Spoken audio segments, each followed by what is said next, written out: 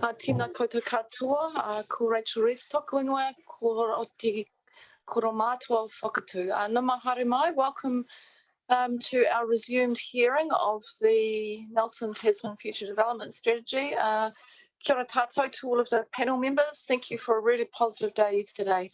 I'll open today with karakia that you all probably know reasonably well. So if you want to, we want to do a collective karakia, by all means, follow through with me. Karakia today is tuia, which I think is appropriate for the work with the mahi that we are doing here.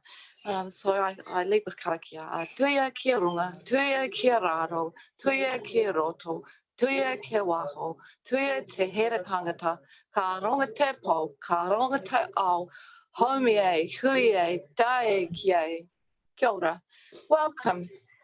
And I'll just check in with panel members this morning to see if there are any follow-up matters that I need to be aware of just in terms of process, any times that you need to be out today, just so we can manage quorum if you've got commitments. Yeah, sorry, can I just clarify the timings? Because the booking in our diary had till 4 p.m, but the hearing schedule we got yesterday has us going up till 5. Now, I'll just have to go to the officers for a response on that one. It looks as though we are going till 5 by the look of it. So through you, Madam Chair, I might be able to assist. There was a conversation a couple of days ago where I've requested that officers talk to those that are proposed to come in at after 4 o'clock today, see if they could be moved, and I'm just following up on that to make sure that that happened. But at this stage, I don't have the answer as to whether they have been able to be moved or not. All right, thank you. We'll look forward to getting a further update during the day. I know, Councillor Ega, you've got commitments that you need to be away to. I also have ones that I cannot move, so it's going to be maybe a bit tight. So pretty much the latest I could leave here would be stay is even at 4:45 is going to get really tight. So we'll see how we get on. If we're not here, then it's Deputy Chair is here and we're getting a recording, so we'll have to manage that way. It just means our questions may be curtailed. Yeah, and what's our quorum? Yeah, that's right. Oh, good. It's a very good question. I don't know that we've established a quorum. It's an excellent question. What's the standing order? Is it Tasman? More than half or is it 2? It's more than half unless otherwise stated. All right, that's fabulous. Well, okay, that's it then. Okay, so if I can just continue on that vein. So if the days are going to change from what we've already booked in, would we maybe get notice ASAP? Thank you. Thank you. Any other questions, comments? Councillor Ryan. I just had one of clarification around something Susan said in the night last night. I was thinking about this a bit. You talked about the process and what we're going through. It was just around the ability to challenge. The only thing they can challenge on is a judicial review, is that right? They can't challenge the decision. Through you, Maris, the decision can be challenged through a judicial review, yes. So that is the only way that under the Local Government Act that there can be a challenge of any decisions that are made by what will be the Joint Committee, essentially, because this group only makes the recommendation to the Joint Committee. So and they can primarily challenge on process, but of course, if the process is deemed to be, if there's a successful challenge on the process, then it does put the decision in question. Right. Yeah. So that's the only way that it can, the decision itself, the council is entitled to make a decision, but if the process hasn't been run correctly, then you could be asked to reconsider your decision based on the fact that the process was, if the process is deemed to have been flawed in any way. And who would that appeal be to? The High Court? High Court. Yeah, definitely the High Court. Yes, there's no appeals to the Environment Court or to any other process through the FDS. Thank you. All right, thank you. Any further questions? Councillor Ega. Yeah, I'll just follow up on that question from Deputy Mayor Bryant. I'm sorry if you covered this yesterday. So like when independent commissioners make recommendations to councils, the joint committee, what are their grounds to change decisions made as recommendations to them from this subcommittee? Right, I'll give you my view, but I'm not a lawyer, so it is, you know, just my view based on practice. The normal practice is that there's two things that the joint council could do. One of them is that they could refer a matter back to the subcommittee for reconsideration based on X, Y, and Z. So that's one approach that they could use. The other approach is that because all of you will be sitting around the joint committee table anyway, they could ask you for, you know, why was this decision made on what, you know, and if they feel that there's other information that they've received through discussions within the community, information that they've got from different sources, then that would go into the mix of the discussion, and then they could make a decision that was contrary to what this hearing panel refers back to them, what the subcommittee refers back to them, so that there is the ability for them to make that decision, or they could refer something back to you for reconsideration, and then you to refer back again based on new information that they may have. But they can make a decision that's contrary to what is recommended from this subcommittee if they choose to do so. There would need to be reasons and grounds for that, though. Yeah. Okay. Thank you. It's important. Just important to run through these steps, I think, and as I'll do, you know, as we go through, I do want, if there are any matters around process that you've got questions about, you know, I want to get those as we go through, and then we'll do a bit of a wrap up as we get to the end. I had a quick conversation just at the end of yesterday with some of the officers who were still here, just as we were packing up, to say I think what we're going to need to do is once we complete the hearings process, is that we're going to need to have schedule a pre-deliberations report session so that we can go through all of the material that we're asking questions about, have a look at that, the officers can collate that for us, and then we can go through and really sort of drill down on the specifics of what it is that we're after and the degree of materiality that it is that we're looking for, so that we're efficient about that deliberations process and we're not sending the officers off on gathering up information that's interesting but not necessarily material to our decision making. So look, I haven't been able to work on, just wanted to canvass that with you all today to see whether you felt that would be a reasonable step. I haven't looked at getting a diary date for that, but I know I'll just check in with you first if you feel that would be a useful step. Oh, ata mārea, rangatira mā. Absolutely. Certainly, I have information sent to me already, which addressed all of my requests yesterday. And please be mindful, everyone, that I've only just been brought in since Tuesday afternoon, so I have no relevant background information at all. And so yesterday's responses in regards to those requests for the environmental and cultural impact assessments was based on my lack of understanding and information at hand. However, this morning, I woke at 5 o'clock in the morning and read all of the information that was sent to me. And so I'm satisfied in regards to the iwi mana whenua background information thus far. So thank you. I'm satisfied thus far for all the material moving forward, which allows me now just to listen to the submitters and to have a full understanding of all issues coming forward. So kia ora.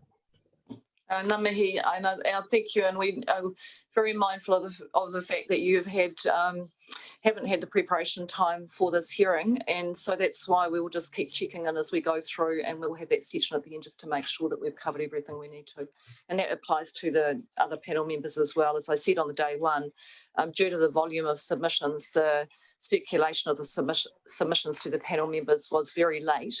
And at this stage, I doubt that any of us have actually managed to read all of the submissions. We're keeping up with things as we go through on the hearing days, but we may well, as at the end of this, have some more questions. So I think we've done the best that we can. And then I really want to acknowledge the officers. It's been a huge task to do this. And look, I particularly want to acknowledge the officers at Tasman District Council. I know many of your support staff, and several of them are sitting behind us today.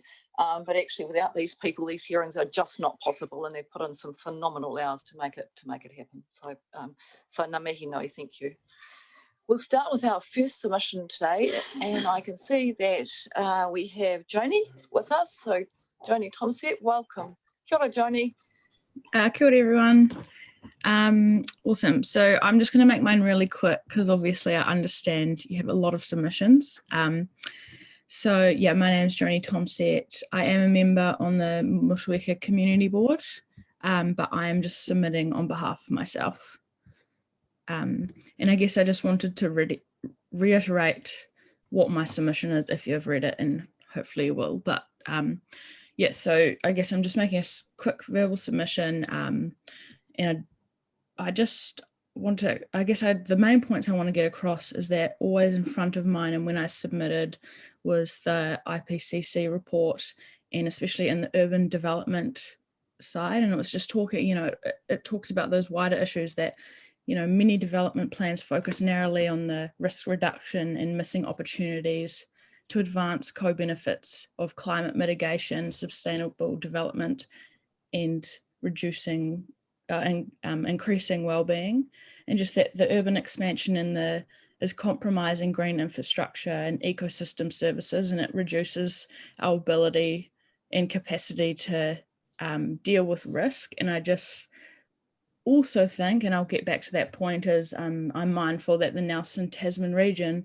is one of the least sustainable, has one of the least sustainable rents in comparison to income, and that there's a huge rental crisis for people in this area as well, and specifically families that I'm thinking about. And then I'm sure you've read about NIWA's predictions about the increasing challenges that we're going to face. And in my submission, I just talked strongly about that we need to focus more on protecting the environment, that I don't support greenfield expansion for low density housing, and instead support intensification, specifically medium density and high density, in areas that are linked effectively with active transport and public transport networks. And I'm just going, I guess I have that perspective as well, just as a younger person that doesn't own a house, and many of my friends don't. Just at the moment, the housing stock doesn't fit for all people. And I think that I know the market dictates it, but I do think that there's so much scope to be able to provide alternative housing solutions.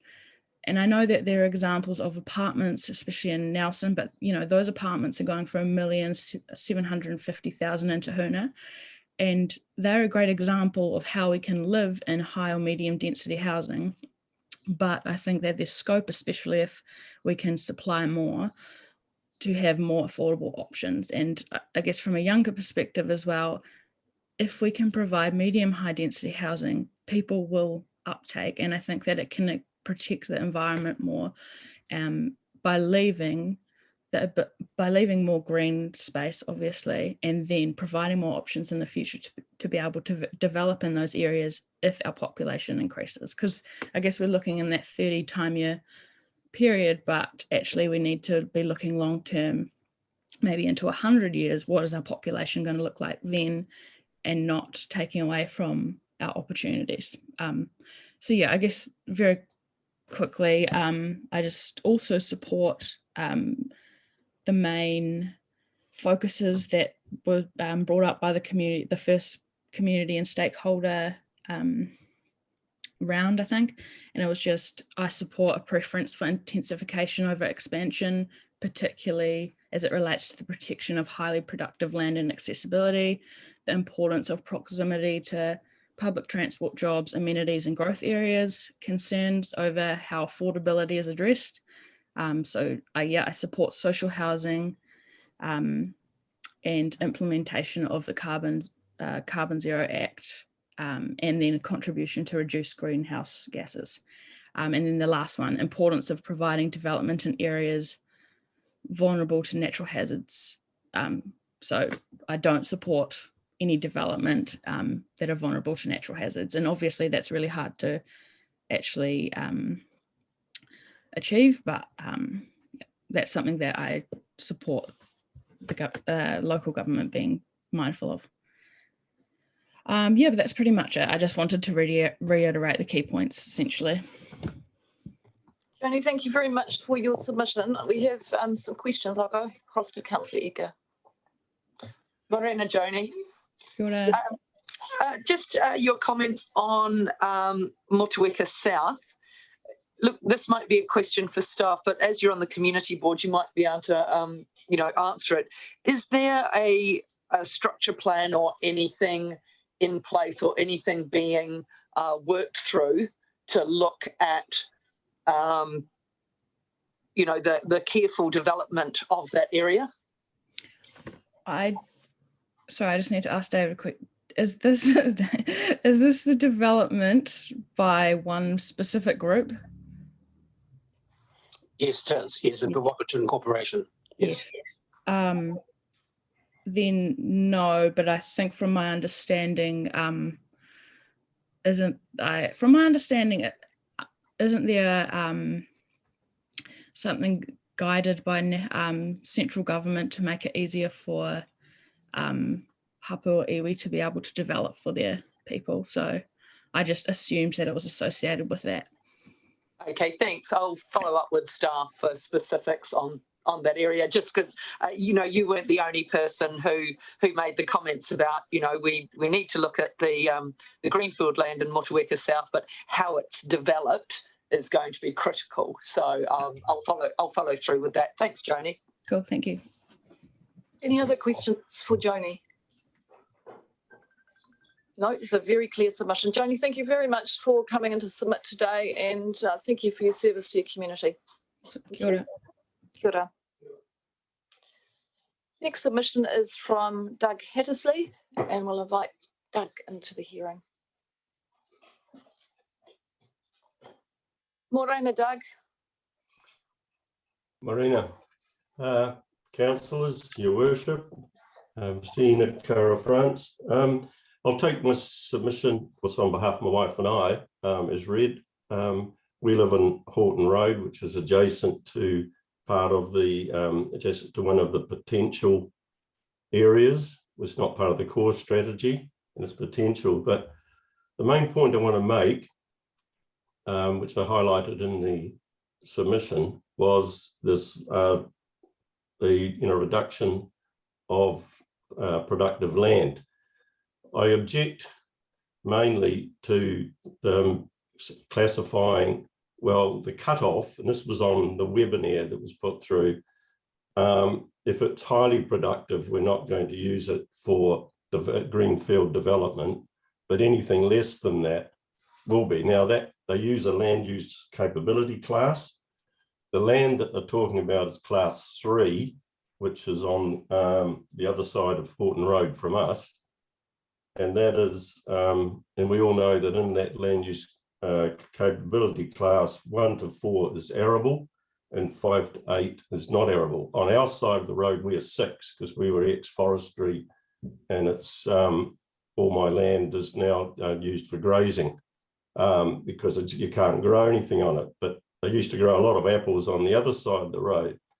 So I then looked, and Councillor Bryant, remember this, when the early submission from the previous owner of T166, when they applied under Rural 3 for housing, there was great debate on productive land and the lack of being used up.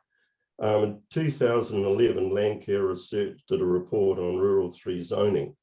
On the western side, that's us, it's classed as E, which is pastoral versatility, but on the eastern side, which is T166, they had one of the highest classes of horticulture. So it's just not fair to someone to make an arbitrary cutoff as highly productive. Out on the Waimea Plains, there's on the corner of Mutri Highway and also Redwood Valley Road, there's a quite a large vineyard in there that supplies matua.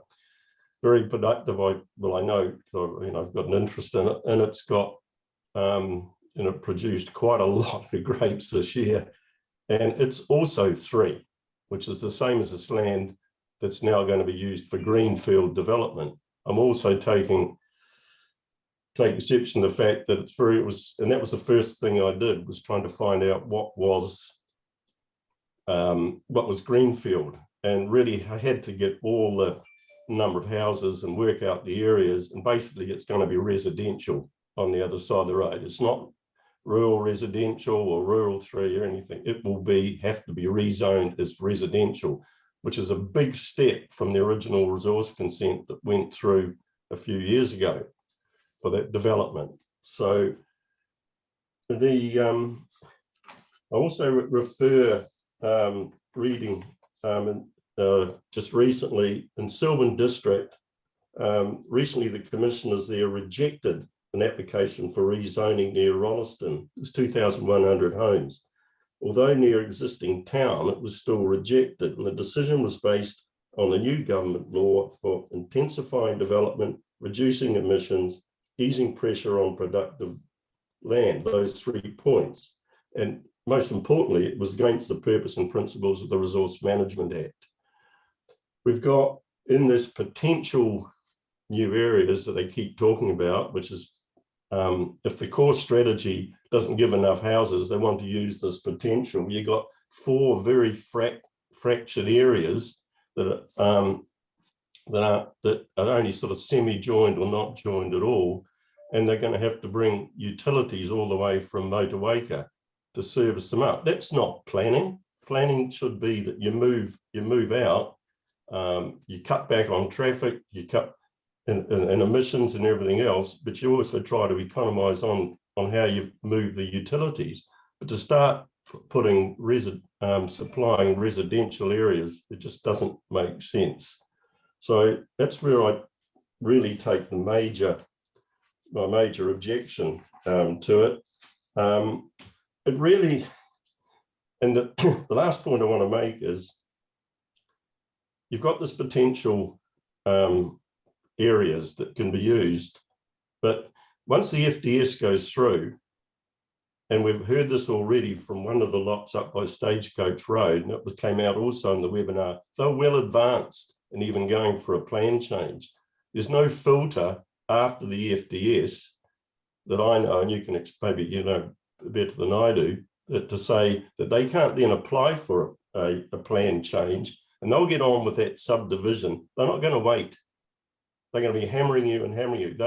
If they find that it's past the FDS, they're not going to wait to another 30 years to see if the core strategy housing is actually going to provide enough houses.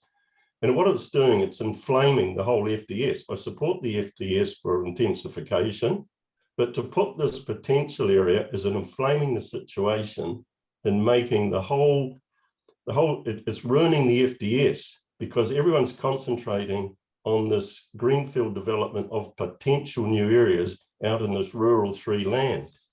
And if you just left it off, the potential, and stuck with your core strategy, you'd probably get a better chance of getting a bit of buy-in. This is inflammatory, and it doesn't make sense to me. So as I said, I'll take the rest of my submission as read. Thank you, Doug. I'll open for questions. Councillor Bryant. Good morning, Doug. Thank you for your submission. Just a couple of questions from myself in relation to the presentation you've just made. So the current resource consents, are they still valid, or have they all expired now? Oh, well, my neighbour, he tried to find that out from one of the people that was on the webinar, one of the staff, and it seems as if it's on hold, on abeyance, but it's not. I don't think it's been cancelled outright.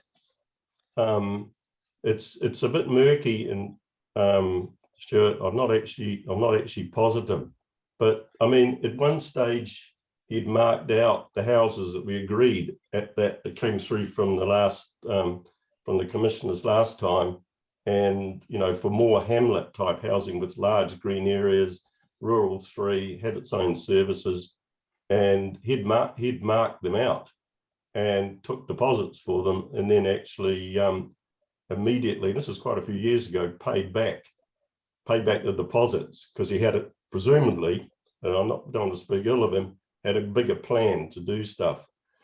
They're also talking about the other area, which is up on Stagecoach Road. That's another landowner.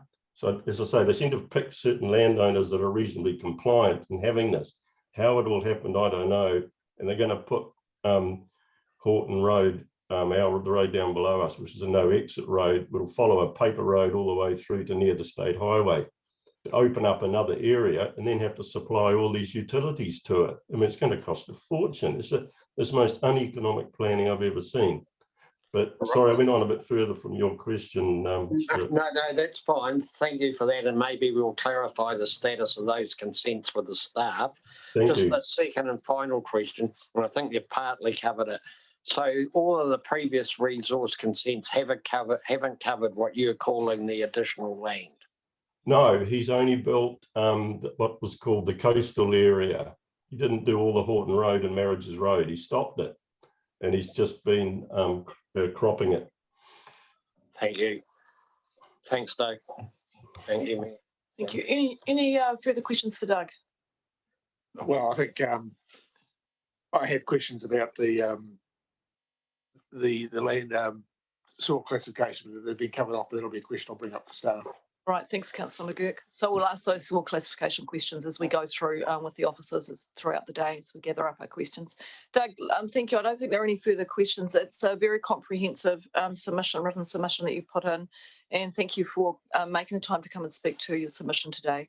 Thank you for your time, Rachel. Very, very kind of you. Thank you. Next submission is Mr. Hamish James Rush. Is Hamish with us? I'm just looking for Hamish. Yes, it's iPhone. He could be iPhone 3.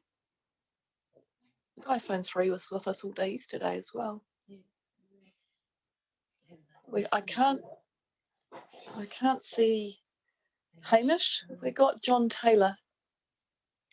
Not yet. Oh yes, we do. Yes, John.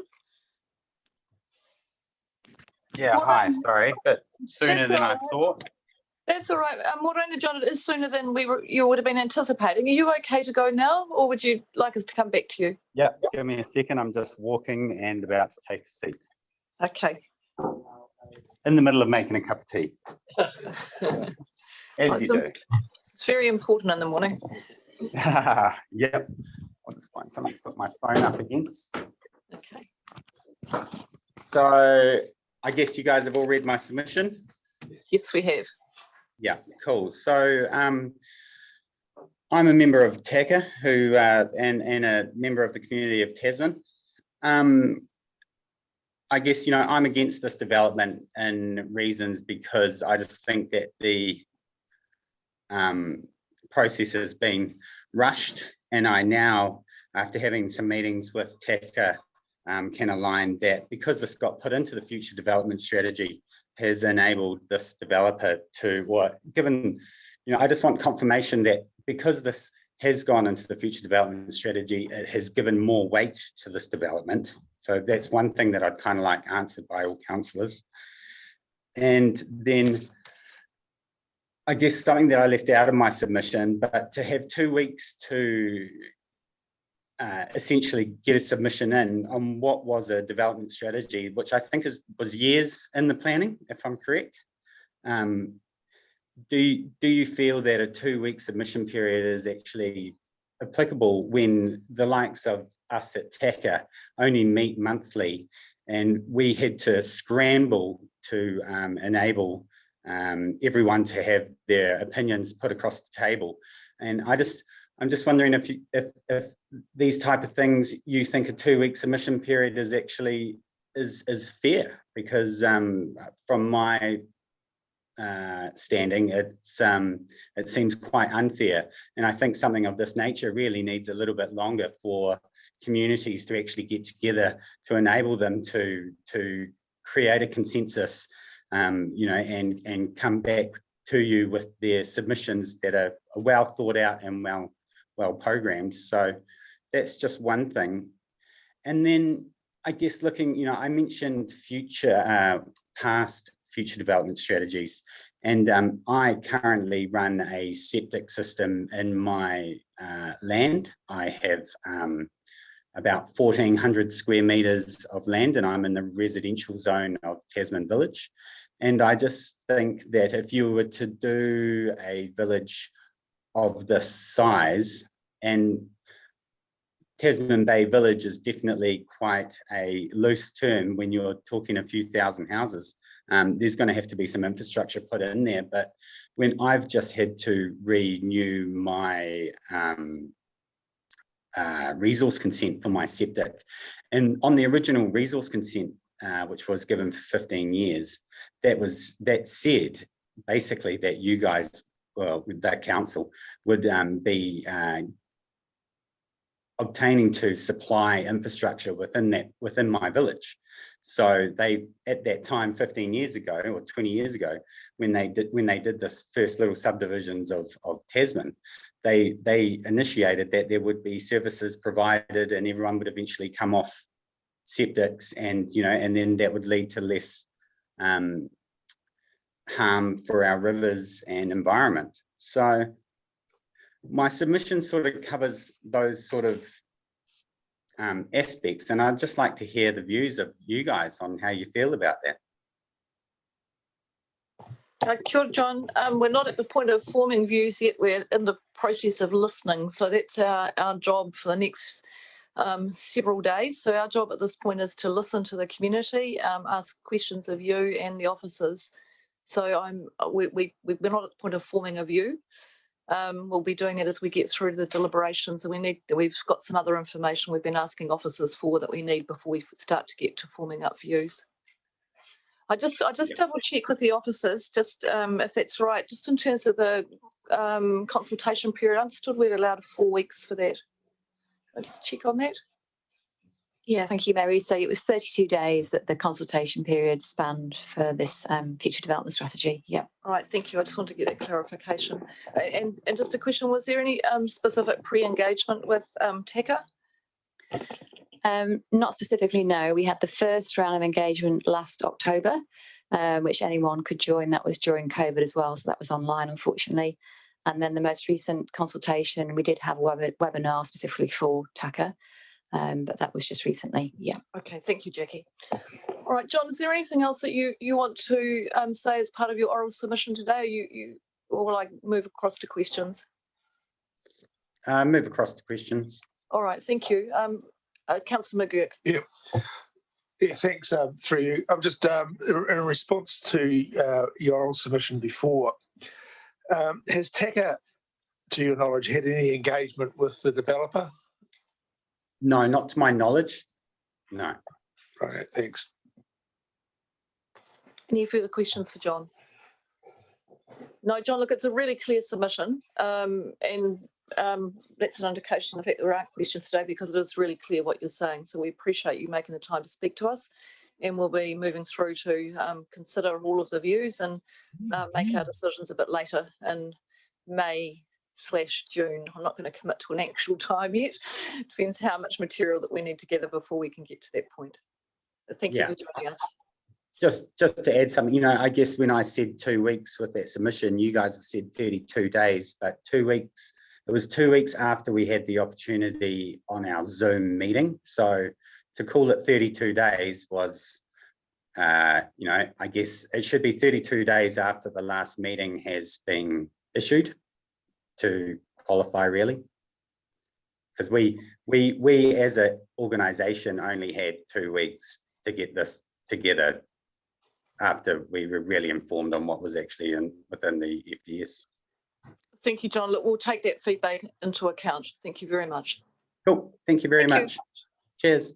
Thank you.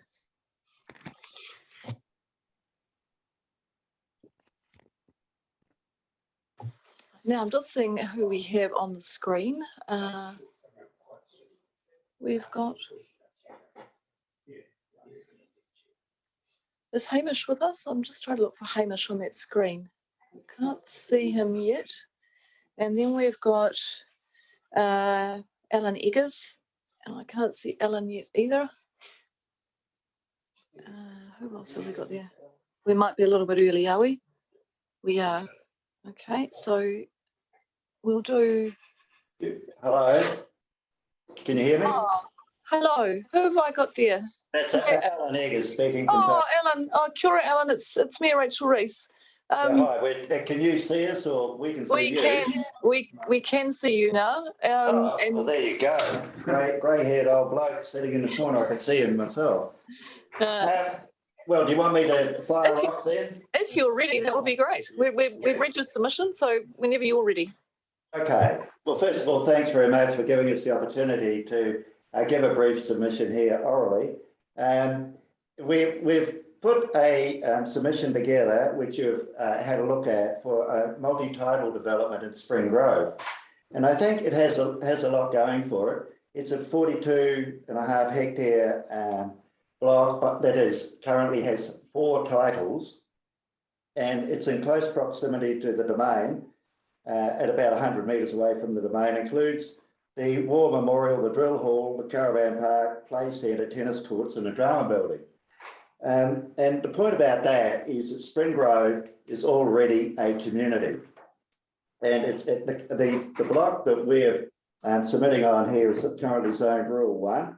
It's mostly on Mootri gravel terrain, hilly neutral gravel terrain, with about 7 hectares along the front in Waiheke floodplain gravels and silts. We've done extensive development on this property in the last 10 years and have completely landscaped it. And it includes planting of over 350,000 native trees, establishing lakes, ponds, wetlands, gravel tracks, and restored 6 hectares of mature lowland totara forest, which is the largest one in the Tasman region. We've put in a high standard of infrastructure and services have been established. Roading access, dual carriageway. We have our own water supply, 30 million litres plus some 88 Valley water. And we've completed stormwater retention and detention control structures, 400 volt mains power throughout the property, and fibre optic telecommunications. If it was rezoned to rural residential service, it could deliver around about 50 or more 2,500 metre square lots without impinging or infringing upon all the native bush and wetlands we've established. There's potential here for lowland native bush and wetland public reserves of up to 20 hectares plus that could become open to the public. It could all be achieved with minimal earthworks engineering and stormwater control, because that's all done. It's in a sought after area where there's demand. We've had a lot of inquiry directly to us about whether people could buy lots or sections on the property. It could provide a diversity of property choices and lifestyles, and the environmental credentials already stand. No additional TD services or infrastructure required. And in my view, the development would revitalise the Spring Grove community, provide public reserves and new outdoor recreational areas. So I'd now like to just pass over to Mark Morris, who will give a planning perspective perhaps to that briefly. Okay, thank you. Thank you, commissioners or committee, whatever it may be. Yeah, my name's Mark Morris. I'm a senior planner for Davis Ogilvy, and I've been working with Alan on the submission. And so basically, I'll first talk about some of the challenges of providing growth for Brightwater over the next 30 years. And obviously the key issue with Brightwater is the flooding hazard, and that it's on a terrace surrounded by flood-prone areas. So that's always been a challenge for Brightwater. And then obviously the productive soils of the Waimea Plains is obviously another challenge for allowing full growth for bright water. And then once you get away into the hillside areas, then you get the stability issues and the high cost of development. And probably the fourth issue is the fragmentation of some of the areas that are rezoned for development, and that can make it difficult to I suppose bring the potential of development of some areas. Just some people just sit on areas, and there's been areas like next to Brightwater School that have been zoned residential since 1996, and it just hasn't been developed for various reasons. So there's always an issue over how much of that land will be actually open for development. And the advantages of this site is basically you've got the proximity to major infrastructure. You've got the sewer line down the old railway line area that this can connect into. So it can be a fully serviced rural residential development. You've got the Great Taste Trail, cycle trail, connecting into the rest of Nelson and Wakefield and Brightwater. And you've also got the Spring Grove settlement in terms of the domain area, the former school, which I think is a preschool site, and that's basically within 200 metres. So there's a lot of things going for it, and a lot of the infrastructure is already developed. I'll just sort of go into probably the aerial photo of the site. So in terms of stormwater, Alan is put in this large dam which is able to deal with any stormwater issues that might come from the development, and also provide a water supply for the development itself without actually having to connect into the council development. And the other thing is, in terms of screening, the actual bush ridge, it's been designed in such a way that you could have quite a large development within the site without actually being visually obtrusive to those going along the Higgins Road or the main road. And a lot of the infrastructure is in place, like these roads have been built to TDC standards. The bridge over the Pitfewer stream has been built to TDC standards. The gradients already, apart from the ceiling, it's pretty much ready to go. So, and then you've got the extensive sort of planting and tracks within the Totra Spur here. I think, Alan, you've planted 250,000. 350,000 trees and wetland species. That includes tussocks and wetland species, but yeah, over that. Yeah, and so there's an extensive sort of walkway, cycleway. How many kilometres? About 10 kilometres. 10 kilometres of really good sort of cycleways and walkways that could really enhance that development. And basically you've got a single unfragmented block, and so it can work a lot easier than some areas where you've got a lot of properties that are dependent on access through other lands and that sort of thing. And we could provide access for road and connections to other properties.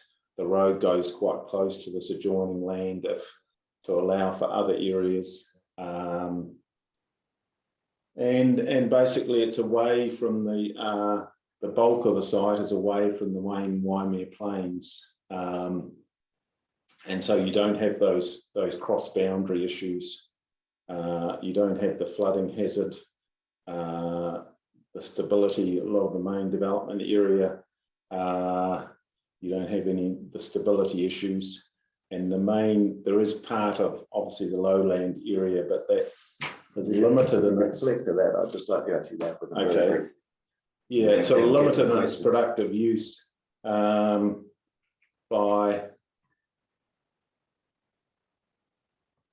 Alan was just going to talk about, we've got a little, in our submission, we had a little concept plan that Alan is going to briefly talk about. This plan is really, as we say, it's a concept. It needs refining. But the point about down the front, the only really highly productive rural one land you might claim is here is 8 hectares along this front lot here on the flat on Waiiti silts and gravels.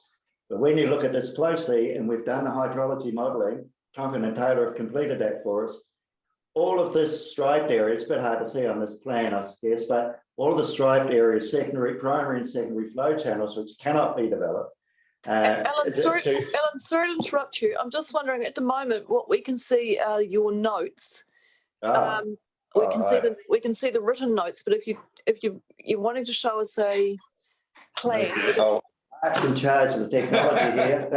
That's okay. I just wonder whether if you're sharing your screen with us and it should have a plan on it, then we haven't got it. But if you're showing us visually, then we'll. We've got it in the submission. Yeah. So we've got it in front of us. Share that one. How's that? Let's give it a moment. That's it. Yes, we've got it now. Sorry about that. Thank you. That's not a problem.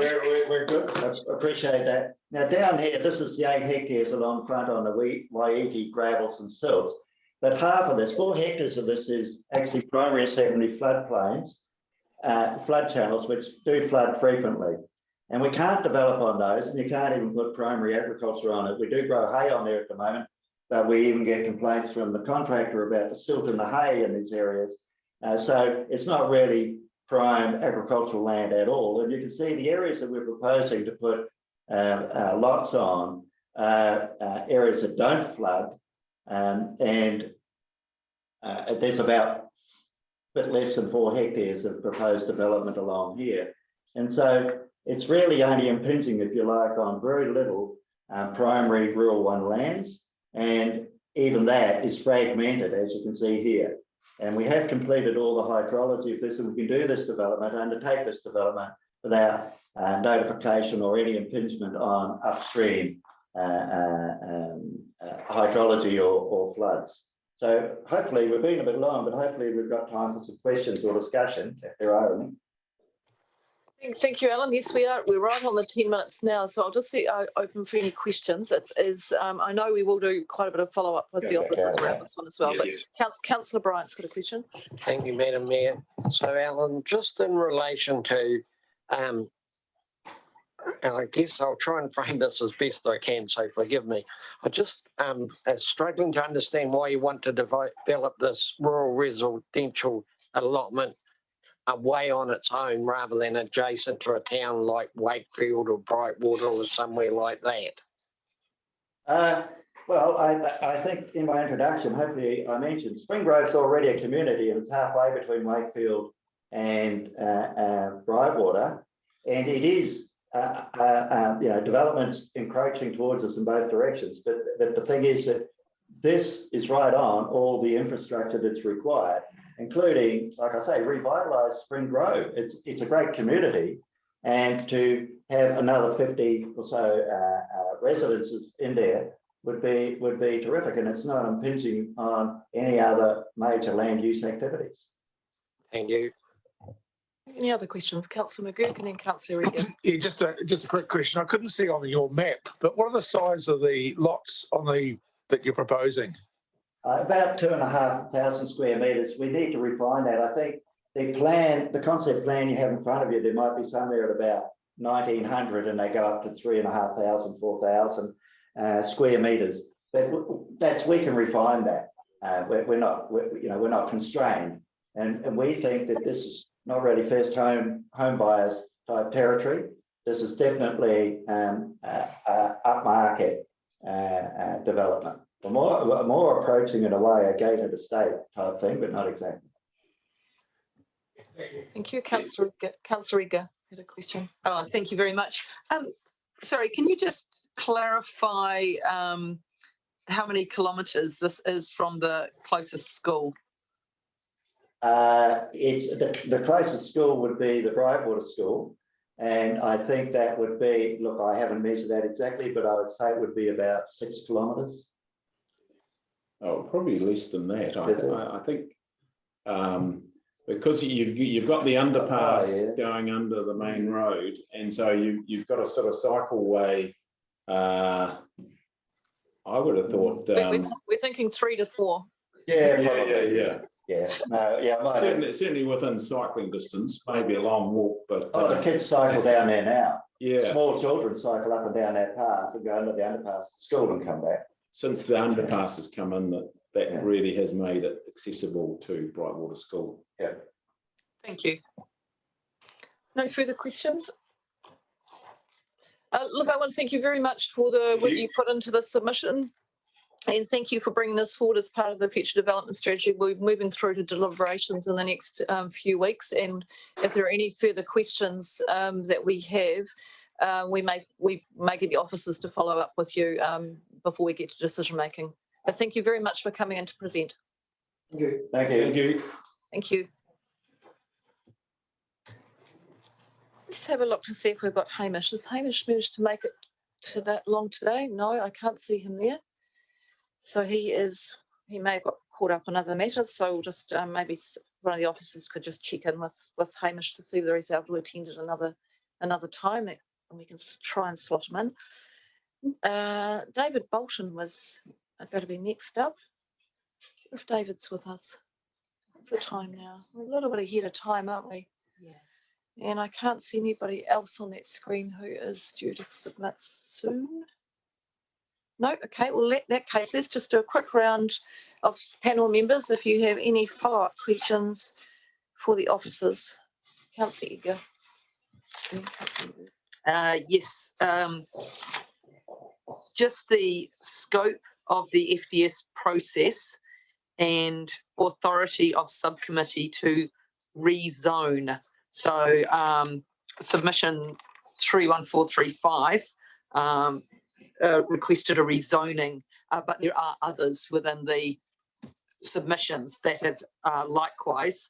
So I just think that needs to be clarified in the report, and then possibly what the zoning in inverted commas, the overlay in the FDS actually means. And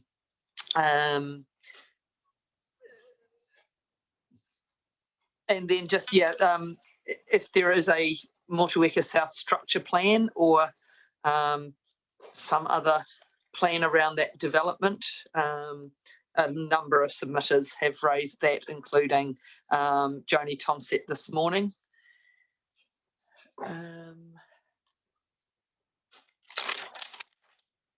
And another point raised by Joni Tomsett that's also been raised by Nelson Tasman 2050 and quite a number of other submitters is just mixed use zoning of Queen Street. Because I do remember a number of years ago that there was a proposal from within Tasman District Council to have mixed use on the south side of Queen Street. And so I'm just wondering where that is at and why that wasn't considered as part of this process. Thank you. Thank you. Councillor McGurk, you've got some follow-ups, I think. Yes, I think thanks. And just a couple of questions, probably just to follow up on what Councillor Eggers just mentioned about what is the plans for Motueka South and the area there. It's come up a few times that in terms of sea level rise and resilience, that's probably a preferred. So see what's been put forward. In relation to Mr. Hathersley's submissions, just want to know what happened with the resource consent for the block of land that he was referring to. I think it's the one across the road. I think Councillor Bryant mentioned that. I'd really like to know where we are with that status. And can I have a clear view of what is the land use capability and capacity for, well, class soils of that area around there. That's come up not only with Mr. Hansley's, but there's a couple of others as well have talked about there seems to be sort of a bit of mixed message around what is productive and what's not. So can I have a sort of a definitive answer from the officers? What is the productivity of those particular soils in that area?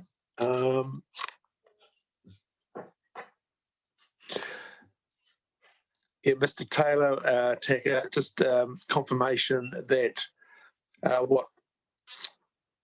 what advice they have been given or the opportunities they've had to receive the information from the FDS.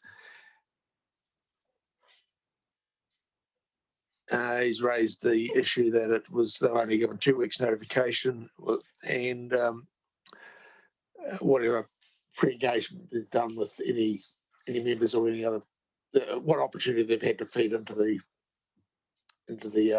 process and the notification. That's it. Any other items, Councillor Bryant? Thank you, Madam Mayor. Judge, so yes, just to follow on from Councillor McGurk there around the status of, because there has been a number of resource consents in that Tasman 166 area, and whether some of them are still valid live, and also is there any plan change on the horizon that we're aware of? And how you address that. And then just with the Alan Eagers and what presentation we've just heard, well, I guess there's 2 questions for me. Are we actually looking to rezone for rural residential? And 2, I'd definitely like to know about some of the infrastructure that council would have to provide or perhaps upgrade. Thank you. Any other matters? Councillor Ogilvie. So I follow from where Councillor Jadine and Councillor Bryan's coming from. With these developments like Motueka South in Tasman and others, are we going to utilise what we'll call 2022 and beyond standards of development? Because we don't really want business as usual type developments. We want a development which is going to be looking at greenhouse gas emissions control, inundation controls, green roofs particularly, or whatever we might want to do. So that will require a much tighter control by council staff, monitoring by council staff, better than we probably have in the last 20 years, or different at least.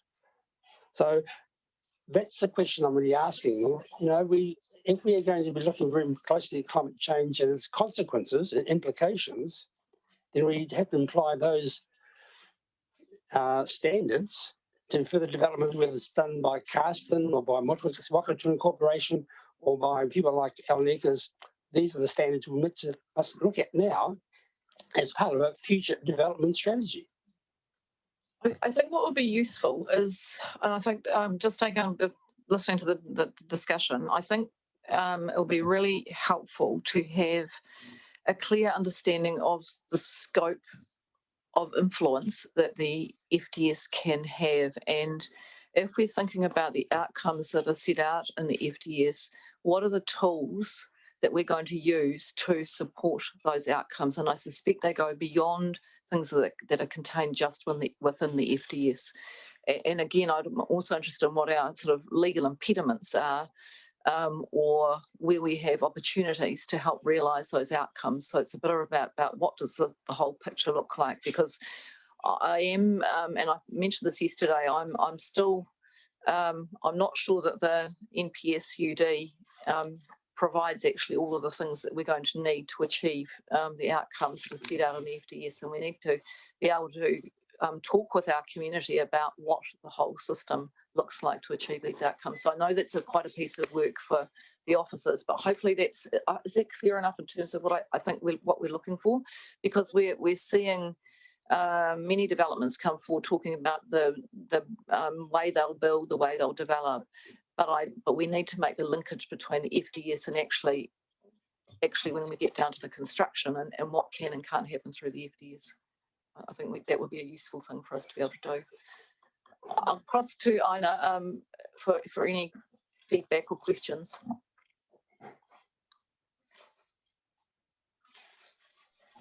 Kia ora. I have a question in regards to the resource consents mentioned regarding the Motueka South developments. And so if those resource consents are impending applications, therefore can I view those cultural impact assessments and environmental impact assessments attached to those resource consent applications, please, for Motueka South development that was mentioned by the councillors? Thank you. I think they've been, as I understand it, they've granted consents. Is that what we were discussing before, that, or the applications? Through the chair, in terms of Motueka South, no current resource consent applications. We're in discussions with the landowners there. In terms, and I can clarify in terms of Tasman Village, there is existing resource consent. So that was originally the old Harakiki development. The consents are live. The development itself is stalled, but the consents are current. All right, so there'll be cultural impact assessments that relate to those resource consents. Yes. Thank you. Excellent. That's really great. Thank you. Can I view those? A lot of the issue, the reason why I'm actually focusing on cultural impact assessment, because a lot of the issues concerning mana whenua and iwi come from those cultural impact assessments that we need to be mindful of, because those are the issues in front of us. Kia ora. Kia ora, and yes, I think they're a really valid mechanism of actually building a picture around what is important from a cultural perspective.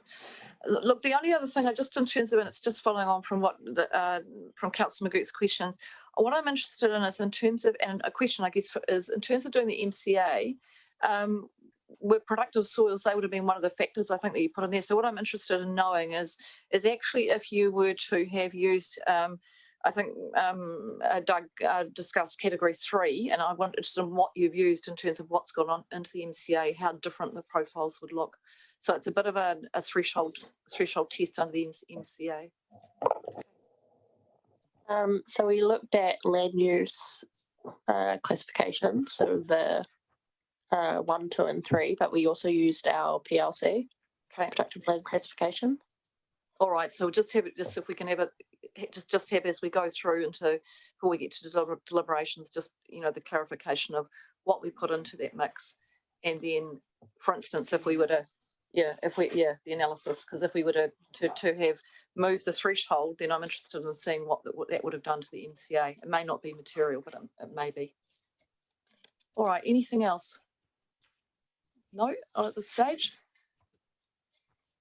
All right, let's have a look at that screen and see who we've got here. I wonder if David Bolton's with it. Now, I saw some commentary before from David Short. David's letting us know that Hamish was thinking he's here this afternoon, so that one will hopefully we will see Hamish and be able to fit him in. Just noticed a comment that popped up before. I don't see all of the comments, so just for any of the submitters or those people listening to the hearing today, as panel members, we're not engaging particularly with the chat box because we don't see it all of the time. So the material that we're taking into consideration in the hearing is what we hear verbally, or the documents that have been sent through to us or shared with us on the screen. Let's have a look. Who have we got? Yes, David, you're not speaking till this afternoon, and I wonder whether you're most welcome to go now, but I'm quite happy if you want to wait to the afternoon slot.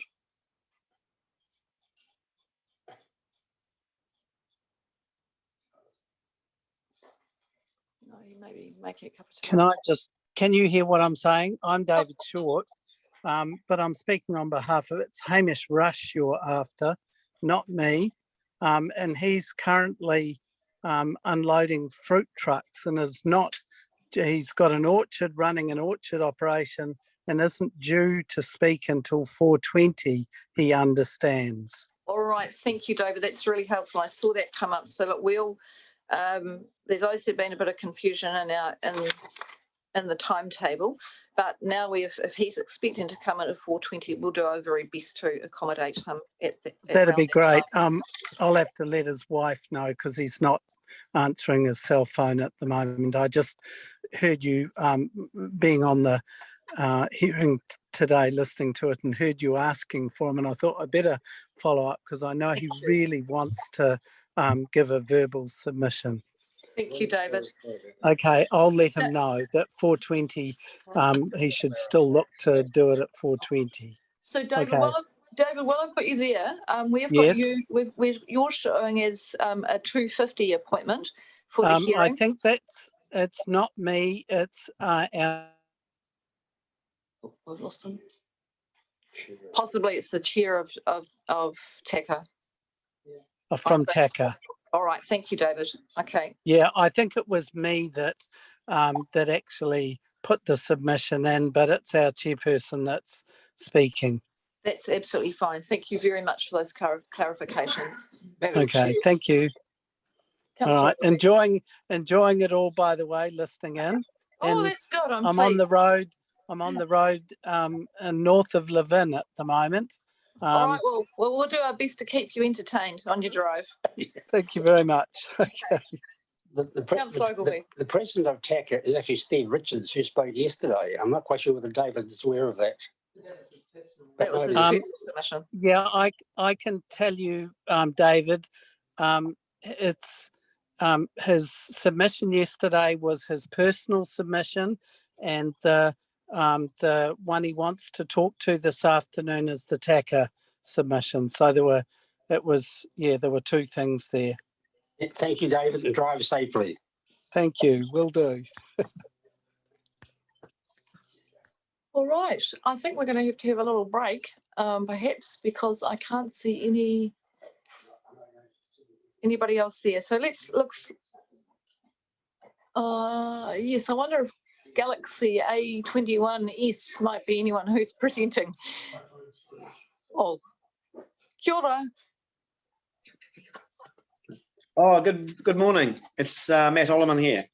Oh, Matt, fabulous. Would you like to go now, if you're I ready? would please. I would please. Thank you very much. Fantastic. Thank you so much. All right, so we've got your submission.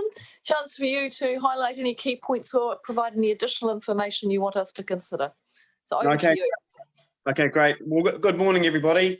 Firstly, thank you for the opportunity for me to put forward my proposal.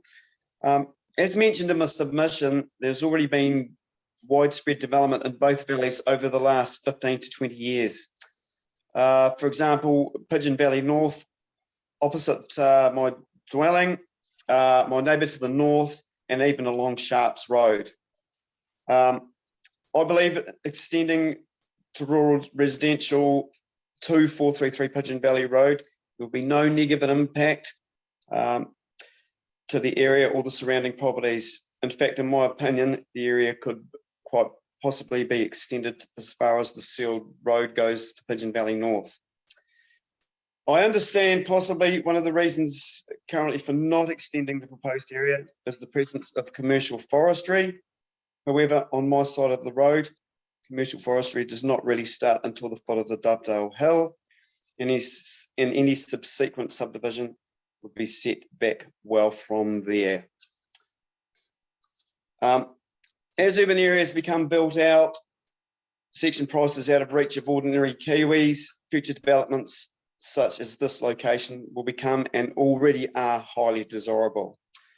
Add in sea level rises, all complications that go with that, and in my opinion, it's a no-brainer to extend it outward. My two children would both love to stay in this area, and if it was rezoned as proposed, it would make it a lot easier for myself to subdivide and for them to have a block of land each. I've already had approaches from friends and work colleagues who have told me they would jump at any chance to be able to live in such a secluded, peaceful valley. In summary, I believe the reasons mentioned in my submission far outweigh any possible reason for decline. Thank you. Thank you, Matt. I'll just open for questions. Councillor McGurk. Yeah, thanks, Madam Mayor, through you. Just a quick question. What's the distance to Wakefield Township? Well, as my place is 433, it's 4.33 kilometres. Should know that. Okay, yeah, sorry. Thank you. A question from Councillor Bryant. Good morning, Matt. Thank you, Madam Mayor. Just a question in relation to infrastructure. Are you imagining that these would be self-contained lots? And I guess my concern ultimately is about providing water to these areas. Yes, no, they would be. Look, as far as water goes, I've never had an issue on my place with water. It's plentiful, even in absolute dry summers, I've never run out of water. So in my opinion, because of the hill behind me, I always get a supply of water. Thank you. And what about roading? Because obviously there's a couple of challenging corners to your property. Sorry, can you repeat that? Just in relation to roading, like there's a couple of one-lane bridges and quite a sharp right-hand corner down by the Whites. Oh, So yes. I just wonder if increased traffic, we may have to do something around them. Oh, well, I believe, I don't believe you probably that you would, as I say, because as I say, there's a lot of forestry equipment gets moved up here and they seem to have no problem with that road. So no, I don't think that would be an issue. Thank you. This question from Councillor Eager. Thank you, Matt. What size sections were you talking about? Because you mentioned sort of for family, sort of everyday families. So, there's a big call for affordable housing. So Yes. what was your consideration for what this should be? Look, at this stage, I'm only looking into the future, but for my two children, something such as the hectare block, that would be ample for them, I believe. So put it this way, it wouldn't be any bigger or any smaller than that at this stage. Thank you. Any further questions? No, I think that's the end of the questions. It's really clear, Matt, what you're seeking, and we really appreciate you taking the time to come in and speak to the hearing today and answer questions. Thank you very much. No, thank you very much. All the best. Thank you. Okay, bye-bye. The only submission that we haven't had David Bolton, have we, who is going to be before morning tea. I don't think David's here, and I can't see David on that screen. So I think our best option at the moment is to break for morning tea, and maybe we'll resume. How long are we going to have? We're going to have 20 minutes, so maybe we'll come back at about 20. If we say we come back at 1:45, maybe at 10:45. At 10:45, we might pick up. Jane's normally pretty good. Yeah, she's usually pretty good on timing. So let's do that. Let's come back in at 10:45 and hope we've got Jane here from Health.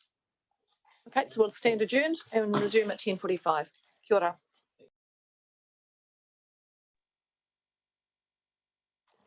Kia ora tātou, welcome back to our Future Development Strategy hearing. Just a reminder for submitters that we've allocated 10 minutes for each submitter, and that includes both your presentation and question time. You don't need to use all of the time, but we do need to stick pretty closely to our timetable. In the break, I've just checked with our administration team, and we are pretty much full all the way through in terms of the hearings. We've allocated some additional days. So unfortunately, if people do miss their slot, it may be extremely difficult for us to find another opportunity for people to come and speak. So we'll try. We're doing as much behind the scenes to get people through and at their right times. But unfortunately, it may be that we just aren't going to be able to fit people in if they're not present on the day that they're timetabled. So I'll get started again. Kia ora, Jane, welcome. Jane, you're first up today, and you're here to present the Nelson Marlborough Health submission, and thank you for joining our hearing. Good morning. Thank you for your time today. I appreciate that you're going to be very, very busy in the next few days. We'd just like to start by saying we strongly support the proposed outcomes, especially in regards to the urban form that reduces greenhouse gas emissions by integrating land use transport, and that the main centres are consolidated and intensified, because this will result in more compact walkable neighbourhoods which promote incidental exercise and improve social outcomes. We also strongly support outcome 9, that Nelson Tasman is resilient to the risk of natural hazards. It's important that councils avoid development in high risk areas. We note that Tasman has not had its broad assessments done on flooding, potential liquefaction areas and slope instability, and would like to see these assessments done to ensure that development doesn't occur on hazard-prone land. We strongly support the outcome concerning the production of highly productive land. It is vital to protect horticultural land that surrounds our towns because cheaply, locally grown produce can get to local communities, thus supporting our local economy. Also, access to cheaper fruit and vegetables is vital for people to maintain good health. We'd like to see inclusionary zoning included into any greenfield developments, similar to the approach that Queenstown has taken to ensure there's a proportion of houses available for affordable housing and also social housing. It's well known that Nelson Tasman has an ageing population, and it's important that our housing stock is suitable for them. We reiterate the importance of incorporating lifetime design principles into a large proportion of our new developments so that people can age in place. There also needs to be an increase in the availability of smaller, easy care properties which are close to amenities and services. This type of housing will also attract young families. We support the work that the councils are doing in terms of their walking and cycling strategies around urban areas, as this will provide people of all ages with transport choices. We support all the changes to the public transport system with intended services to Wakefield and Motueka. Any new developments will need to be well integrated into the public and active transport networks. And finally, we support the primary proposal in regards to development along State Highway 6. Nelson Marlborough Health would like to encourage intensification rather than greenfield development, because it will give significant gains in terms of consolidating infrastructure and reducing emissions. This is especially true if further investment is placed on improving public and active transport around and between our towns. Thank you for your time today. Jane, thank you very much for your comprehensive written submission and coming to speak today. I'll just open for questions. Do we have any questions for Jane? I'm just trying to find the word. It's inclusionary housing. It is inclusionary zoning. Councillor Bryant. Thank you, Madam Mayor. Good morning, Jane. Just a question around the inclusionary housing. I have had the opportunity to see that in Queenstown when representing council at a Zone 5 and 6 meeting. One of the things I did notice is that in proportion to the other housing stock, it's only 1 or 2 houses rather than the bulk of the housing. And of course, Queenstown's probably different to our area, but would we get enough housing through that process? I don't have that much experience at all with the Queenstown experience. It was our medical officer of health who brought it to my attention. So it would probably be a question for your staff to speak to Queenstown staff about that approach. But if from what you've viewed that it seems like low numbers, we'd certainly suggest that you considered higher numbers for our district. Thank you. Jane, I've just got one question for you. We've had quite a number of people who have been raising concerns around health and wellbeing when it comes to intensification, and this particularly relates to shading of existing properties. So if we're going to multi-storey developments, the impact that's going to have on both access to light, to sun. And I'm just wondering whether that's a matter that, and we've had some examples of research that's been undertaken just in terms of some of those impacts. We're going to follow up on those. Do you have any comments in relation to those matters from a health and wellbeing perspective? Certainly, availability of shade is definitely important, especially where you've got a lot of concrete areas and you get the heat effect.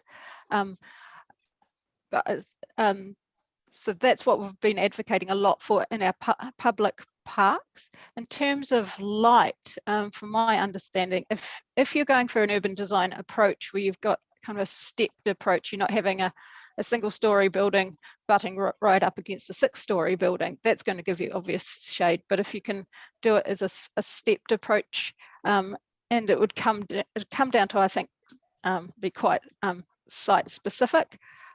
So I think in general, where you can get light, especially into your living rooms and into your outdoor living areas as well, that is essential and very important. But it would have to come down to those just individual sites. But broadly, from a health perspective, we want people to have access to shade, which is important in those hotter months. But we also need to have access to good sunlight because that's important for mental health as well. Thank you, Jane. Any other questions for Jane? Councillor Eager. Thank you, through you, Madam Mayor. Just, you've made comments, you know, about the type of housing needed and amenities. And a lot of people have talked about, you know, either 15-minute cities or 20-minute radiuses or things like that as to where, you know, sort of the more intensive development should be or where we should be focusing. Have you got any comment on that? Certainly, we support the 15-minute city approach with a 20-minute city approach. What we've been looking at a lot is the work of Lucy Saunders, who works for Transport for London and her Healthy Cities, and that's the approach they've taken, where you've got your doctors, you've got your local community centre, your supermarkets, all in easy reach that you can go for a wee walk, you can bike there in a fairly easy manner. At the moment, what we have been building is kind of more has led to urban sprawl, and people have been more reliant on their cars. But if we can intensify in a very well thought out manner, I think, and take the advantages of these 15 minutes, 20-minute approach, we'll get some very good outcomes for our communities. Thank you, Jane. Thank you. I don't think there's any further questions, James. Thank you very much for your comprehensive submission and coming in to speak with us today. Thank you. Thanks for your time. Thank you. Our next submitter is Bob Kennedy from the Golden Bay branch of Forest and Bird. Do we have Bob with us?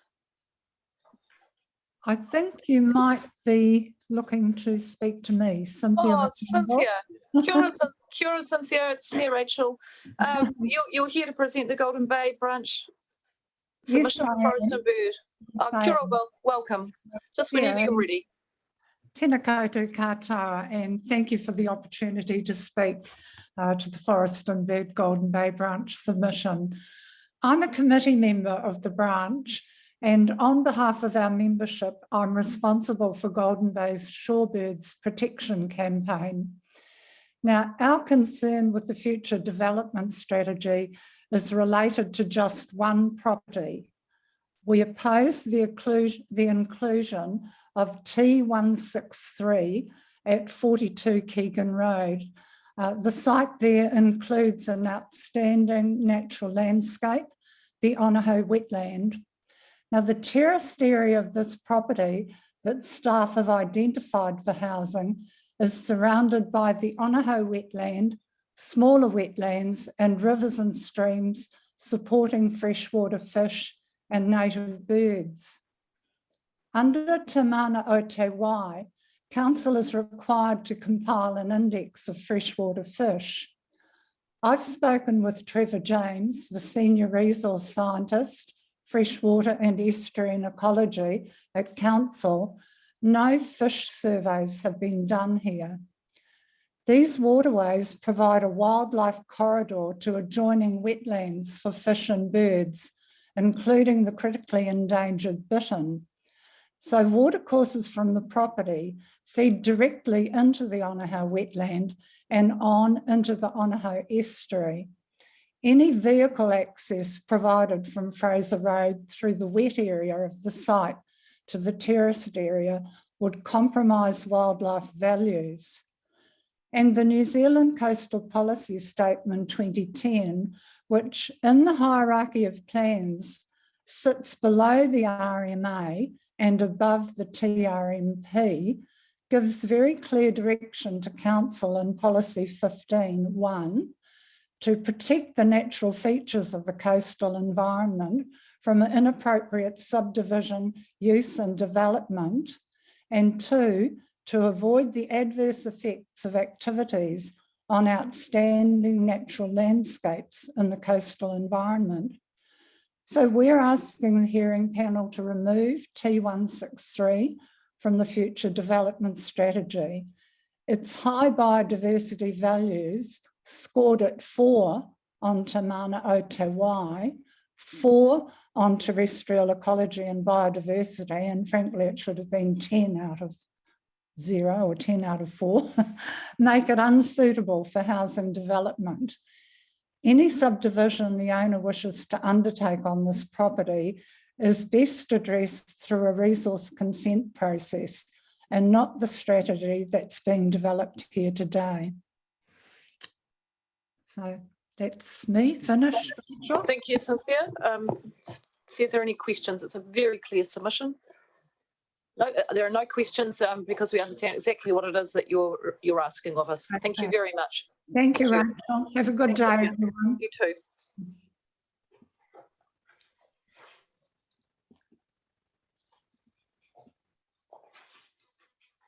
Next submission is Mr. Richard Clement.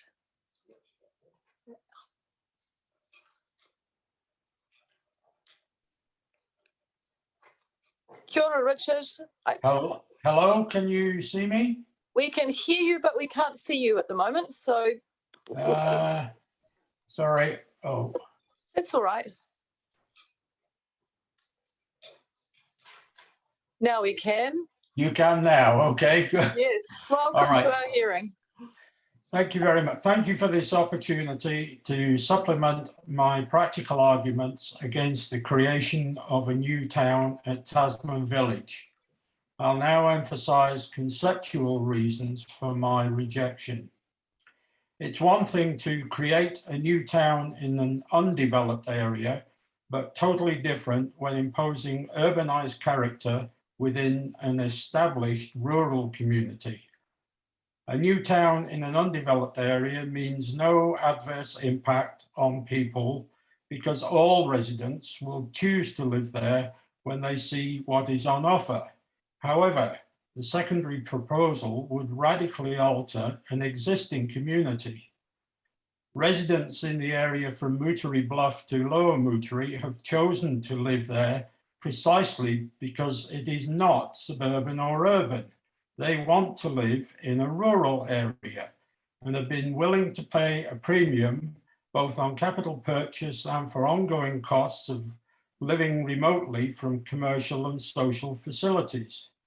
To impose, without local consultation, a completely different style of environment that will utterly transform the landscape and quality of life of the existing residents is downright disgraceful.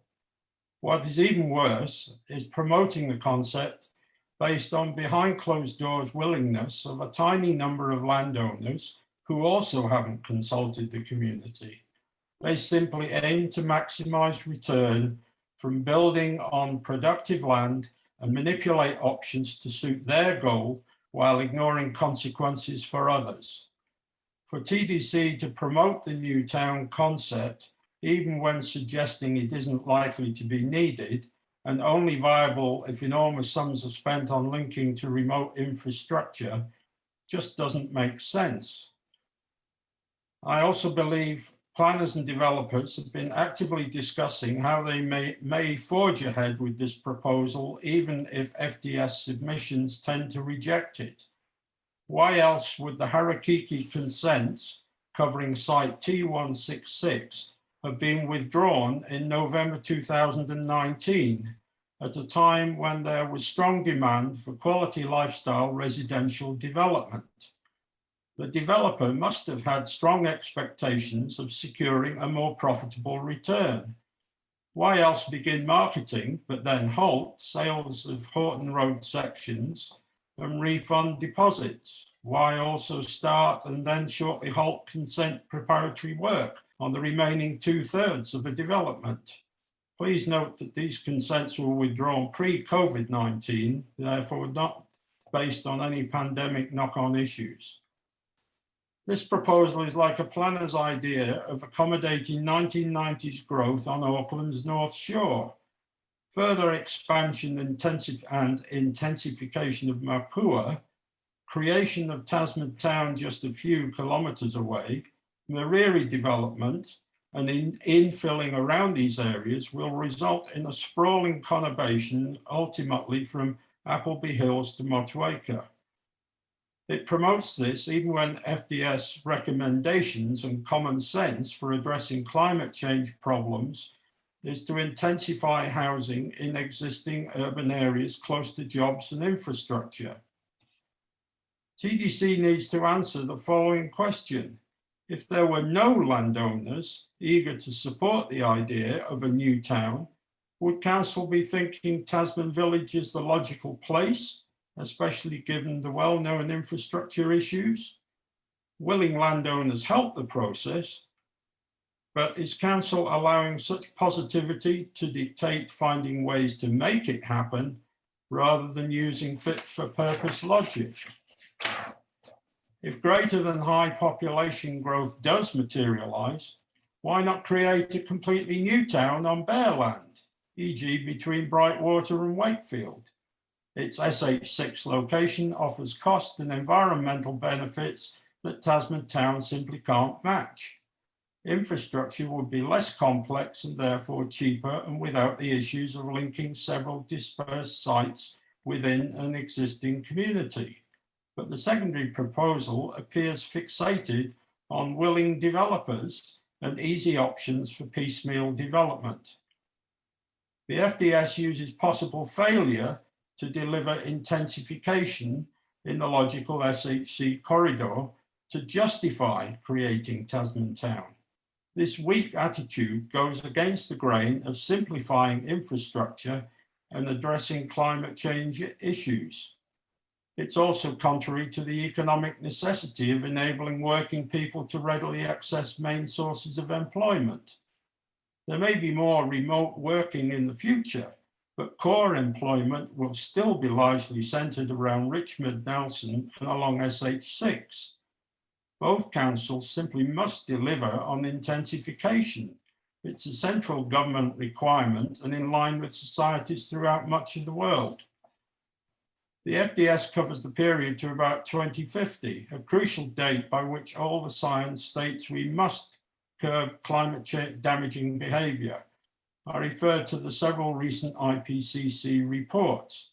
To sanction a new commuter town without realistic emission reducing opportunities is completely against what scientists, future planners and central government are preaching. The technical report refers to development in Tasman being in a relatively discrete area. This is a bit of a stretch. T166 and 168 are adjoining, but T167 is some distance away and T136 much further and separated by significant topography. The impact of development would, however, be far from discrete, especially along Aporo Road. It would be like transposing a large part of Richmond's Berryfields development onto rural free productive land, but remote from major employment centres and without the necessary crucial infrastructure. Mixed style accommodation is of course required across the region, but to site hundreds of terraced houses linked with facilities to service a large population in such a rural area is a totally insensitive project. The draft FDS states Tasman Town isn't actually needed, even under a high growth scenario. However, if it's allowed to be included in the final FDS, it is my great fear, in common with many others, that being in TDC's back pocket, it will immediately disincentivize moves towards intensification in more logical centres elsewhere. It will also be instantly used by developers and planners to manipulate rezoning of Tasman Village's rural 3 land. Finally, instead of spending tens of millions on infrastructure for Tasman Town, use it to create intensified sustainable living and job creation initiatives in the SH6 corridor. Please drop the secondary proposal. Thank you. Thank you, Richard. That's very clear. I'll just see if there are any questions from the panel. No, it's a very clear submission. We understand exactly what it is that you're asking us to do. So thank you very much for your original submission and then your presentation today. Thank you very much. Thank you for joining us. Thank you. Bye. Bye.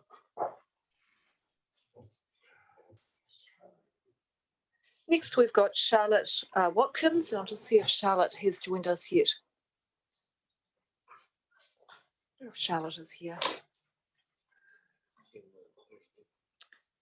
A few minutes early, so 10 minutes early, so she might just be making her way. Is there anybody else out there who is submitting shortly?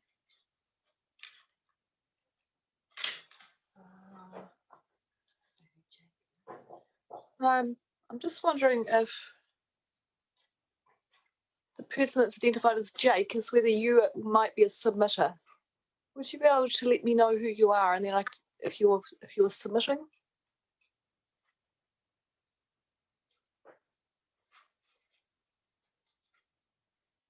No, they may not be there. Okay.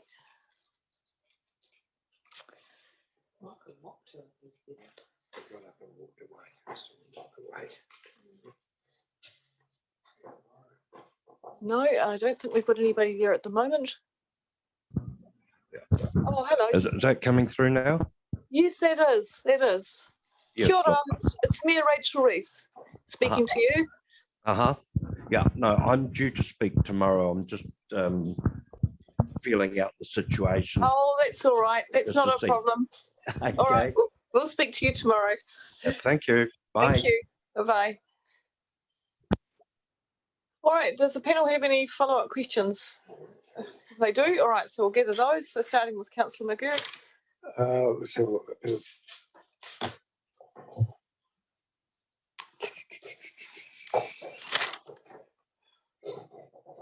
Just bear with me for a moment. Oh, yeah, in relation to the submission from Golden Bay Forest and Bird, has there any assessment been done on the that talked about the surveys or the no surveys done, wildlife corridor, water courses? So I'm just wondering, is there any kind of assessment been made of that area around that particular wetland area that's been referred to? And yeah, I'm not familiar with it, so it'd be helpful to know what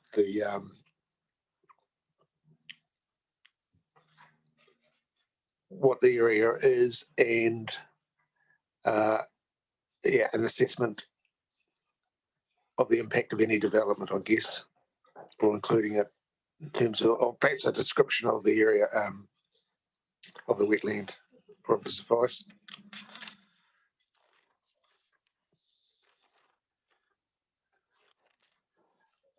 In relation to what we've just had from Mr. Clement, quite a few have talked about the Harakiki cassettes. It's not something that I'm familiar with. Maybe TDC Tasman colleagues are, but withdrawn, perhaps why they have been withdrawn.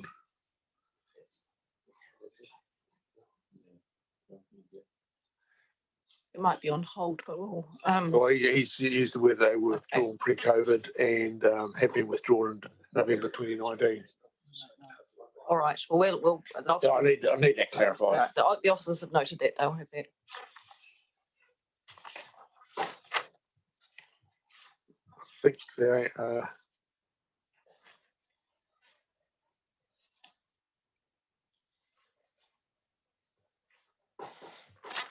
That was it. All right, thank you.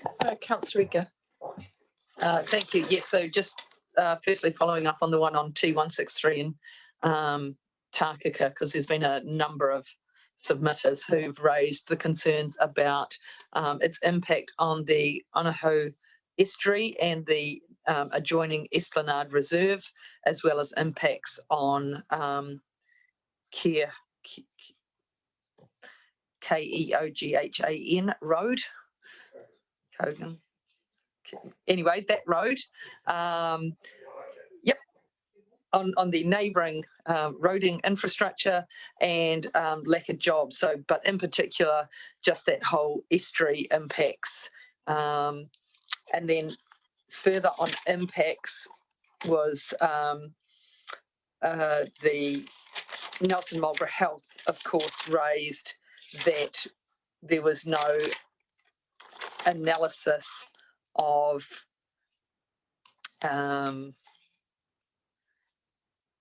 natural hazards for Tasman, or a number of them for Tasman. So it would pay to have a look at, or just be clarified what we have mapped for that. Then also in relation to Nelson Marlborough Health's submission, if you just give me a second.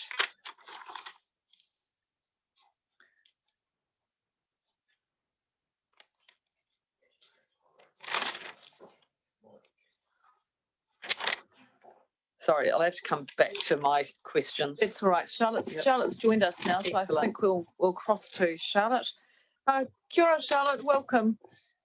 We're running a little bit ahead of time, but if you're ready to go now, we're happy to hear your oral submission.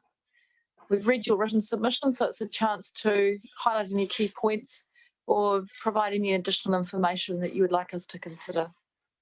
Okay. Kia ora, everyone, and thank you so much for inviting me to join with this verbal submission today. My key concern can everybody hear me? Yes, we can. We can hear you okay, very great. well. Great. My key concern in my submission on this feedback is that I don't think it addresses the climate change and the decarbonisation that we require for our region quite as adequately and thoroughly as I would hope that it does. I acknowledge that it is not a climate change document, it's not a plan. Really, I see the value in this future development strategy for the climate being in some good urban planning, which will reduce household transport, which in turn contributes to the decarbonisation of our region. I feel that it's very important because the climate and having a stable climate is very important for our region. We have some very productive land. It's very important for us to provide nutritious food for our people and also for other regions. We are export driven and providing nutritious food is also very important for beneficial health outcomes, better mental health, particularly for people in our region, better enjoyment. We can use more sustainable practices, again, decarbonising the region. So to get to the nitty gritty, I believe it's on page 26. There is a lovely page about climate change and about how the strategy is reduced on that. Then later in the document goes on to say that Nelson City Council has 2 climate change positions and Tasman District Council is looking to hire 1 lead. What I would like to see in future is actually say what the FTE full-time equivalent is of those positions. I'm not sure whether that is a department that's being established or just simply 3 people that are working on this program. To give feedback about the proposals that are put in place, I think a key consideration that needs to be given is, first of all, could I live in this place without a car? And frankly, the proposal for the new Tasman community that's being developed, I'm looking at that going, I could not live there without a car. Public transport needs to be convenient for people to actually adopt it. It's a different behaviour. People are always wary of change and about changing their behaviours with transport. I personally have been an avid user of public transport in Christchurch and Auckland when I lived there for about 10 years. I don't find that public transport is always going to meet the needs of every user. So it's really key that we, create cities and create settlements where there is good opportunities for public transport, and everything is in a close location. Another thing is I'm a Tahunanui resident. I personally struggle that there is no supermarket within walking distance. So I also somehow managed to miss where it says that there'll be sort of more commercial land going in for, for example, a supermarket, which I think would be a great benefit to our Tahunanui community. There is another proposal in there as well regarding the different sites. Now, I believe there is a site called T102, which is on Bryant's Road, and that's a subdivision that is going in right next to the Snowdon's Bush Scenic Reserve. With your the FDS plan, says that all these sites have been sort of considered and surveyed, and does acknowledge that climate change is very important. My concern with putting 110 houses right next to the Snowdon's Bush Scenic Reserve is that we know that New Zealanders love their household cats, so on average that's probably looking at somewhere between 55 to about 99 cats going into 110 houses. And we know that cats also love to, kill animals, and only typically they kill about a quarter of, rats and rodents. Everything else is native birds, native invertebrates, etc. So with that, would be looking at anywhere from about 700 through to about 1,300 animals each year from the Snowdon's Bush Reserve, unfortunately being killed, and that's certainly not sustainable. The birds are very critical in supporting the local ecology there. They play a very good role in pollination and also fertilization of that area. The second area issue as well with putting a subdivision in there, and I think consideration needs to be given, is also you're going to have stormwater going through, which is going to affect the hydrology of the site. It is a very important low-lying podocarp area, and obviously that with trees that are 600 years old is very important for sequestering carbon, and that adds to the decarbonisation of the area. But obviously, if you cannot support the trees with enough water, then you're going to basically not have that wonderful resource of sequestering carbon via those ancient trees. Yep, so that's basically my submission, and thank you so much for giving me the opportunity to speak through it. Thank you very much, Charlotte. Thank you for your written submission and the points that you've made today. I'll just see if there are any questions for you. Any questions for Charlotte? Charlotte, as you do live in Tahunanui, I just one of the matters that has been raised is you've talked about the importance of intensification, particularly from supporting our emissions reduction objectives. We've had quite a few submissions with concerns raised around the intensity of high-rise development and particularly the impacts on blocking light and creating shade, the well-being impacts. I'm just wondering if you have any thoughts on that matter. So trying to thoughts around how we achieve the holistic approach to well-being through this FDS. Yep. That's a good question. I'm not a town planner, but I have lived in areas where there's sort of, and I believe sort of around the region, well, areas of streets where I live, we're looking at about 3-storey buildings. I don't feel that they particularly block too much light, but once you are looking at the 6-storey buildings, you do get quite the sort of the light issues.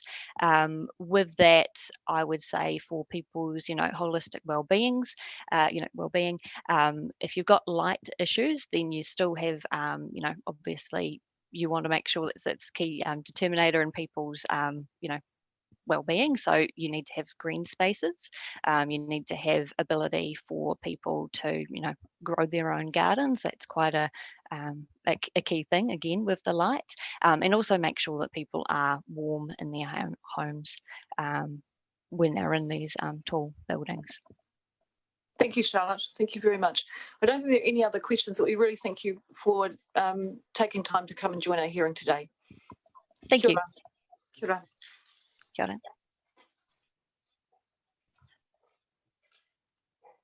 I wonder if Rebecca has arrived yet. Oh, yes, she has. Yeah. Kia ora, Hello. Kia ora, Rebecca. Welcome to our hearing.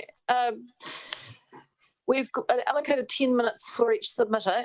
You don't need to use it all, but if you've got a reasonably lengthy submission, we just need to try and fit the questions in that 10 minutes as well. So I'll hand over to you and you can use the time as you need. Kia ora, Rachel, thank you. Tēnā koutou, tēnā koutou, tēnā koutou katoa, no mai, haere mai. Thank you for the opportunity to speak. I just wanted to start by saying that I have a background in economic impact reporting and in strategic planning and business planning, mainly in the tertiary education sector.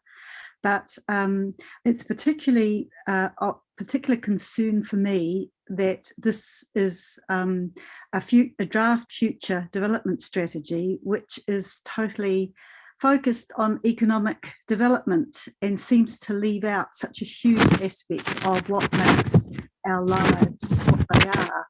So I wanted to address that. Can you hear me? We're getting a little bit of interference, Rebecca, just in terms of something disrupting the microphone. We can hear you fine, but occasionally I don't know whether it's papers or something that may be impacting your microphone. All right, I'll make sure that I was holding my paper, so I'll make sure that I put it towards one side. All right, that's fine. It could be that, yes. Okay, that's great now. Thank you. So I wanted to talk a bit about the whole picture of it as a strategy.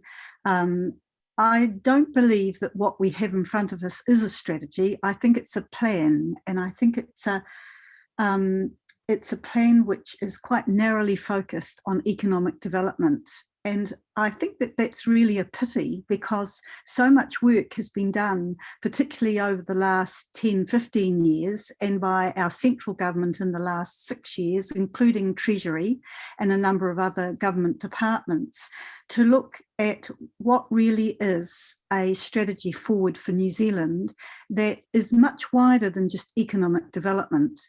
And that would be my biggest concern, taking a wide view of what this is, that this is such a narrow focus that has been adopted for developing this future strategy. And the great pity in that is that we lose the opportunity to really have a strategy that looks forward to opportunities that go far wider than that. And the obvious things are that have been developed by Treasury that look at things like the well-being of our society and all the contributions that can't be summed up in terms of value added and money and monetary benefit. And I think, Rachel, I wanted to say this in particular towards you, because you have been so supportive, I think, of tangata whenua and of supporting iwi in the Nelson and Tasman region. And I think if there's anything we can learn from Māori and iwi, is that they have a holistic view about life, about our past, our present and our future, which goes, of which economics is only a very small part. So that's just a bit of an overview about my concern about the strategy. I live in Appleby, and I have experienced in terms of Tasman the huge growth in this region in the last 10 years. I really feel this plan is also very ad hoc and reactionary to to demand, rather than actually being a vision about what we could achieve and the steps we need to take to get there. I think the development along Queen Street is a very good example of that. We've got this fantastic Waimea Inlet, which is a real taonga in terms of what our future generations can enjoy and treasure and love, and yet we've destroyed it. We've progressively destroyed it with the development of industry like the MDF plant and Ravensbourne. And then more recently, the sprawl of industry along that Queen Street that has shut off the access to for recreation and for the general well-being of our community to access that inlet. And we do have, if we were really doing a strategy, we could actually look forward and we could say, in the next 50, 60 years, those developments, we could stop any immediate new development, and we could gradually mothball or relocate what's there. And we could actually make the most of that treasure that we have in that Waimea Inlet. If you think about our region as a whole, Nelson and Tasman, we've come to live here and love it. And we boast about all of its natural amenities. And yet what we're doing in terms of development in Queen Street is a good example, but also the Waimea River and the gravel extraction is, and so many other things like the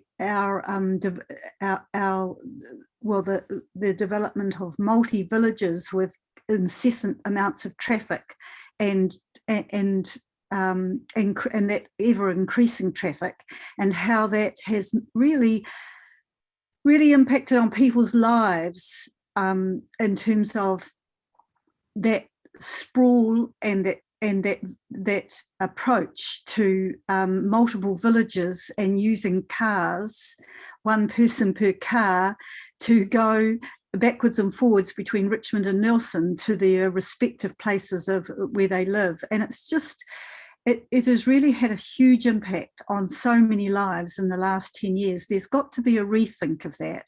It's not good for our environment, it's not good for our natural resources, it's not good for people, and it's not good for the earth and our climate. And I really do think that this strategy does not offer a way out of that, and does not really offer a good vision about what we could achieve to resolve that. I do think that this strategy plan, I'm going to call it, has some data which is faulty or is not informative of what is possible. I know from using data, population data, demographic data, that you can choose the data that provides the answer you want. And we know over the last, well, with COVID, for example, that predictions of population growth, predictions of tourism growth, Tourism New Zealand was saying we had 3.5 million tourists that came to New Zealand in 2019, and we could achieve 7 million by 2025. COVID has had a dramatic impact on that, and we're now totally rethinking whether we want 7 million tourists in 2025. But all of that, those predictions were all based around how we could grow New Zealand's economy. And there is a real rethink in central government about that, which is very encouraging. Would like to see the same thing here. The population trends, we know that successive governments have encouraged net immigration to grow at substantial levels. And I think in 2019, it grew to 104,000 net immigration increase. That can't continue. And we realise with the impact on housing and natural resources and a lot of the recreational, our rivers, our beaches, our mountains, that it's not sustainable. And we are in fact impacting on those places so that New Zealanders who are here and who have been here for generations can't enjoy those places themselves. It's not an answer just to say, let's increase infrastructure. People are actually saying we don't want any more growth, or we want very measured growth. In summing up, I'd like to say that I'd like to encourage you to reconsider this draft strategy and make it a real strategy and make it really forward-looking with a vision, and to consider that much wider, all the elements that actually make our lives whole and enjoyable, way beyond economic growth. That is just one small aspect that needs to be considered. Thank you, Rebecca. It's a very comprehensive both written submission and oral submission. So I'm just going to ask, open for questions now. Councillor Edgar. Thank you, through you, Madam Mayor. Just picking up on some of your comments, Rebecca. So how do you balance need for housing against, you know, this desire to sort of keep things as they are in a way, you know, because we have, you know, older people who need housing. We have younger people who currently live here who one day want to leave their parents' houses and have their own house. And so how do we balance that? We will have demand, we will have growth, and provide for them and provide for people who don't have necessarily the you know, financial capacity today.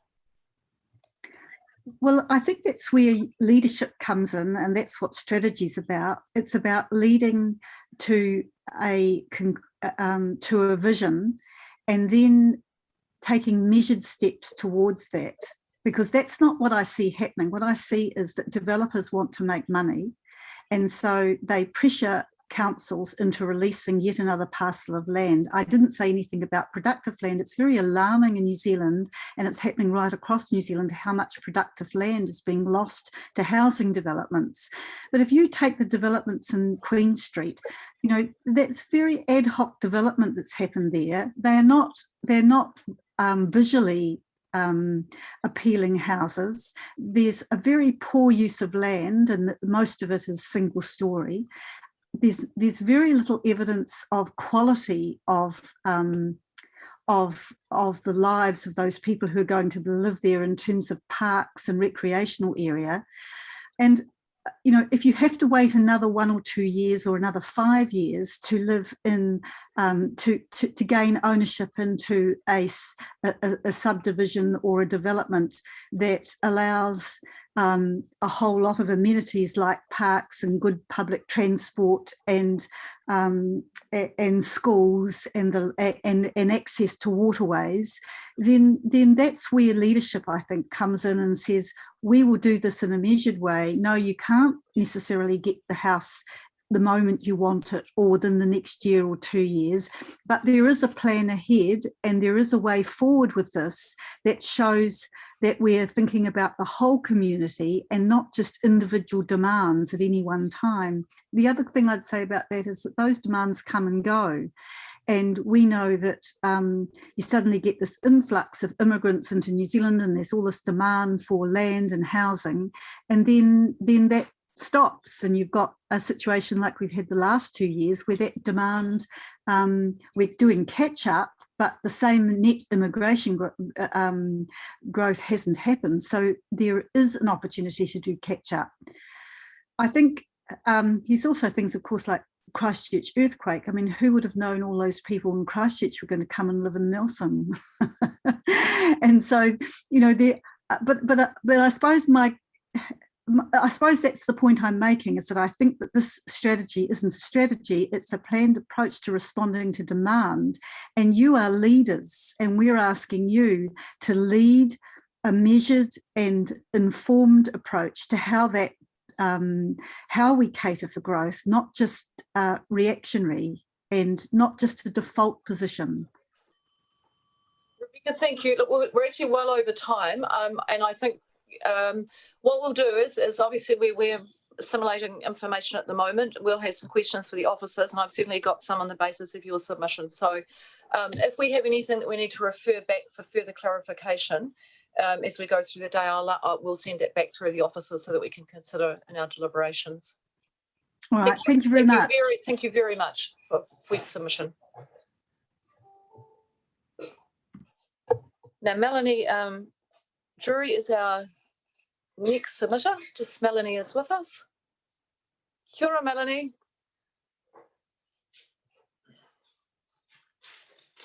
Just get Melanie on. Kia ora, sorry. It's I quite didn't know how okay. to unmute. No, that's absolutely fine. It's a strange old world. We're used to living in the Zoom world now.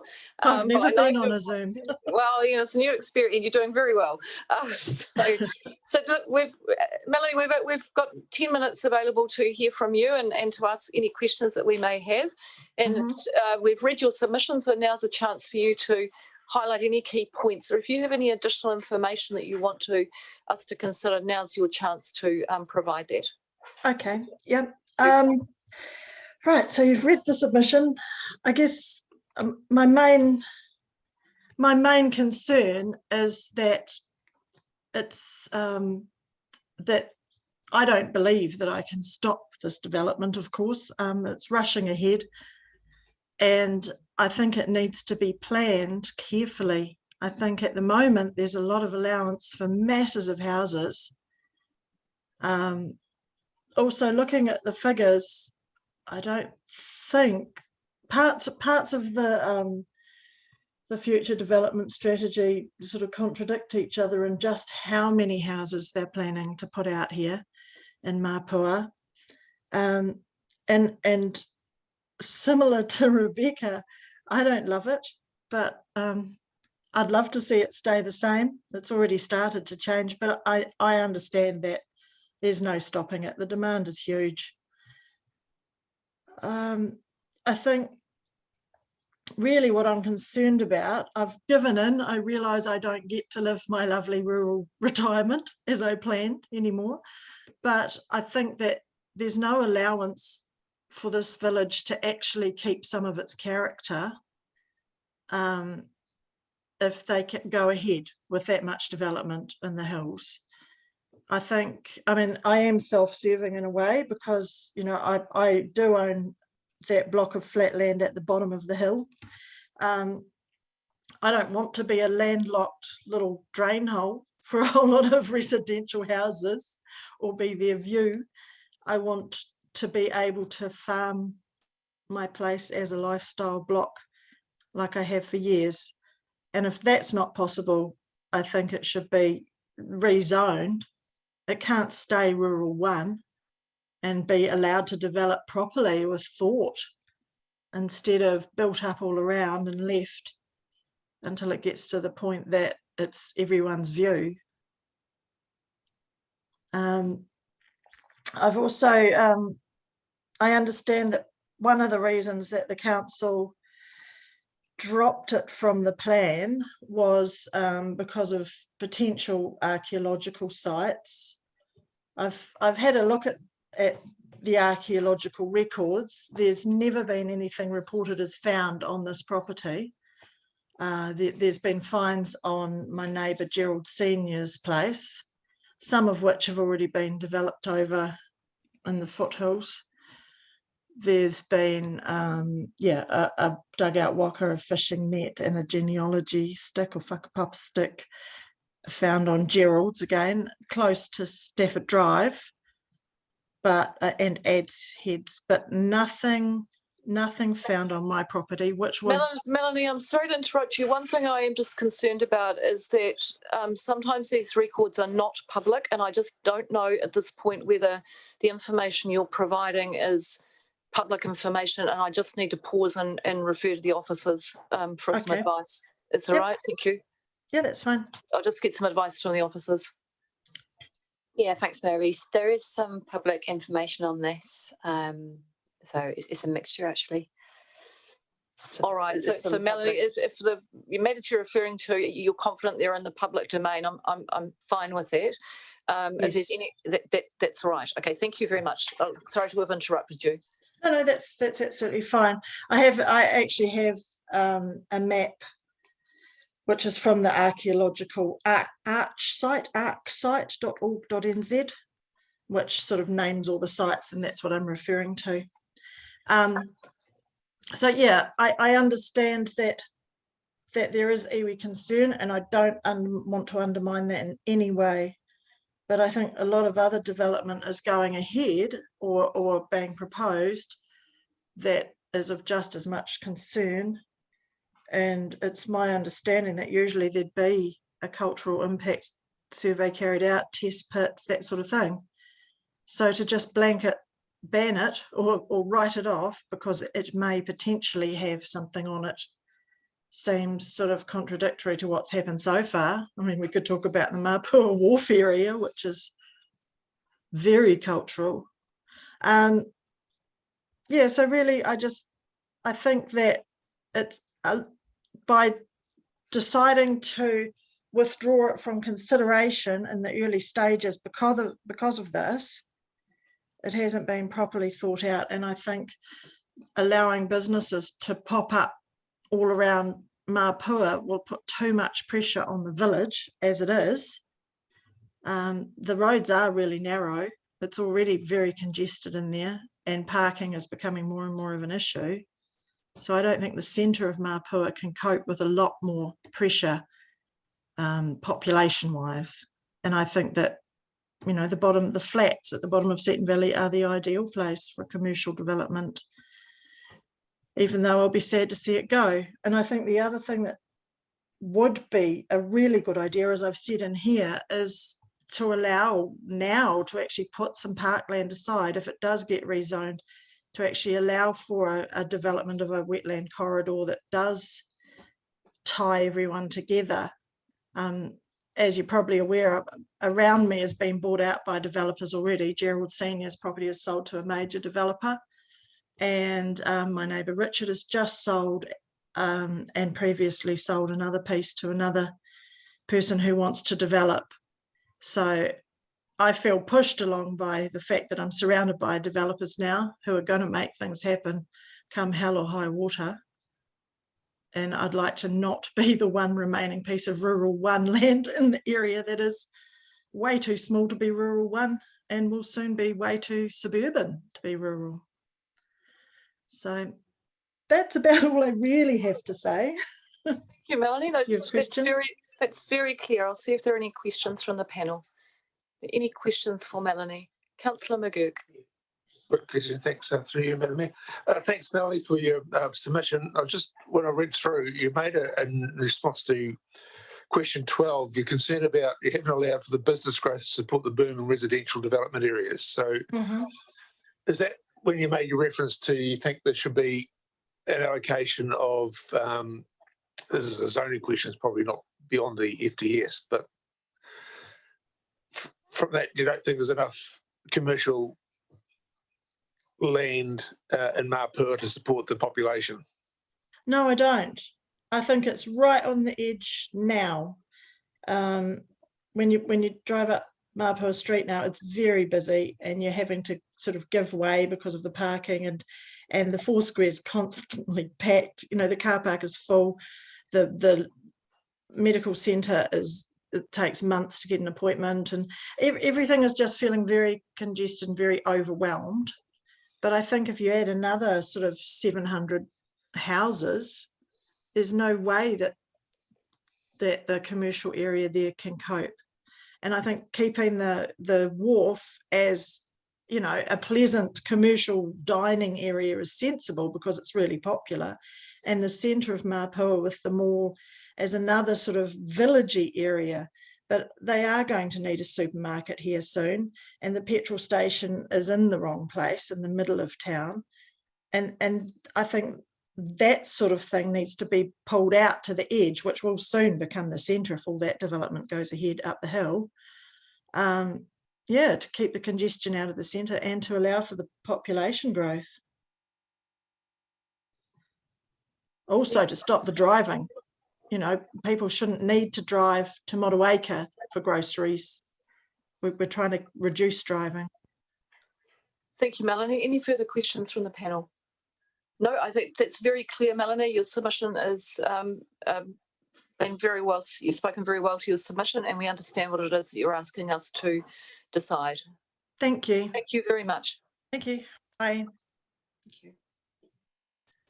The next submitter is Tim Bailey. I see Tim is with us, and I'll invite Tim to join the meeting. Kia ora, Tim. Understand that you've got a PowerPoint presentation as well, I believe.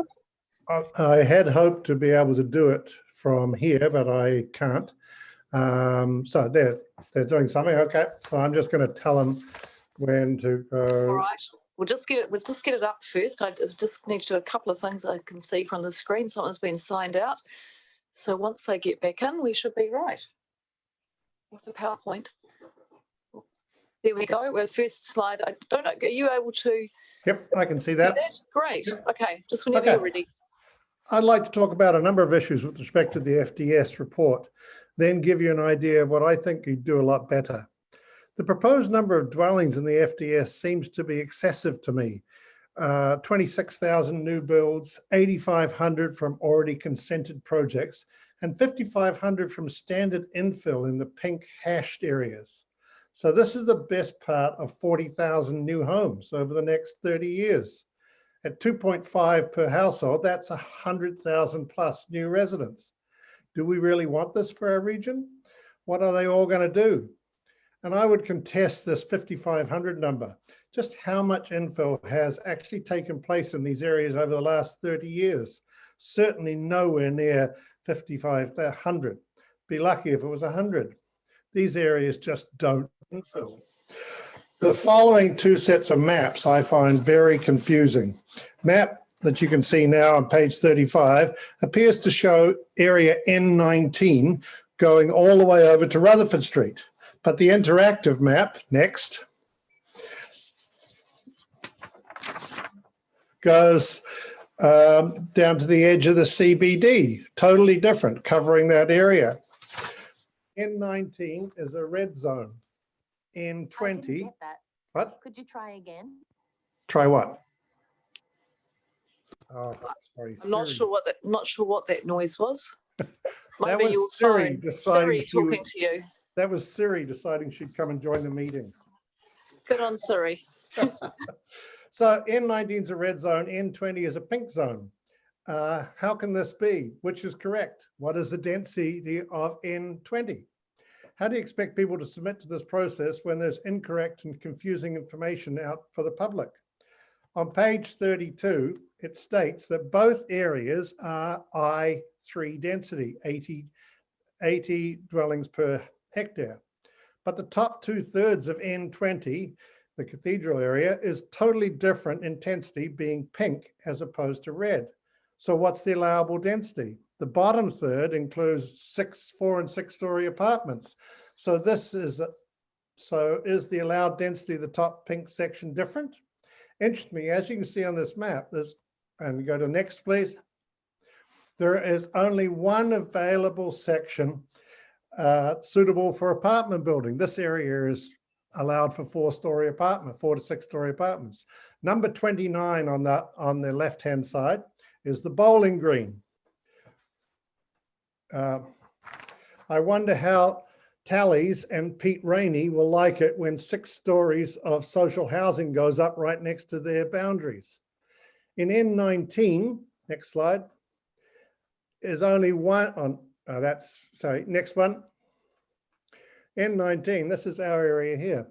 There's only one suitable site that has some of the best selection of established trees and historic houses in Nelson. And I'm sure the residents of Nile and Harper will not be pleased to lose all their sun to a 6-story apartment building here and have the street turned into a frozen skating rink every winter. The Wood, as I see it, has no present available sites for high-rise, but they are a red zone. There's also an error in the green area around the cathedral. They show it only going down to Nile Street, but in reality, it extends all the way to Selwyn Street. So that's a higher density there. Errors in the number of dwellings in our area. Once I'd established that this was our area, I actually counted the total number off the top of the south maps: gross area, residential land, number of dwellings, etc. My count was 380 dwellings in this area on 22.5 hectares of actual land. That's accumulated sections area. But staff came back to me with a count of 465. There are not 465 dwellings in area. This is the number of parcels of land from LINZ, which is an irrelevant number. Why did they use this? They are using the gross land area for the footprints, roads, rivers, parks. Why? Later, they quote that the density for infill is 80 dwellings per hectare net. This makes sense. But so the average existing density for N19 should be 380 divided by 22.5, 17 dph, not the 14.5 that they get. So to have infill in this area at 4.7 times that of surrounding houses is not good urban planning. Next slide. Is this what we want for Nelson? This is the kind of thing that you're proposing, that we infill these areas with houses as close as 1 meter to our lot lines, 11 meters high. It's just wrong. Next slide. Is this what we want? I don't think so. Now, the consultants have decided that on N19, they have identified 189 sections that are available for intensification using the criteria on page 54 of the technical report. The magic number of 189 developable sections comes from their originally incorrect number of dwellings, 465. Of these, they contend they only get a yield of 15%, so 28.35. Then they told me that that was actually 30 somehow. So they say they're going to get 130 new dwellings in our area at 80 dph on these sites. Now, this all seems to be a very exact science to me, but I asked them what these sites were, and they said, "Oh, we've not worked that out. We don't know." Well, I don't believe them. The public deserve to know which sites have been singled out for possible intensification. By the criteria above, our section, next slide. Let's see where we are. No, I will stay with that. That's okay. Our section on 52 Demet Street that we subdivided off in 2008 and then built a new Victorian cottage on, which you'll see later, would be included in these 189 available lots. This is rubbish. It could never be used for infill. We have already tripled or actually quadrupled the number of people living on the existing section from just 2 to now 8 people. Who are these consultants that worked on this? I've asked for details on how these densities were achieved. The comment I got from staff was what really scared me. The FDS is a high-level document that looks at the overall demand and capacity issues. It isn't intended to go into site-by-site rules. A plan change for Nelson Resource Management Plan will be required before development begins to happen on the ground. You will have the opportunity to have your say in that process as well. This is where the detail you're looking for will be available. So I said, but the real devil is in the detail for us homeowners with respect to these proposed changes. This detail is coming through the housing plan change that came up before the Environment and Climate Committee back on April 7th. If option 1 is chosen for this, then the line, "You will have the opportunity to have your say in that process," is absolute nonsense, as any form of democracy will be thrown out the window.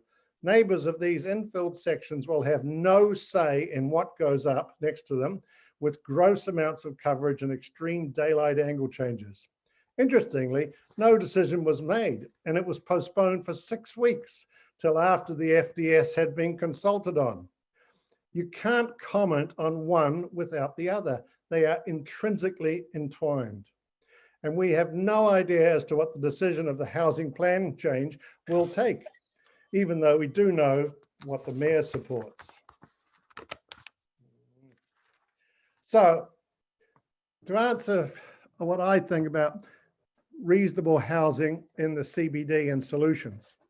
So 1, I agree with housing above in the CBD above existing retail.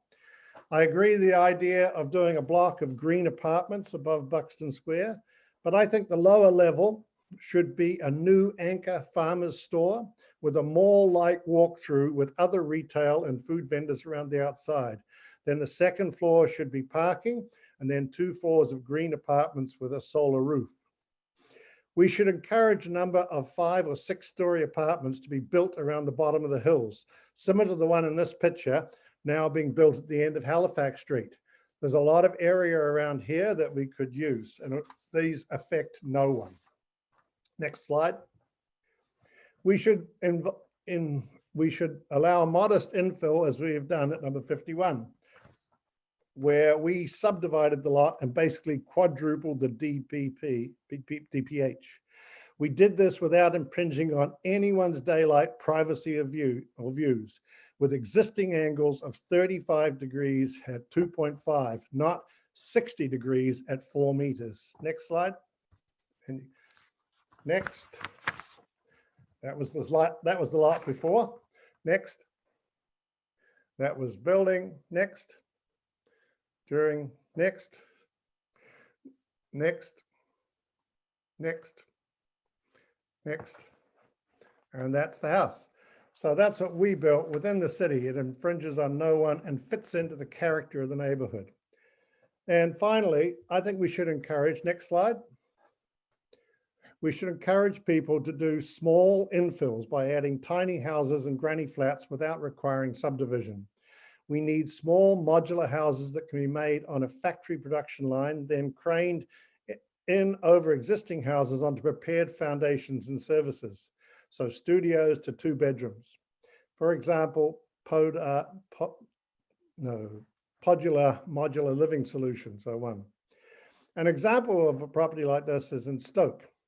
These people built a smart little 75 square meter single-story dwelling at the bottom of their section for his mother to move into. But sadly, she decided not to move down from Petone, so he got transferred up there and is now renting the property for the last 3 years. Now, there's an interesting issue that has surfaced here that I think you need to take note of. He was required to put in 1 parking space for the new building, which you see with the dark roof, and 2 for the existing house. And so he's now rented this out. So there are 6 people living in there, a couple living in the new house out the back. They both have company cars. And in the main house, there are 4 20-somethings who all work for construction or similar companies that they are required, their employees, to have company vans or trucks. They all bring one home at night. So there are 6 cars and vans and trucks that come home to this property every night. And the neighbors do not like it. And there's not enough parking. So when you decide to put this through the new laws with no parking whatsoever, we are going to be in a disastrous state. And that's how I like to leave it. And if you'd Okay, like, thank you, Tim. We're over the 10 minutes, but I'll just see quickly if there are any questions for you. We just need to get the screen so I can see. Aina, I'm not sure. Unfortunately, I can't see you at the moment, Aina, because we're just doing screen sharing. Kia ora, Madam Chair. I'm fine, thank you. No questions. Okay. Thank you very much for your presentation and submission, Tim. I thoroughly enjoyed it. Good. Thank you. Tim, yes, I enjoyed it too, but I assure you that you don't know what's in the Mayor's mind, because this Mayor hasn't made her mind up yet. We're in listening mode yet. We're not at deliberations. you certainly seem very decided and pushing for option 1. I think you'll find that the Mayor is quite capable of suspending judgment until deliberations, and we'll be doing it on evidence basis. That's what scares us. Approach I've taken with my work. But Tim, I actually thank you for the information you've done, as much as you might like to take a somewhat provocative approach to the personalities around the table. I have found that the evidence that you produce and the work that you put into your submissions in relation to making sure that the information is correct, I've actually found that to be very useful over the years. So we will be asking the officers some questions just around the maps and what has been put out to the public, so that we've got those issues reconciled. So there are no questions for you. Thank you, Tim. Thank you for joining the hearing today. You're welcome. Thanks. Our next submitter is Dominic Williams. And Dominic, kia ora, welcome to the hearing. Hello, thank you. Thank you, Dominic. Welcome. We've read your submission. Now's an opportunity for you to highlight any key points or provide any additional information that you'd like us to consider. Okay, thank you. I wasn't expecting to speak with you after I received the response from TDC. I've told the panel wasn't meeting again, but anyway, I appreciate the opportunity. At this stage, It appears from Jackie's response that our request is acceptable. You know, it fits in with the program generally. Is that correct? We're not at the decision-making stage yet, Dominic. We're just at the listening stage. So we're listening and we may have some questions and then we'll get to the deliberations sometime in May, June. Oh, okay, all right, because that's key for us, really. You know, you understand the issue, I'm assuming. Anyway, I'm surprised about that. I got the impression that it was a non-issue as far as council was concerned. We haven't heard the officers' assessments yet, so they may be starting to think about those, but they need to present those after we've heard from you. Okay, just for the benefit of anybody listening, we've got a large rectangular 4-hectare property, and the proposal as it currently stands involves it being cut in half, bisected effectively, which we see as a significant disadvantage to us, and we requested that our entire property could be included in the plan, which would enable us to make a clean break and move somewhere else. Anyway, my specific questions at this stage is, assuming the rezoning occurs, I'm interested to know what the rating situation would be on our property. Can somebody provide some clarity on that? Will there be changes and when would they be applicable? We won't be able to provide that clarity through this forum, Dominic, no. Well, it's just not. generally, you must have an idea generally. You know, this is not the first subdivision in the region. It's not a matter that's within the scope. Rating isn't a matter that's within the scope of our decision making today. But we're making a note, and the officers may re-engage with you outside of the hearing if you've got specific questions on rating matters. Absolutely, I'm very surprised at that. I don't mean to be rude, but that surprises me. This, you know, it's a significant impact on a lot of people's lives and, you know, where they stand in the world. It's their land. I would have thought that you guys would have, you know, not you guys, but this process would have anticipated all of the questions that may be raised and addressed them. So you come to these panels prepared to provide answers. I'll be honest, I'm disappointed. I was wanting some clarity on that. Well, Dominic, I'm sorry that you are disappointed, but there are various remission policies that exist with Tasman District Council, but they're not the subject of our, we aren't able to give direction on those matters in the course of this process as decision makers. So that advice will be able to be provided by officers through engagement, but as decision makers, we can't get into that space today. It's beyond the scope of what we're sort of lawfully able to do. We're also not in the process of rezoning, so I just want to be really clear on that as well. The process through the future developments strategy is not a zoning process. That would have to happen through changes to the plan. So that's also beyond the scope of what we can do. This is a high-level strategy. Righto. Okay. All right. And another question I have then is, and it's just a general question, the numbering system applied to the plan, you know, I realise you've got to have some system. Is there any significance in the order that the numbers are arranged? No, there's no significance, Dominic. Right, so it's not a first off the mark is 001? No, it's not. I do understand some questions for you, if you're happy to take some questions. I've got Councillor Eggers got a question for you. Thank you.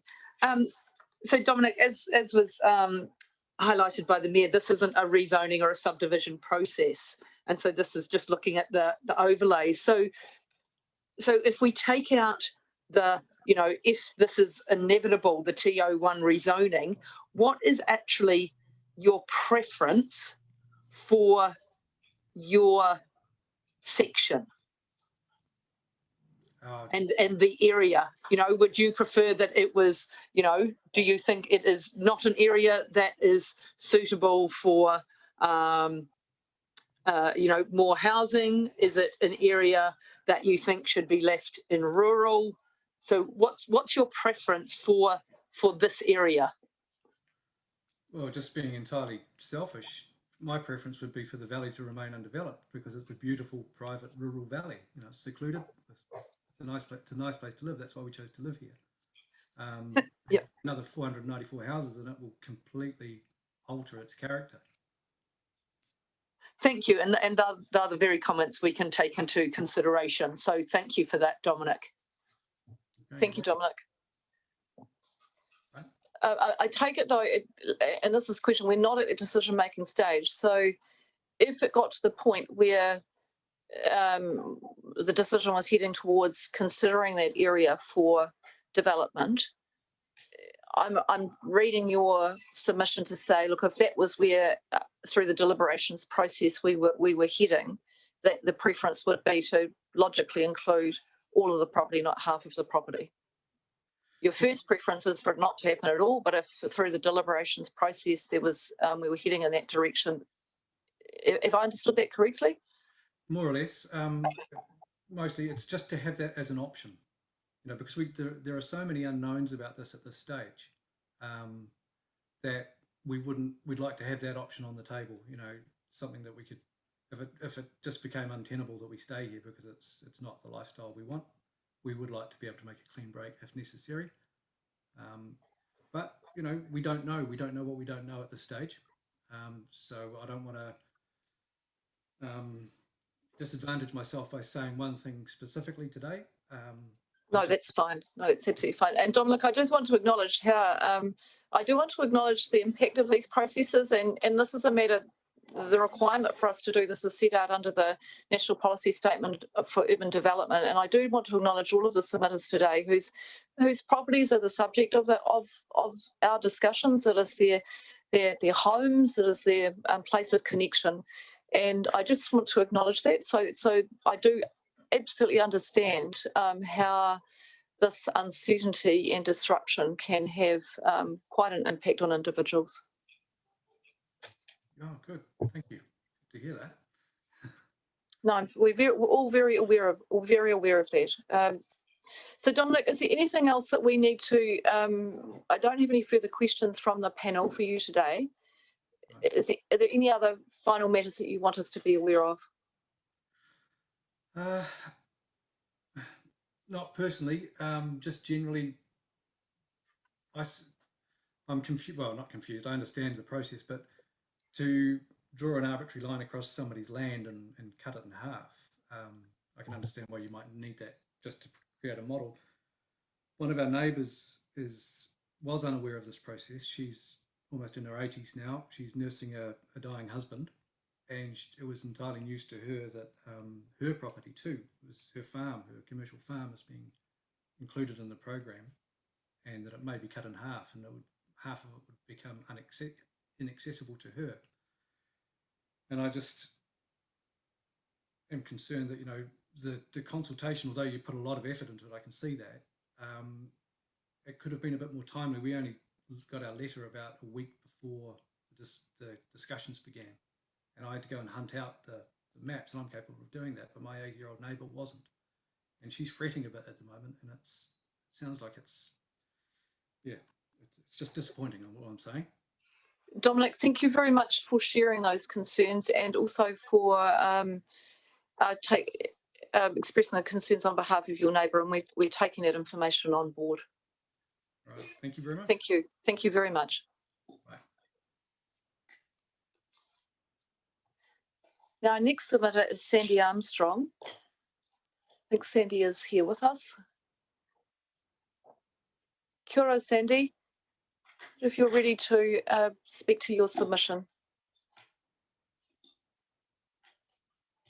Just maybe help Sandy with the... Here we go. Oh, there we are. There we go. Kia ora, welcome. Well, kia ora and good afternoon, councillors and Mayor. Thank you for letting me give my submission, and I think mine is much along the line of the previous gentleman in that the area around my home is proposed to be rezoned from rural to residential. So we moved there because it was rural, because we had beautiful surrounds, and because we didn't want to be surrounded by houses. And the current proposal sets out to change that. And technically speaking, we could not only have a road across the road from us instead of a paddock with a cow, but we'll be surrounded by houses, and they're not in keeping with the beautiful town of Murchison. I have moved here 12 months ago, fell in love with the place. It is unique. It hasn't grown very much for a while. And if it is to grow, which I believe and I understand that we need more housing here for the people that we need here as essential workers and the people that have grown up here and want to stay here, I'm really worried that it's going to lose its spirit and its soul if we just willy-nilly say, okay, 260 new homes can be built here.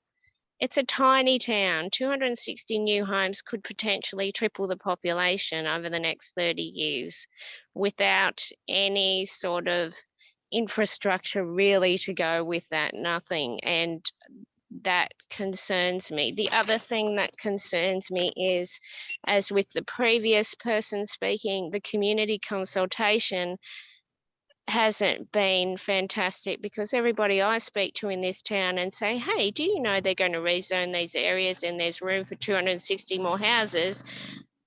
They're quite surprised.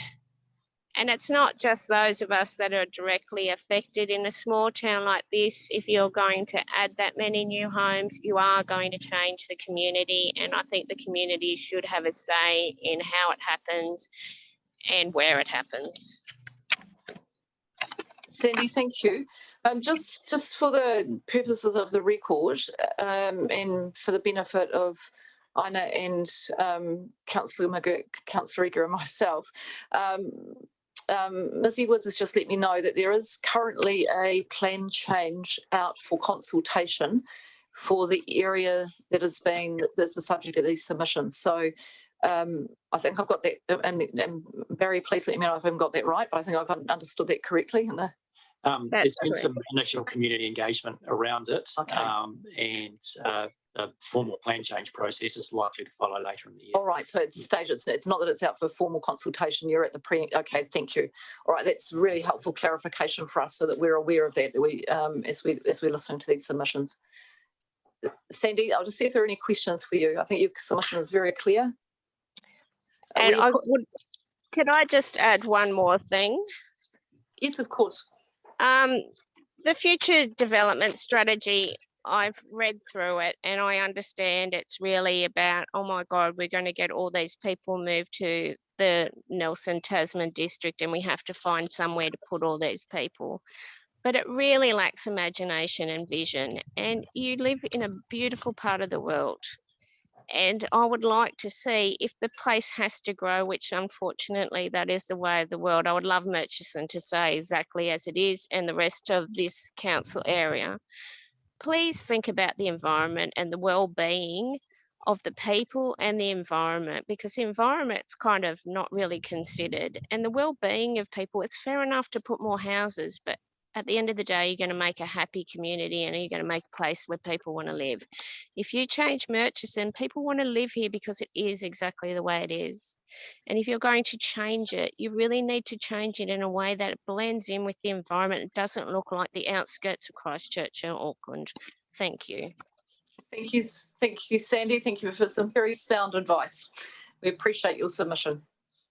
Thank you. Now, panel, I think we've got to a lunch break. I think we are now, our next submitter is due at 1:20. So I think we have got, we're ready to go for our lunch break. Do you want to do a quick round of any further information before we break, or do you want to hold that? I'm kind of loath to hold it to the end of the day because I know that several of us have got to leave. So perhaps we just spent 5 minutes now, if there are any matters that have been raised. And Ina, I'll start with you. Thank you, Madam Chair. I don't have any issues or questions. Thank you. Thank you. Councillor Eager. I've just got my Nelson Marlborough Health ones, and I'll refer to the page numbers as well, just to help staff. So they provided commentary on enabling mixed-use development as part of new residential areas. That was on page 1069, section 2. yeah, as I mentioned earlier, the slope instability, liquefaction and flooding assessments not done for Tasman sites, page 170. They had some additional outcomes that they suggested, page 170 and 1071 and 1072. They suggested changing Richmond T035 and T121 to mixed use, page 1075. Wouldn't mind further assessment on that. And they raised, and there's been a lot of commentary about public transport, and I'm just wondering if we need to be more explicit about the public transport changes that are coming into play next year from 1 July, because look, probably a good half of submitters, you know, as a rough estimate, have made comments about public transport. So I'm just wondering if, you know, we need maps that specifically overlay, you know, new routes or new information, and looking at how that supports people to understand the changes. Light industrial and hope was raised by Nelson Marlborough Health, and it also has been raised by a number of other submitters. So just some assessment on that and looking at what other areas are best for light industrial, whether the business park suggested by the RAIN consortium or RAIN property would pick up some of that area. I know it was business park, not light industrial, but just whether that would offset some of that.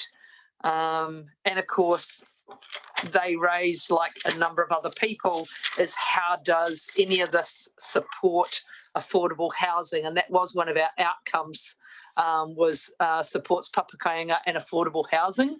And a number of people, including Nelson Marlborough Health, did raise, you know, can you be clear as to how this would support affordable housing? And yeah, sorry, and the comments on maps that were raised by Tim Bailey, and then also submission 31204, Jack Bauer, about T181 being incorrectly labelled, if they could be checked as well, please. Thank you. Thank you. Councillor Bryant. Thank you, Rachel. So just a couple of three from me for now. Just in relation to Cynthia from the Forest and Bird, I'm not sure if I heard her say that was in an LPA area or not. Okay, so that's different to an LPA.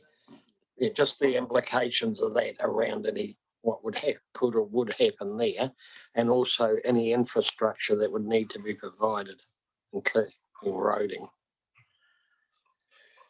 And the other one was just their last submitter around, there is some confusion in the community around the difference between the growth plan change and the FDS process. So if we could have some clarification how we're managing that. Yeah, thanks. Oh, cool. Yeah, for now. Thanks, Rachel. Anybody else? Any other questions? Councillor McGurk? Yep, just a couple of questions. Again, the one relating to Tim Bailey, just have a review of the data that is provided. Seems to be a mismatch between his figures and the ones that are being provided. The other one in relation to Melanie Drury, the wetland area, I think, just below where that bowling club used to be in Mapua, or that area there, she's talking about what, you know, just want to know what the plans for the preserving the wetland area or the actual area around there. I know that's the subject, I think Luke Gallagher this afternoon mentions that as well. So there's been a commentary or feedback or report on what's planned in terms of the, you know, the natural environment in that part of Mapua. Yeah, just sorry. And then of course, submission 31448, Dominic Williams. just some further information and assessment as to why, firstly, why his property would have been dissected, and then secondary, there was also a submission about from the Brightwater Community Association about including 4 hectares to the west and north of Snowdon's Bush into T102. And so there's just a few different considerations. Oh, sorry, that's TO1. Sorry, Yeah, different one. areas. Sorry, but yeah, also just just a bit more analysis of why it was dissected, and I guess I just need to see again why that was included. Thank you. Anything further, Councillor McGurk? No, the ones that were raised by Charlotte Watkins, 31586. Again, she talked quite extensively about the need for clear objectives and actions. So I suppose what we're doing is, what have we got in the FDS in terms of, meeting those goals. All right, it was a question I sent through earlier on today to, I think, Susan. So it's just a common theme that keeps coming up. All right, the only other ones I just want to follow up on Rebecca Hamid's submission. Now, Rebecca talked to us, and I think it's quite important in the context of an NPS.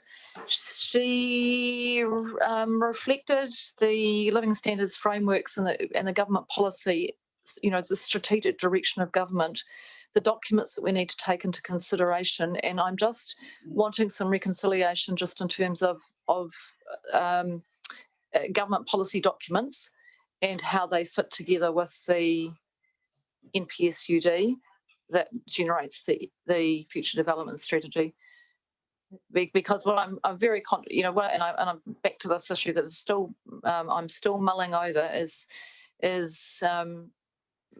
making sure that, given the significance of the future development strategy, I really want for us to be very clear about how the suite of government policy relates to that in a way that will achieve the outcomes that are sought through emissions reduction, good urban development, housing, affordability issues, that holistic approach to development.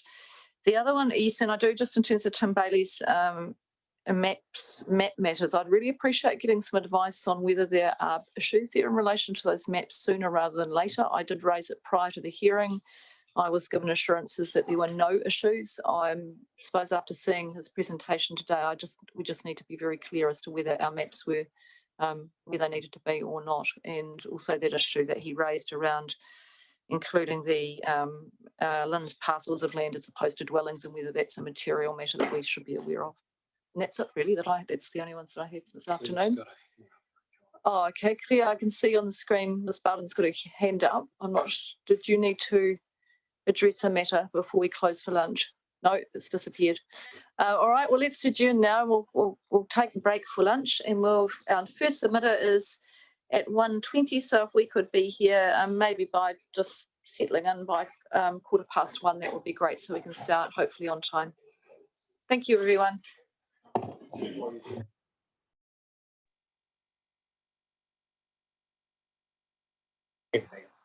Tēnā koutou katoa, ko Rachel Rees, toka wingoa. Kia ora tātou to everyone who's joining the hearing. We've just had our lunch break, and we're back to start the afternoon session. Our first submitter is Martin Hudson. I can see Martin is here to speak to his submission. Kia ora, welcome, Martin. We've allocated 10 minutes for your presentation. You may not need to use it all. If you feel like you might, can you just try and leave a little bit of time in case we've got questions? Okay, thanks very much. I'll try and be brief. Do you want me to start? Yes, we've read your written submission, so now's a chance for you to highlight any key points or provide any further information you'd like us to consider. Right. So I thought I'd just present a little introduction to start with. To tell you who I am and where I live. I'm a retired GP now, having worked for 30 years in Motueka. I'm also a resident of the Braeburn district, and in the same property, which one of your committee members will remember well. He sold it to me when he was in his former employment, the real estate agent. Anyway, I'm still here and enjoying living in a wonderful place. So I'm motivated to try and maintain the quality of life that's available in the Nutri. Anyway, so I read the FDS 2022-2052, and these are my thoughts. It seems to me that a future development strategy needs to look at the long-term needs of the Nelson Tasman community, the wider region and the country as a whole. The FDS 2022-2052 seems to me to be a response to perceived current pressure for new housing mainly, and the effects that this would likely have on infrastructure and resources. The housing crisis is about, I think, a lack of low-cost, affordable housing, particularly for young families. This is a nationwide issue, of course, and New Zealand now has one of the highest housing costs relative to income in the world. The ratio, we're right up there with the most expensive places in the world to live now. In responding to this crisis, this perceived crisis, it's vital that we focus on the real issues, make sure that the plan is genuinely long-term and is guided by an agreed vision of how we would like New Zealand to be for the future generations. This means being guided by the principles of conservation, sustainability, and quality of life, and that this is not to be overridden by short-term pressures of local demand, even although they may seem immediate and significant. So that was my thoughts on the whole thing. I wanted to focus on the local issue here for me, which I feel I'm more qualified to talk about, having been here for a long time. So that's submission question 31, which I've attached as a separate sheet of paper to the form that filled in, which I hope you all have. I'd just like to read through it briefly.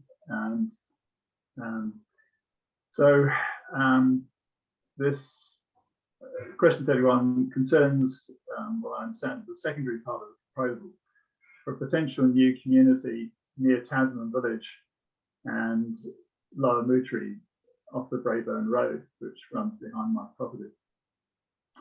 I would like to say that I strongly oppose this housing development for the following reasons. It would mean the loss of valuable agricultural land that is currently highly productive. It seems to me, mainly with sheep and beef grazing, the current owner has put a lot of work, time, effort, money, resources into converting this from forestry land into really high quality agricultural land now. But close by, just to the north of this proposed block, and referring to T136 in the development plan, there's a vineyard that's growing, I understand, good quality grapes without irrigation. And this also shows that this type of clay soil will support good agriculture without the need for irrigation.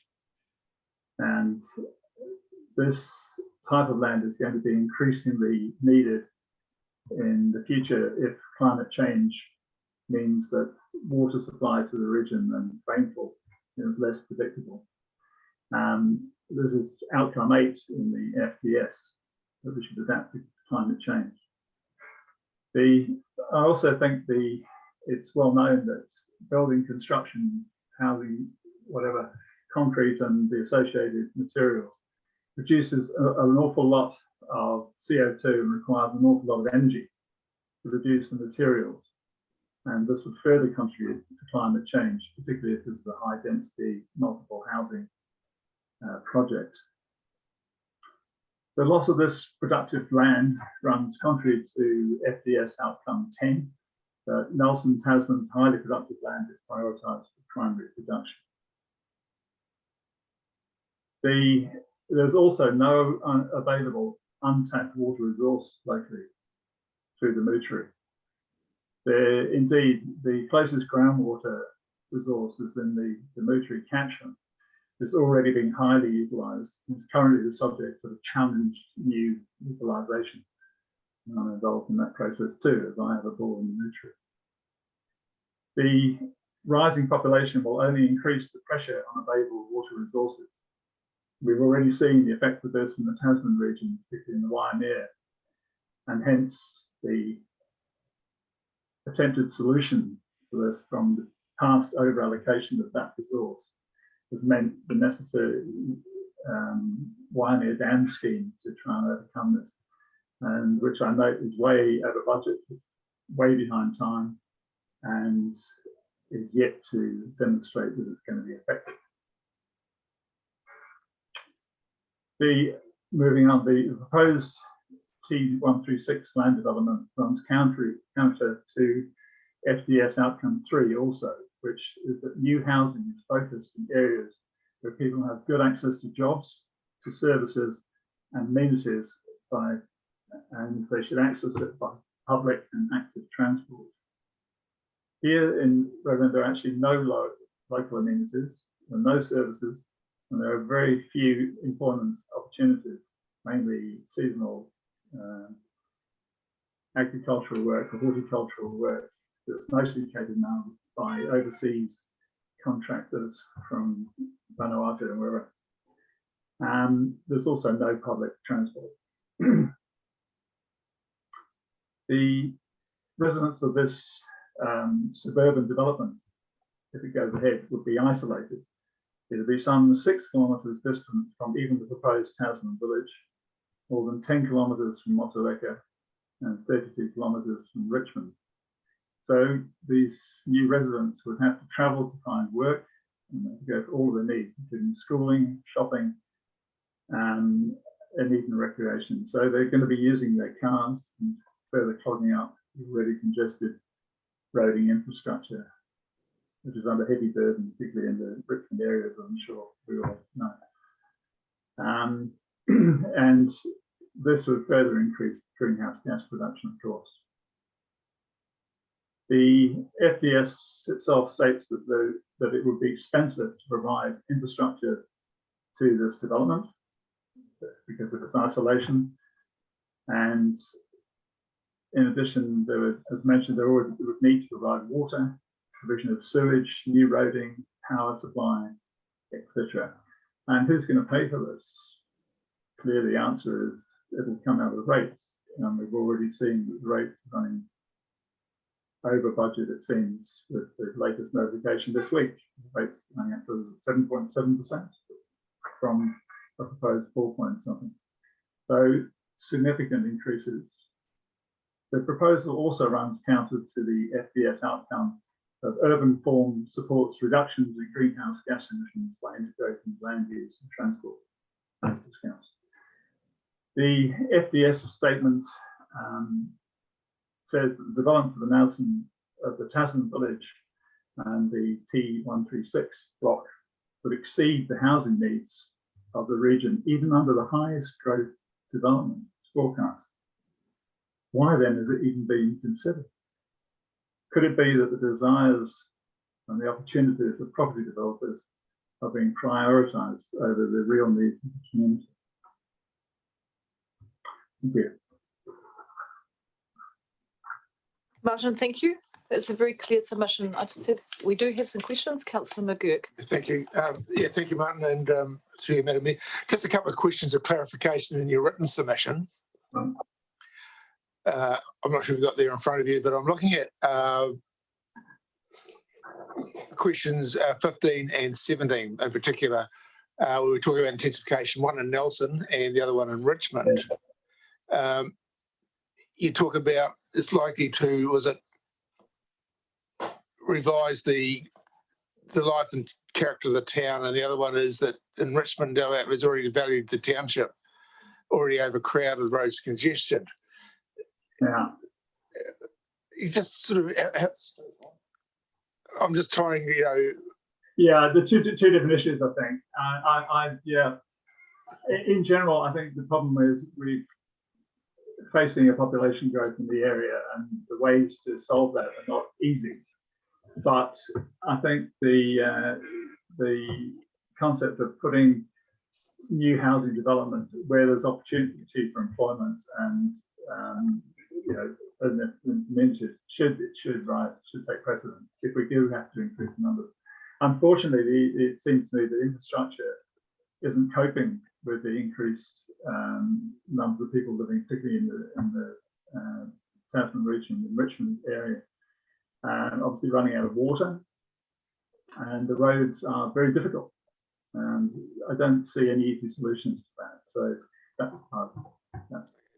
Yeah, I understand. Good night. Any further questions for Martin? No, it's very clear, Martin. No, your submission is very well made, and thank you very much for participating in our hearing. Thank you for hearing me. Thank you. Good. Bye-bye. Cheers, David. You're up. Kia ora. Our next submission is from Jack Bauer. And Jack, if I've mispronounced your name, I apologise. I think Jack was with us before. Hopefully he's still here. Yes, he is. Hello, Jack. Oh, thank you. I'm getting very new at this, so if I make some stuff up, so I apologise in advance. No problem at all. Cool. Can I go for gold? Yes, just whenever you're ready. We've read your submission, so it's a chance to add anything additional, or if there's anything particularly you want to highlight, this is the time to do it. Cool. Thank you. I'll keep it pretty short. So I gave my submission online, so I don't have a copy in front of me, but I'm pretty sure I can remember it. So I just really want to explain the importance of the school to the community of St Arnaud, and just how I think the rezoning of the property T181 can sort of alleviate a few problems around it. So just a small backstory, me and my wife, we moved to St Arnaud in 2019. We had one of our children enrolled in the school. Back then the school roll was 39, now it's gone 29. It's always been a problem with the school. It's a bit of a roller coaster of, families coming and going and dropping below. So as a result of going down, the Ministry of Education gave them a bit of leeway, but they lost funding for a second teacher. And with a school consisting of 2 classrooms, a junior room and a senior room, it was quite a significant blow for the school and the community in general. And it really didn't help proceedings, put a lot of stress on a lot of people.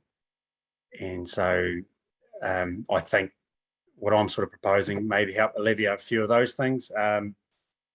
So to paint a bit of a picture of the importance of the school, so going off your guys' website, I think St Arnaud has a permanent population of about 120 residents. So with a current school roll of 29 kids at the moment, give or take, a few siblings, a single parent, roughly about 44 parents have children at that school. And so about another 7 support staff, so principals, teachers, cleaners. So 51 people in that community have a very core, connection with the school. And so 51, that comes to 42%. And you can take those statistics with a massive grain of salt, because I think there's probably a bit more people, but your guys' numbers help my little yarn a bit more. But that's whether it's higher or lower, that's a massive core of that community, which revolves around that school. And I think it's a pretty cool thing to maintain in a community like that. So the hard bit, the answers, my personal opinion is we need more families in the area, and it's a pretty hard area to entice it.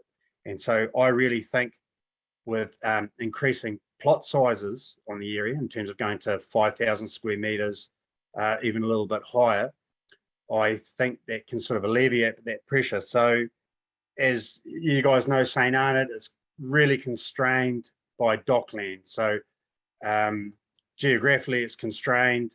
It can't really expand much more. There's a small amount of houses, and there's quite a reasonable market of people who want to buy those houses. And a huge chunk of that market is holiday homes. And so I find if you start increasing, rezoning land out towards Top House and out there. It's room for St. Anna to expand out that way. And I really think as soon as you start increasing the land size, it really makes it a much more difficult proposition for holiday homers to get it. Not that it's difficult, but once you've got an acre and a quarter, you've got a quarter acre for your house and your section, but something's got to eat the other acre of grass. You've got to invest time in it. You have to do plantings, you have to do weed control. And so I find if you sort of control the market a bit and sort of thing, I think it could really encourage new families coming to the area. And just through the economic circumstances at the moment, you've got massive policies coming down from central government to encourage new builds.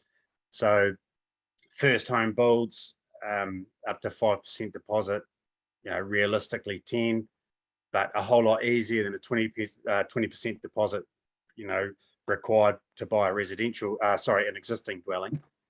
And so I think if we start opening up that land, it could really help the school, which in turn starts helping the community.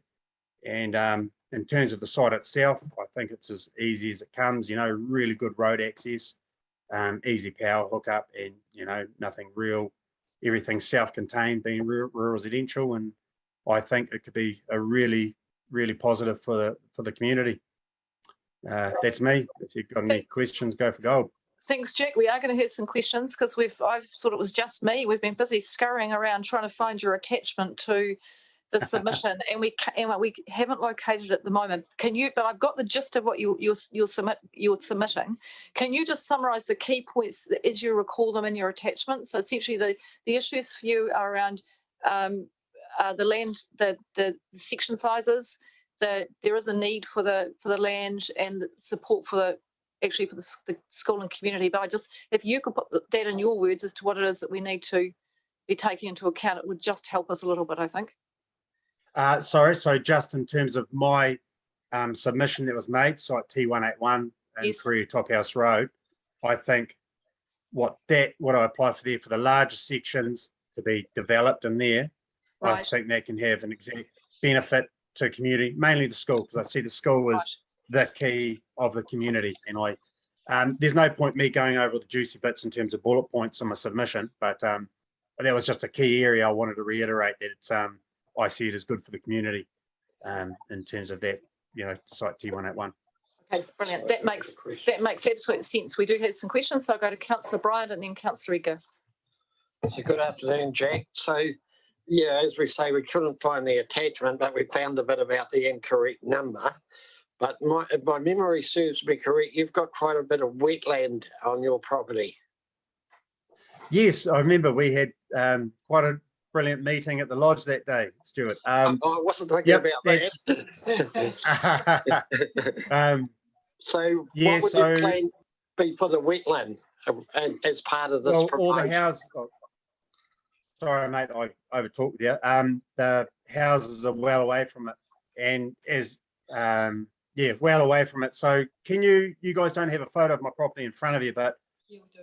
Well, Rachel and I. Yes, we do. So yes. I can show the others, but it's on just down from the Kariri Top House intersection. Where the so there's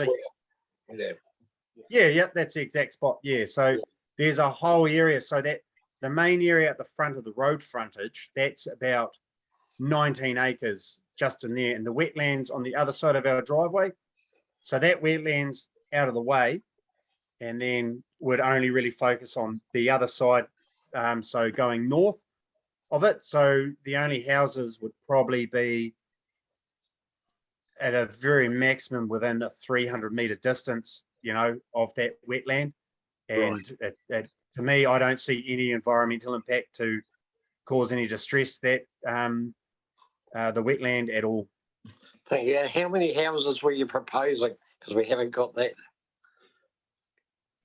It was just the site. So I just recommended 5,000 square metre section. So we've got 30 hectares there. The front paddock at the front is the main one. But in terms of that, I think the world's the oyster in terms of how far you can go with it. But it's not really what I want to do. And so it's just at this stage, we put the whole block on just because there's so much to go in terms of the environment plan being enacted. So I don't really see anything of coming from this for another 3 or 4 years. And I was sort of going to worry about the main part when it comes to, you know, the business end of it. That sounds fine. Thank you, Jack. Thanks for your submission. Jack, just, thank you. Just some more questions from Councillor Edgar. Thank you, Jack. How far is the T181 from St Arnaud Township? I can't give you kilometres, but a 5-minute drive. I'll be at the dairy filling my truck up with gas. Yep. Yeah, you just straight down and then you go past Black Valley and Black Valley Swamp, and then you're right in the middle of the township. Thank you. And okay, so about 5K, Stuart's thinking. And we've got in the maps in our FDS, it's down as rural residential. And I'm just wanting to sense check whether you think that is the best use for that property versus, you know, maybe smaller sections to, you know, support more people to come there, or did you think rural residential was about right? Well, it's a hard one there. I honestly, no matter what people tell you how kind you are and they do things for the community, like if I wanted to just go there and bust out money, I would have been 1,500 square metre sections and do that. But to me, that's not saying no, that's not with the community. And I really see the community as being the school. And that's, you know, in what I told you just before, when you create those larger sections of 5,000 square meters, you know, an acre and a quarter, you sort of prevent speculators. You can't, but you can prevent the holiday home buyers coming in, and it sort of creates more of a core community. It creates an investment. No one buys. So if you buy 5,000 square meters, it's not a liability to you, but it's a pain in the ass having to deal with it. It's not something you buy and hold on to, let alone with what the Brightline test is doing at the moment. It's I want people to come and buy and build, and, you know, families to come to the area, because I think that's just the way to go for the community. And I know, sweet. That made really, you know, that made a lot of sense. So thank you for that. And then, are there any infrastructure needs to support, you know, between, you know, that site and the school / village? Are there any infrastructure needs that aren't being addressed at the moment that you know of, you know, cycleways, better footpathing or anything like that? Any infrastructure needs that, you know, would support it also to make it, you know, more suitable for families to bike to school or whatever? No, I think we've got things about right, really. So the cool thing about St Arnaud and Top House, you're surrounded by your playground, like completely. Like that's the whole part of it. You've got your lake for your boating and your fishing. You've got your hunting and your tramping and everything around it. In terms of infrastructure, being from Top House, so when you were talking directly about cyclists, maybe cycling to St Arnaud, you know, it's only a 5K distance. That's easily done. It is a main highway along there. I think it was a good move they've dropped the speed limit from 100 kilometres to 80 kilometres. And I think that would be brilliant. You know, that would give parents a lot more sense of security sending your kids to bike to school. I do like the idea of cycleways on the side of main highways like that. Just as a parent, that's what I wouldn't be quite comfortable sitting, you know, a young kid cycling to school across a main highway like that. But no, I think St Arnaud's got about right. We've got a beautiful community hall, and it can accommodate a lot more than what the permanent residents have at the moment. I think just in the consistent, you know, the existing state and size of the hall. So no, I think St Arnaud is a beautiful place as it is at the moment. Beautiful. Thank you, Jack. Jack, there's no further questions. That's a really clear submission, and we just note that you've engaged with the staff in the preparation of the future development strategy. So this is an area that has been included for consultation. So you're speaking today in support of it, but giving us the rationale for how this adds to community value as permanent residents, land for permanent residencies. So thank you. We Yeah. really appreciate your involvement in the FDS process. Thank you. Cool. Thank you very much. Thank you. You guys have a good one. Thank Bye. you. Next submitter is Dr. Lou Gallagher, and Lou is speaking on behalf of the Mapua and Districts Community Association's Wildlife Corridors Subcommittee. Hope I have that right. Oh, Lou, sorry, Lou. Lou is she is speaking on behalf of. There you go. That's good to see you. Hi, you guys. Apologies. How is everybody? We're very well. Good to see you. Good. Okay, I have a this is a weird view, right? Because it looks like I'm looking down on you all. You are. You are. You're up quite high on the wall. You look.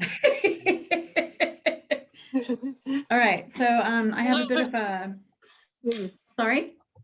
So you look very presidential. So. Okay. Oh, yeah. Wow. I have a bit of a PowerPoint presentation, so I'll just do share screen, and then I'll do this and slideshow from beginning. Okay, so I formed a group this last year in 2021 because I recently moved to this area, and I pay a lot of attention to the birds, and I noticed the birds kept trying to nest. A lot of birds of a lot of paradise ducks and other waterfowl kept trying to nest in what used to be a flax swamp, and it's mostly productive land now, which is cool, but I just have been dreaming about turning it back into a flax swamp, and I started this group called the Wildlife Corridors, and I joined the community association and got elected to the executive part of the community association in Mapua. And I started this group so that I could join up with other like-minded people and think about not just patches of reserve, but actual corridors for wildlife. Thanks, Lou. Lou, if you're share screen, are you share screening at the moment? Yeah. Yeah, we're not picking it up, so I just sure, and we don't have a copy here. Oh. Okay, coming back. Okay. Back to here. I have share screen. Oh, and then it wants to know which screen. Okay. Share. It's looking good. Just give it a moment. We should be there, hopefully. There we go. It's brilliant. Thank you. Thank you. Sorry, I didn't have that organized. No problem. Okay. So lo and behold, there's 13 of us, and we meet once a month and go for walks in the local area and dream and scheme about where the birds and the eels and the wild plants might thrive. So this is our submission to the future development strategy. So the main thing that we're interested in, because we have a lot of coastal wildlife here, is saltwater intrusion and flood control. And I just really see how important this is for future development in our area, especially. And looking at things like seawater rise and the impact of that on the community, and the hard surfaces that we're increasing the number of, the impact of those on stormwater events and flooding. And then in some areas we are vulnerable to both of these kinds of change coming up in our future. And I just think that we could consider those as high value for wildlife and hazardous for built infrastructure. I think that it just makes sense for the future of our community. And I just want to emphasize to the council, because this is something that I think gets missed often when we're planning and when we're giving out resource consents, that wetland habitat is by nature very spongy and can absorb a huge capacity of water, a huge amount of water volume, and can hold a large volume of water. So yeah, it's just, I have a very high value for the natural habitat of wetlands. Looking at stormwater or saltwater rise in the next 78 years. This is just the very latest projection. The things that have made seawater rise exacerbate, like anticipate, get faster, quicker, are that the volume of water, once it heats up, increases. So regardless of how much ice water melt we get, just the volume of water that we already have in the ocean is increasing as the temperature of it increases. And so this graph is put together by NOAA, and it just shows you that in the next 78 years, we can expect anywhere from 1 to 7 feet of sea level rise. And these are considered conservative estimates. So I don't know, just looking at our area in the next 20 years, you know, maybe a meter or a half a meter even. Half a meter is a conservative look at what we're expecting for sea level rise. And then now, can you guys see this? Yes, we can. Yes. Okay. I wish I was in the room with you because I can't see you guys. But anyway, here is the Mapua estuary, and you can see the water channel as it goes up the estuary. We've got a little bit of reserve on each side of that. We've done a walk along there. That's really pretty. And then you can see all the channels that it's got down here in what used to be the flax swamp. And that used to be, yeah, a flax swamp, which was an estuary, which holds a huge amount of the water for this local area. And then here's what the current high tide mark for spring, it's called mean high water springs, and the 1% annual exceedance probability for saltwater intrusion. This is all off the Tasman District Council's maps that are online. Anybody can see these. But what I wanted to show you out of this is just that we have a natural backup estuary, which was the flax swamp. And then if we look at a half a meter of sea level rise, which is pretty much what we're expecting in the next 40 years, then we end up with standing water in almost all of the flax swamp. Any questions on that before I move on? No, that's all good. That's all good. Yeah, so I guess we're familiar with the mapping, so we're familiar with the material, Lou. Exactly. Okay. So for me, the graphics of just looking at this and saying, oh my God, well, there it is. There's our saltwater estuary historically, and there is our insurance for the future that saltwater intrusion has a place to go, and coastal retreat. The birds will have a place to go if we don't fill that in, if we allow it to maintain its natural or revert to a natural state. I also run the community survey for the local area, Mapua Community Association and Tasman, and these are our preliminary results. We asked people what they value about the area, and over 92% of people value the natural environment, which is pretty cool to see. I wasn't expecting that. These results are preliminary because we are just entering the last data now. So a full report on this community survey will be available soon in the next couple of weeks. And when we asked people what their biggest concerns were about the area as a resident of the local area, and they could have said anything. They could have said, well, earthquakes, you can see, doesn't really get much of a mention, but overdevelopment does.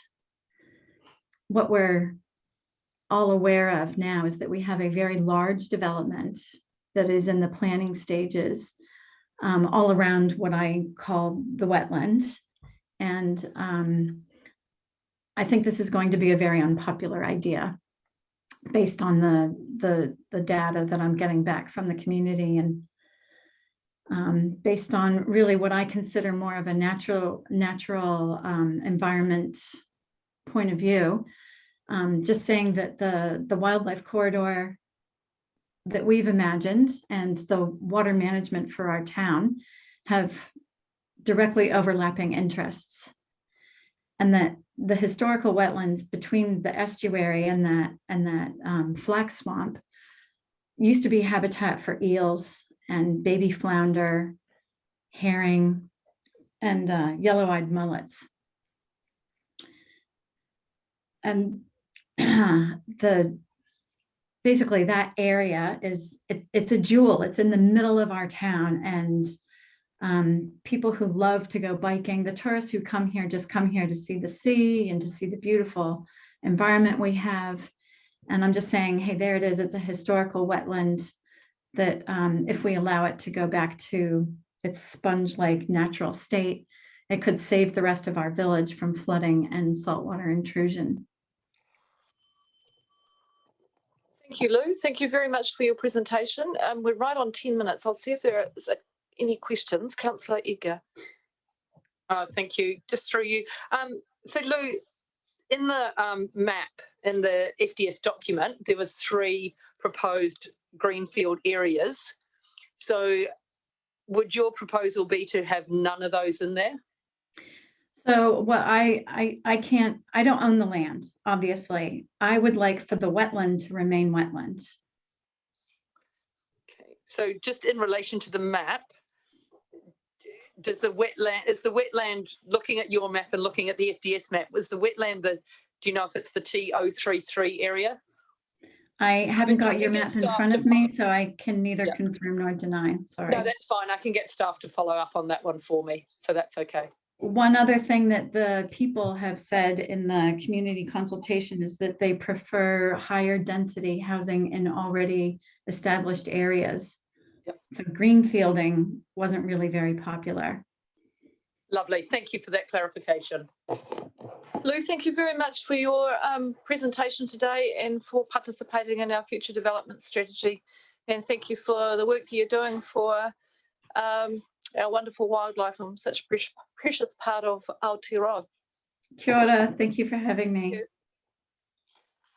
Next submission is from Jean Gorman. Kia ora, Jean. Welcome to our hearing. I'll just ask you to unmute. There you go. You're good to go. Jean, thank you very much. We've read your submission, and today is an opportunity to highlight any key points or provide any additional information that you want us to consider. So welcome. Thank you very much. I felt that the basic precept of the FDS, with no evidence presented, is that we need growth. My problem is, when do we stop and say enough growth? Most people here in Nelson enjoy the numbers we have here now. The traffic was unbearable before COVID. Are we going to sacrifice the attributes of the region that everyone enjoys for growth? Rocks Road, a 4-lane highway. The other problem with targeting growth is who makes up the growth, retirees or young workers. The style of settlement and accommodation would be quite different. The climate adaptation objectives of the FDS are laudable, but it's hard to see there's any connection between those and many of the proposals put forward by the council. In the online questionnaire, the public were asked, do you support the FDS outcomes? Well, many will look at those and happily agree with them, but that's not the actual question they should have been answering, which was, do proposed council actions achieve or target the outcomes in a future-proof manner?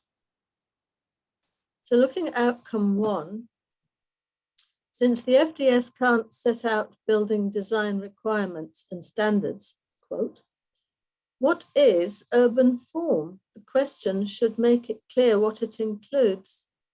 Obviously, intensification can support reductions in greenhouse gases, but I don't agree the plans laid out so far will reduce travel. Intensification in Richmond and on the periphery of Nelson are the answer to reducing greenhouse gas, not developing satellite townships. The next word in the questionnaire, by integrating land use transport, is a sad misprint. Land use is one thing, transport is another. Yes, we need an integrated transport plan. And I put in a plug here. A bus service to the airport would be a start. As to where intensification should occur, I'd point out that proposal for Central Nelson shows intensification in exactly the area shown as at risk of flooding on their own natural hazard map. And older members of the community remember the two tsunami in the 1960s, which flooded the library area of Nelson to 2 meters and sent salt water up as far as the centre of New Zealand, up the Maitai.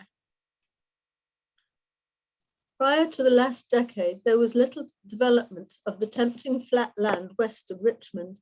The founding fathers had good reason. It was a swamp. And if you'd watched the waves breaking over Lower Queen Street in Cyclone Gita, you wouldn't want to further develop it. The council should talk with Christchurch City Council.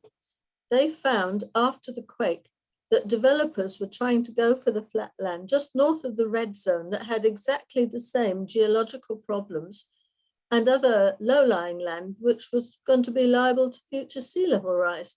The idea being the future would be the council's problem and the developers would be long gone. The only way the council could legally stop developers was to have them contract for responsibility for any downtrack problems that might occur. And at that point, the developers stopped pushing the envelope. Outcome 3, I looked at 3 of the 7 scenarios of the draft technical document are on State Highway 6 proposal. However, as I said, satellite towns with commuters is an outdated model and exactly what the FDS should be trying to avoid. Brightwater has a number of industries, but unless more companies shift there, it will be a dormitory settlement for Richmond. People using active transport for access to work don't want to use a route designed for tourists viewing the countryside. They want a direct route. State Highway 6 has a parking strip along its length to Brightwater, which would need minimal delineation from the road to make an excellent fast cycleway to Richmond. Wakefield. Apart from a few cafes and service outlets, there is no large source of employment in Wakefield for new inhabitants. Expansion and greenfield development is merely setting up a commuting settlement, and Wakefield is a long commute to town by active transport. Figure 10 of the draft technical document is a red, yellow, and green block diagram of the relative advantages of each proposed scenario, and looking at it, the major greenfield developments proposed at Wakefield are on productive agricultural land, yet they're shown as green, as meeting good outcomes for development. Well, they don't. The soils are great for horticulture. There are already olives and blueberries and hops, and Waimea nurseries are using the area for propagating thousands of fruit trees. Wakefield already needs a lot of improvements to infrastructure. For a start, it's out of fresh water. New developments already need to have their own roof water and septic tank arrangements. Outcome 5. Thousands of people would love to come and live in this area, but we can't accommodate all of them without destroying the amenity of the district. Meeting demand must not be an objective. Meeting the needs of communities is our requirement. In scenario 7, developing on the mostly poor soils around Tasman gives an opportunity in the FDS to combine long-term 50-year need to shift Motueka to higher ground and provide new housing. Motueka already needs new infrastructure for 3 waters, and that's without the salty stuff. It's impossible to defend Motueka against sea level rise. It's on every side. Along with the development for housing must come consideration for the natural environment. And I was very pleased to hear Lou Gallagher and her proposals for Mapua. That looked wonderful. Local authorities are required to identify and report on areas of ecological significance in their district as a necessary precursor to protection against unsuitable development. I believe that TDC has not yet engaged in this survey. The mayor indicated at a recent meeting that any tree or stand of bush is liable to destruction by individuals who perceive it may preclude their developing their land. I've watched a developer in Wakefield bowl a number of 200-year-old matai trees to build houses on the plot. They could have been retained and enhanced the whole development at the expense of a couple of housing plots. The council needs to be proactive in this because developers won't be. Thank you for your efforts to plan ahead for the district, but I feel that the mindset from existing models has some way to go. Thank you. Jean, thank you. Just see if there are any questions for Jean. No, it's a very clear submission, Jean, and we thank you for making time to come and speak to your submission today. Thank you very much.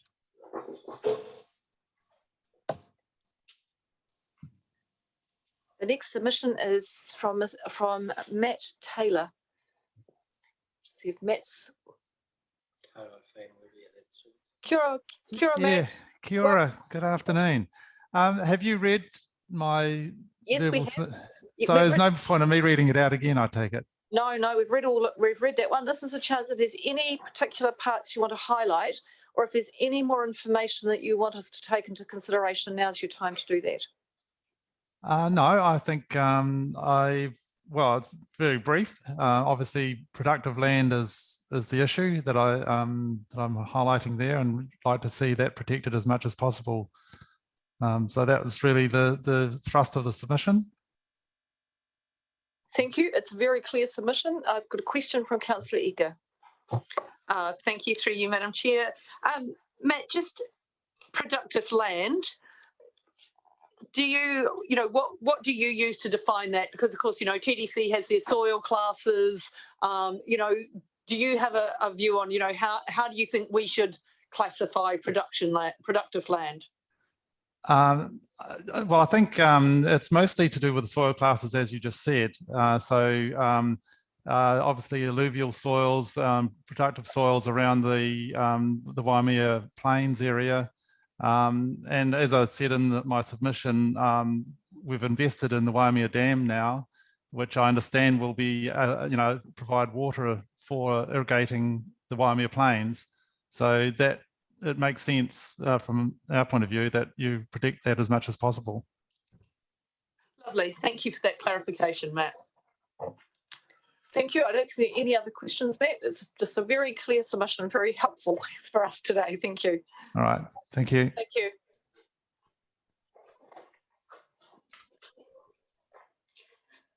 Now we'll see if Richard Osmaston is with us. Richard is next. Hello, Rachel. Good afternoon. Can you hear me? Kia ora, Richard. Yes, we can. I think you know the drill here, don't you, Richard? I think I do. How long do we have, Rachel? You have 10 minutes, which includes time for questions. Wow, fantastic. Good. Well, thank you so much. Good to see you all there. Well done.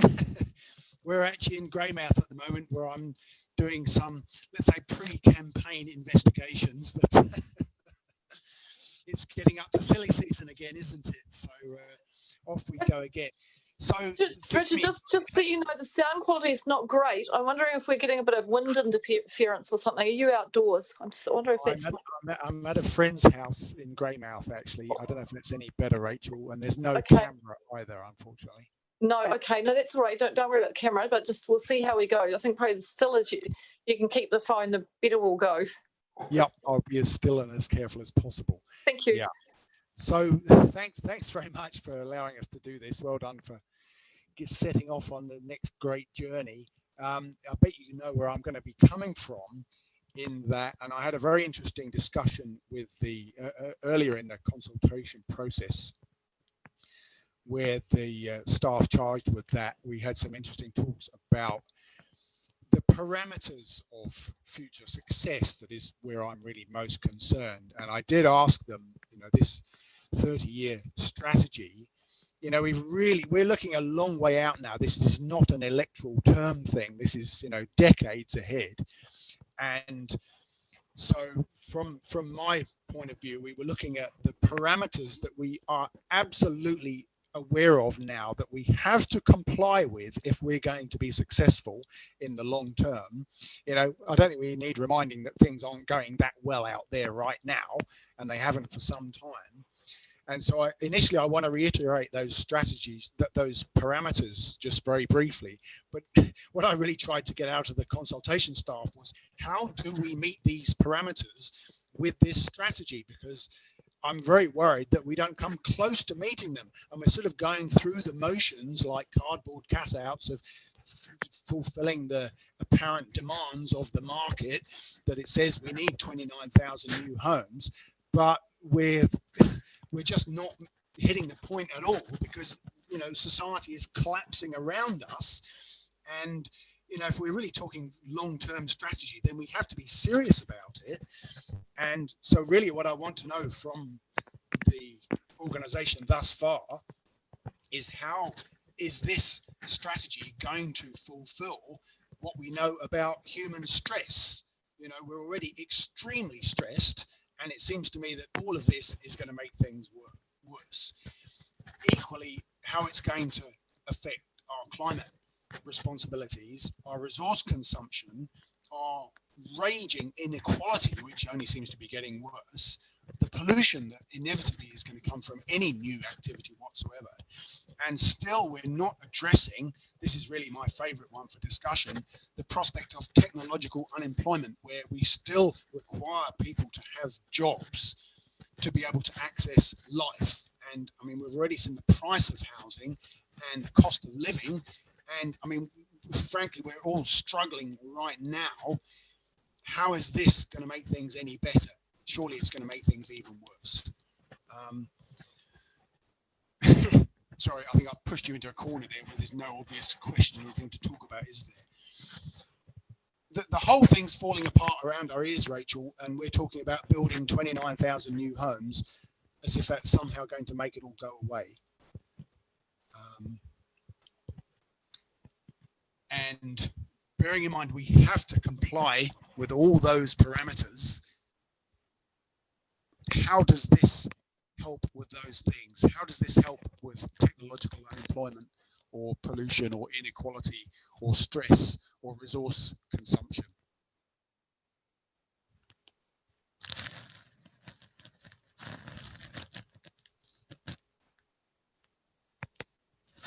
As you know, what I'm proposing is that we have to look at a different sort of economic system that doesn't require us to manufacture billions of tons of concrete and more machines and more double glazing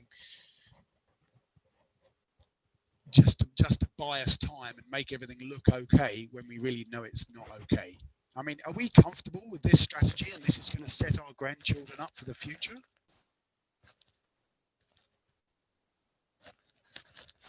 Feel free to interrupt.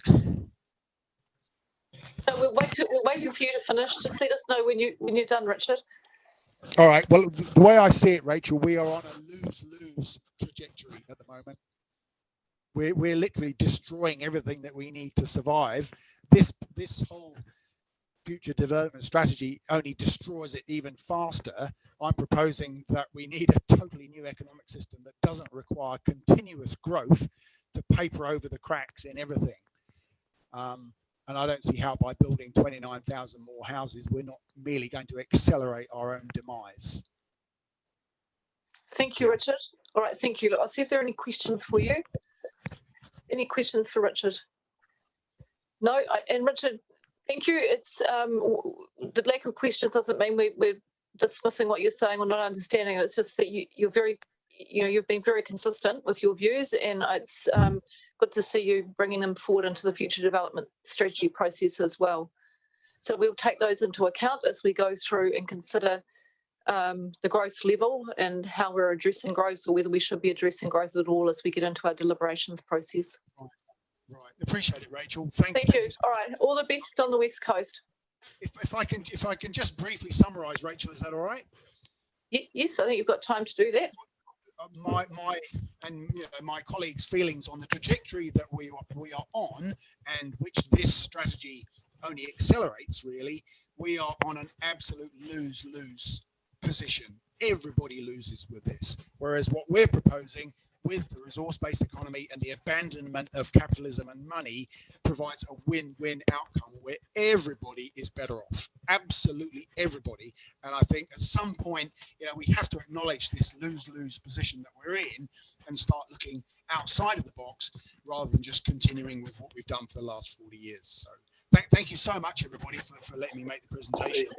That's all right, Richard. We're just curious this year. Have you decided which council's election you're going to run for mayor in? Are you going to have a crack on the West Coast this time? Well, my favourite actually is Marlborough, because I feel the disparity between the representatives and the population is greatest in Marlborough. All right. Okay. Yeah, that's a short answer. Thank you for asking, Rachel. All the best. Okay, thank you very much for joining us. Thank you, Richard. Thank you all. Good luck with it. Thanks. Bye-bye. Bye. Bye. He's working. All right, it was nice to hear from Richard.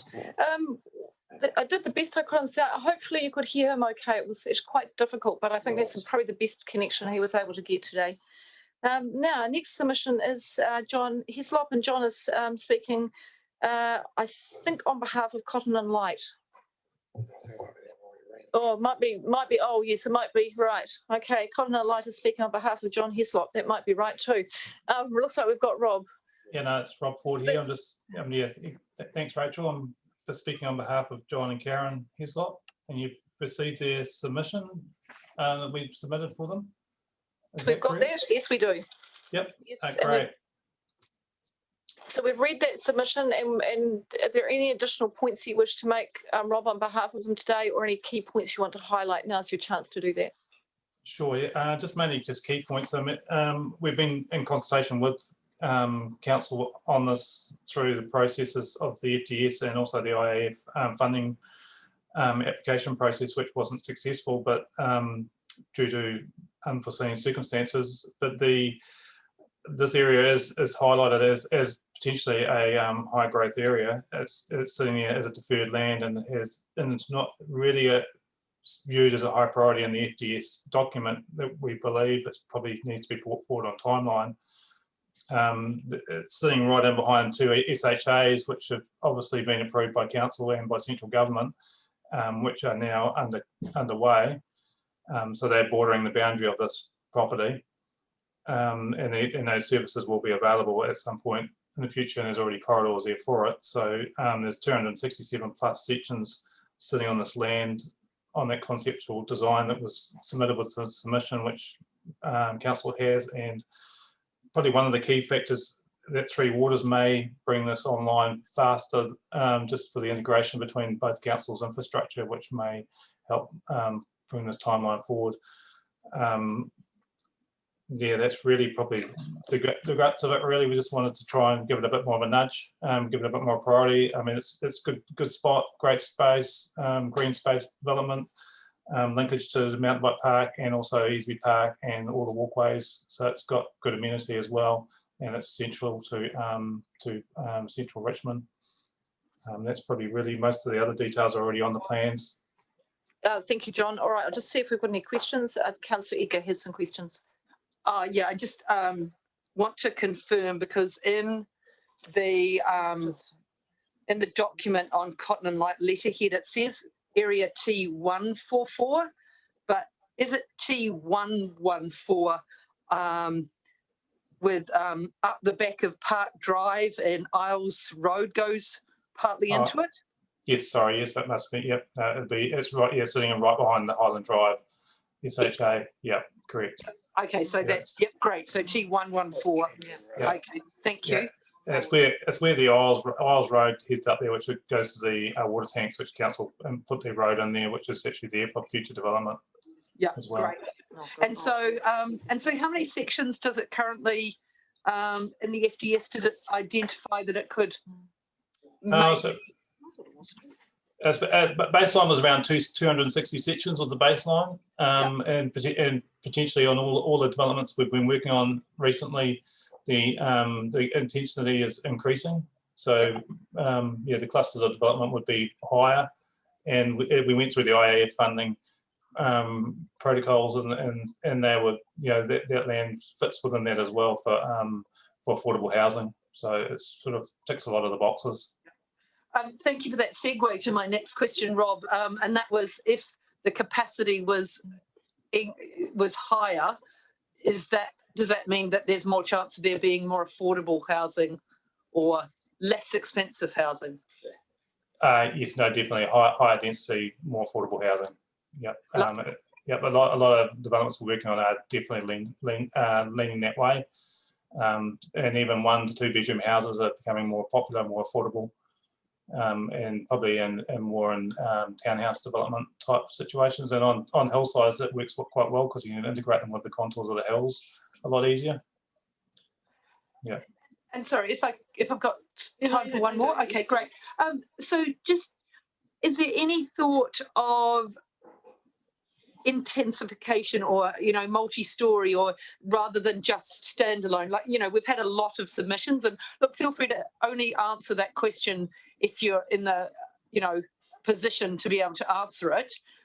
It's just, in a lot of the submissions, there's been concern about, higher density is still meaning standalone. Do you know if within this there would be the capacity to look beyond just standalone? Oh, definitely. I think this we're working on a few other ones at present, and they seem to be more following other district plan developments, like in Wellington, where you're following the hillsides. You're actually integrating. They're actually integrated houses between, so they are sort of like apartments, but they follow the contours down the hill. So you're not on top of each other, but you're sort of stepping down the hill as one apartment below another apartment with their own green space area or outdoor living spaces. So they're actually they are connected as one building, but they have got separate outdoor living spaces. And that's definitely a cost-effective way to build on this sort of terrain. Thank you very much. That was very helpful, Rob. Cheers. Yep, sure. Thanks. Any other questions? I just wanted to confirm that some of this land was already zoned, as I understand. Yes, correct. It's deferred for rural residential at the top of the where on that plan that I submitted had a red line around it, which is what is already got deferment, which abuts the 2 SHAs, but that's rural residential, and we're trying to push for higher density being residential because the cost of development will just make the housing so expensive in that area. So yes, again, so as what Eugene said, higher density, lower cost housing. Thank you. Rob, and look, apologies for you, John, before I'm multitasking here. I just want to come back, and I just want to pick up on your comment before around potentially if the Three Waters review goes forward, then you'll be able to bring this forward more quickly. Is that an indication that we've got infrastructure misalignment across the 2 long-term plans? Is that what I should draw from that comment, or something different? No, it's more the fact of the services, because it borders the two councils. This property, it's right on the border. The capacity for the sewerage is limited through TDC, but there is potentially maybe shared capacity between both TDC and NCC. So that comment I slid in there was that that may be relieved by the fact that Three Waters may align both councils' infrastructure into one. Right, that makes sense. Body. Yeah. Okay, no, that makes sense. That's absolutely fine. Look, the other comment I'd just like to make, just a question. You've made a comment in your submission, and we had this from another submitter in relation to demand in this area, which we were discussing at that point, Saxton, but this is suitably proximate to that. That the demand, in their view, was high for properties, whereas we've got it classified at a lower rate than that. So, in terms of your comment in your submission, you're saying there is high demand. Do you think that is, do you think it's going to be saturated, before you get to full development, or do you think, essentially this is going to be, I'm just thinking about over a period of time, how quickly do you think that this land capacity would be essentially saturated in terms of demand? I know that's a hard thing to answer because it's market, there's market forces at play, but you'll have a sense from, how much, unmet demand there is at the moment. Sure. I mean, I was involved in the SHA, neighbouring SHA, and that's got a timeline of 10 years, and that'll be a struggle to do that development within 10 years. That's 70 lots. So this is 260 lots. I would say there's probably 10 to 20 years of development on the current demand rate. And ideally, you'd want to develop higher density to slow that down. So you're giving more land available for a longer period of term, and it's right on the doorstep of the local township. So it's silly not to try and push that forward now. Okay, thank you. Any other questions for Rob? No, that's it. Thank you, Rob. It's a really clear submission, and thank you for the quality of material you've provided. Thank you. Thanks for the Thank time. you. Thank you. Next. Keep going. We'll just move on to Dr. Anne Briggs, and then we've probably got a couple more submitters, and then I think we're going to have an afternoon tea break. So kia ora, Anne, welcome to our hearing. Thank you for giving me a voice. And I expect you are ready for a tea break. It sounds pretty. Oh, no, so we're all doing fine, actually. It's the pace has been quite good, and everyone has been very helpful in our hearings today. So it's really nice to welcome you to the hearing. Okay, thank you.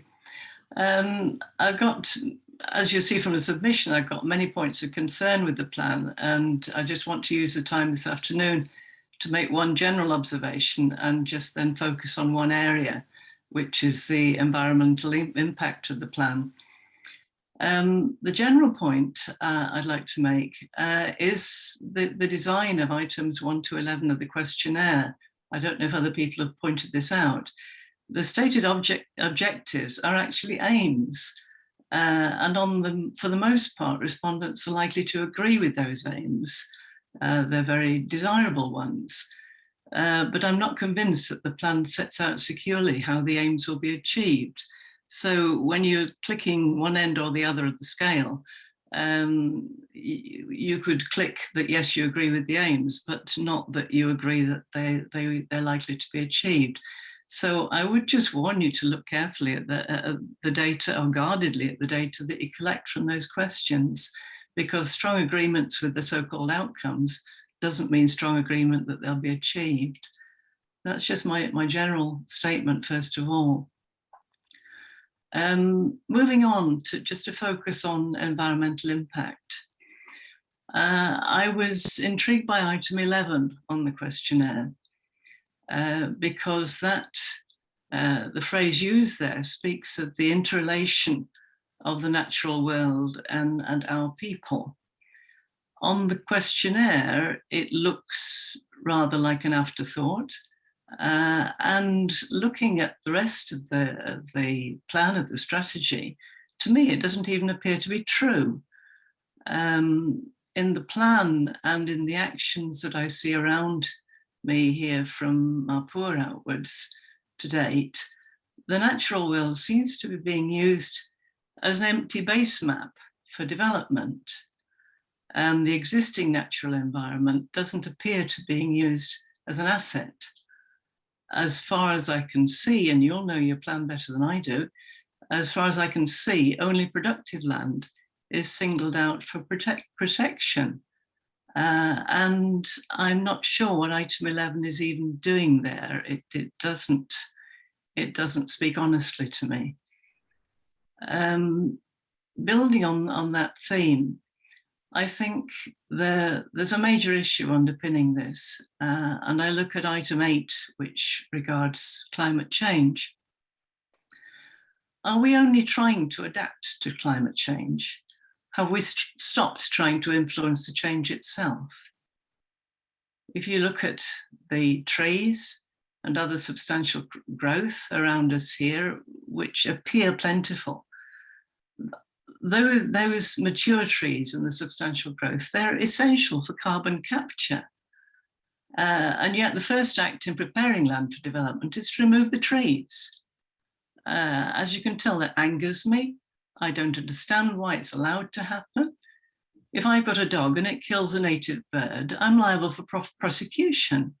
Fair enough. So why aren't these valuable trees protected similarly? Why are they thoughtlessly brought down? I can see around me little visible commitment to design development around climate issues, either retaining carbon capture in my small example there, or reducing greenhouse gas emissions. The priority seems to be, this is just from an ordinary citizen, seems to be to release land for development, often increasing the level of commuting, with no control by you, the council, over the environmental impact of the development process. The maps are all about, yes, this sort of land, that sort of land, let's release that, and the developers will then do whatever they think fit, rather than having regard for what was there before and how to incorporate that. On your questionnaire, you have item 7, which is about minimizing the impact on the natural environment. And yet, what I would suggest is needed is to look at the existing environment before development is even thought of, conserve mature trees where possible, keep stands and strips of pines, orchard trees, native trees, whatever sort of trees are there. There's no hierarchy of them. They're all good carbon sinks, capturers. And make the developers demonstrate how they will retain this substantial vegetation before permitting the development. You've got a phrase in the plan about unproductive land. Now, I've not lived here many years, but I've seen productive land taken out of production, left, as it were, fallow, so that it then becomes seen as unproductive and is available, if you like, for development. And that to me is dishonest. It needs questioning as an action. And the council needs to be wary to preserve mature vegetation of any sort. Some of the unproductive land is wetland, it's coastal margin, as I know well here in Mapua, and that needs to be used as conservation land rather than remediating it, building it up, securing it so you can put a building on it. You've got valuable conservation land there, and it's not just merely unproductive, it has value, it is an asset. In what way, other ways are they assets? If you've got linked green corridors of trees, shrubs, smaller plants, then they serve as trackways for wildlife and for further growth. And they don't need sanitizing and urbanizing. They are what they are, and we need them. And it's well known that interaction with a healthy natural environment promotes human health and mental well-being. And even if you're just seeing these green areas from your housing and hopefully accessing them on walkways, you are boosting people's mental health and physical health, which takes me right back to that rather strangely placed item 11, and that's the interrelation of the natural world and our people. It's not just window dressing. It's essential for our survival and our well-being. And that's my thesis for you. Thank you. Thank you, Anne. I'll just see if there are any questions from the panel members. Thank you. Councillor Ika. Thank you, Anne. I was just going to comment that or confirm to you that the comment you made about whether people agreed or disagreed with the outcomes was raised by quite a large number of people who said, yes, we agree with this outcome, but we disagree that this would achieve that. So yeah, I think we're, yep, that's been highlighted to us, but yeah, thank you for raising it. But I just wanted to reassure you that, yep, we're aware of that. Thank you. Thank you. There are no other questions, and it's incredible. It's a very clear submission, very helpful submission, and I'd just endorse Councillor Ika's comments that that's a question we've been, you know, we're going to need to have considered as we go through our deliberations and decision-making processes. Actually, how will the outcomes be achieved? What are the mechanisms for that to occur? Just one last question before you move on to your cup of tea. Does the council, do the two councils have the power and the willingness to do any of the things that I've outlined in terms of preserving, conserving, retaining, using as an asset the natural environment? Well, look, on behalf of Nelson, I would say We've invested both financially with technical skill and a massive amount of community input. A lot of conservation work. It's a key part of our priorities for our council, and I wouldn't want to speak on behalf of Tasman when the Deputy Mayor sitting next to me. I'll let him do that. Yeah, we're very supportive of conservation work, particularly around the Waimea Inlet and many things like that, through support for groups and financial support. So I'm not just talking about replanting, I'm talking about retaining the mature stuff that's there, the vegetation that's there. We certainly encourage that where we can. Okay. Thank you. Yeah, and look, yes, so look, it's part of our plan process. We've been working very hard on identifying significant natural areas and making sure that we've got statutory, non-statutory provisions in there. But both councils, along with our neighbours in Marlborough and our neighbours in Bulla, I'm going to say in Kaikoura, are part of Kotaitanga Motitaia, and we partner with our iwi partners across across Te Tauihu and beyond, and we have a major landscape scale conservation program underway. The fact that she has to ask that question itself is a big worry. It is. The fact that you're asking those questions means we need to tell our story better. Because it's not just a story. It's not what I see around here. No. I see massive clearance of vegetation in order that houses can go up, and then token planting and token, nice little green walkways go up. Whereas you don't look at the base. What have we got to start with? And use that as a base. We'll take those comments on board when we get down to, the development proposals that we're looking at here, sort of in terms of how we grow. And thank you very much for joining us. We appreciate your contribution. Thank you. Thank you. Now we've got Mr. Steve Anderson, I think, is next up. So, Steve, are you with us? Yes, I am. Can you hear me? Kia ora, welcome, Steve. Thank you very much. Thank you. Yeah, thank you. Kia ora. I'd like to, thank you for letting me speak, and thank you to the panel. Some of who I know and others I don't, but thank you very much.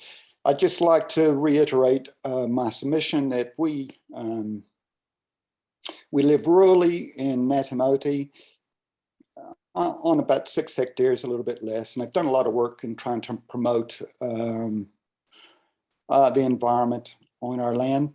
And I don't think we're very different from a lot of people in this area. There's a strong sense of community here. And I would like to encourage the panel to allow easier, more subdivision on rural land. And there's a few reasons I think that it should be done. One is Motueka does not seem that well supported in increasing the land for subdivision for a lot of different reasons. I mean, inundation and sea level rising and productive land, and I understand that. But I think Highway 61, the Motueka Valley highway, could provide a lot of housing opportunities for this demand. Where we are, it's zoned rural too, not very productive land. It's often in smaller parcels because historically it was tobacco growing area, so people can make a living off of smaller areas. And so it's already subdivided to some extent. And zone 2 land is not very productive. It would take many, many hectares to make it productive. So I think that is a good reason why it should be more easily subdividable. Also, I understand that there needs to be a variety of land provided, or a variety of opportunities provided for this demand. But I don't see intensive greenfield developments as being to suit everybody.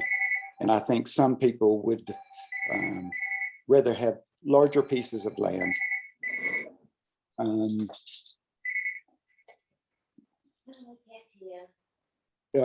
Ted, could you move out of there, please? Excuse me. So I think we would, sorry, I just lost my train of thought.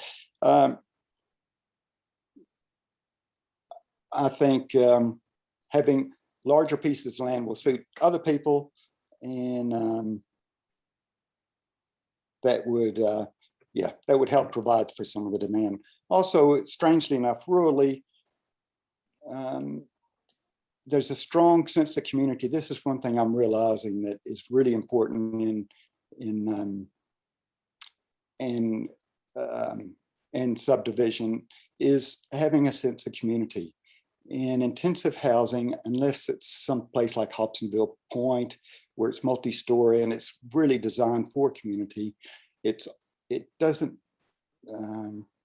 subdivisions, intensive subdivisions do not have that sense of community, where I think rurally, we do get a very good, strong sense of community,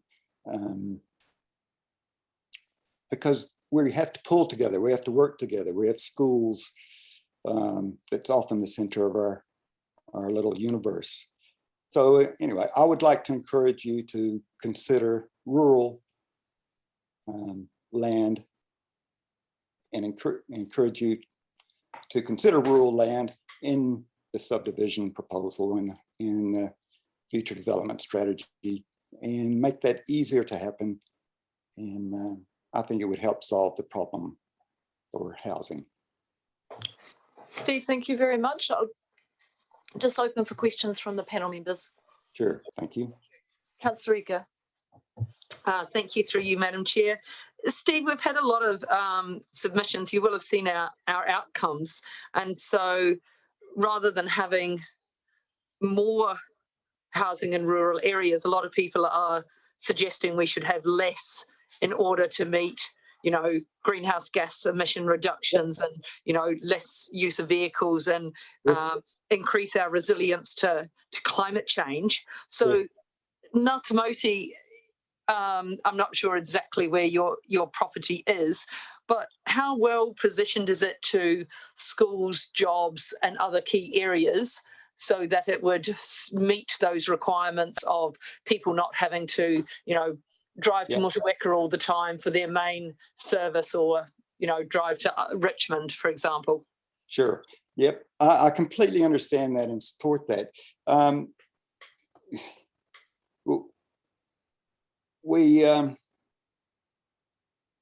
There's a lot of people who work from home. I mean, this is a really good example of Zoom call. It's getting more common to be working from home to do things. So I think that is one thing that helps this climate crisis. We're already a small community. I mean, there's 20 houses within 500 meters of us. We do have a school, a primary school. There is a church. There's 2 community rooms. Yes, so we do have.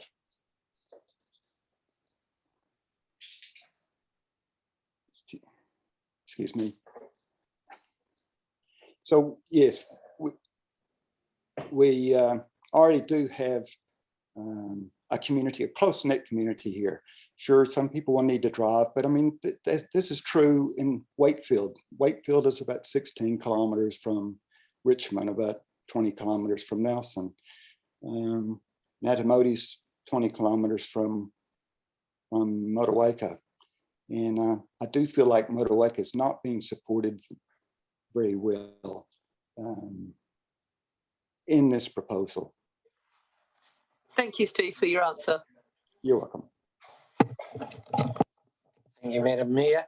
Steve, just a couple of questions from myself, Councillor Bryan. Just in relation to this subdivision and talking about proximity to Motueka, are you thinking that there would be other lots in the area that could do the same rather than just one single property? Yes, I think there's a lot of properties like ours that would be easily subdividable, that wouldn't detract from the community, would actually add to the community. You know, new people bring new children, new people to the school, and it's a fairly vibrant community now, but I think it would enrich it to have more of this happening. There's, as I said, there's a lot of small properties here because of historically it was a tobacco growing area. Right. And so just the other question of clarification is when you talk about State Highway 61, I take it you mean the Motueka Valley Highway hasn't been a State Highway 61 since 1992. Okay, thank you for clarifying that. But it is a major feed into Motueka. Correct. Well and true. I've driven it many times. Yeah. And also it's quite a unique area in that the rural zone 1 land, which is very productive, is on the river side of the highway in most cases. And then on the other side of the highway is often zone 2. So yeah, Lots of to me, variations in the zoning. there is, and to me, it would lead itself to helping out the housing demand. Thank you. Steve, thank you very much for your coming in today to speak to your submission and for answering the questions of the panel member. We appreciate your contribution to the hearing. Oh, thank you for listening. Okay, thank you very much. Thank you. Bye. Bye. We'll take a small break now for a cup of tea, and we will be back for the submitter for Tasman Area Community Association at 2:50. Oh, that's now. I think you've got one more. Oh my goodness, you can see I've got to keep going. Perhaps I might swap seats with the deputy for a few minutes. He is. Who's speaking? Who's speaking this one? Steve, are you with us? Yes, so we've had Steve. So it's fine. Yes, I am here. Oh, you are. That's right. Yeah. No, thank Kia you, ora Steve. koutou. Sure, Steve. My apologies. I've just been juggling pieces of paper around, and now I've remembered. Yep, David, let us know you'll be here. Yeah, I've been listening for a while, and you guys are doing an amazing job. It's not one that I envy at all. So yes, today, I mean, you heard from me yesterday as a private individual. Today, I'm talking to you as the chair of the Tasman Area Community Association, which is a community association representing residents, Tasman district residents from the Bluffs to Mariri, from the top of the Harley Ridge, and including Kina.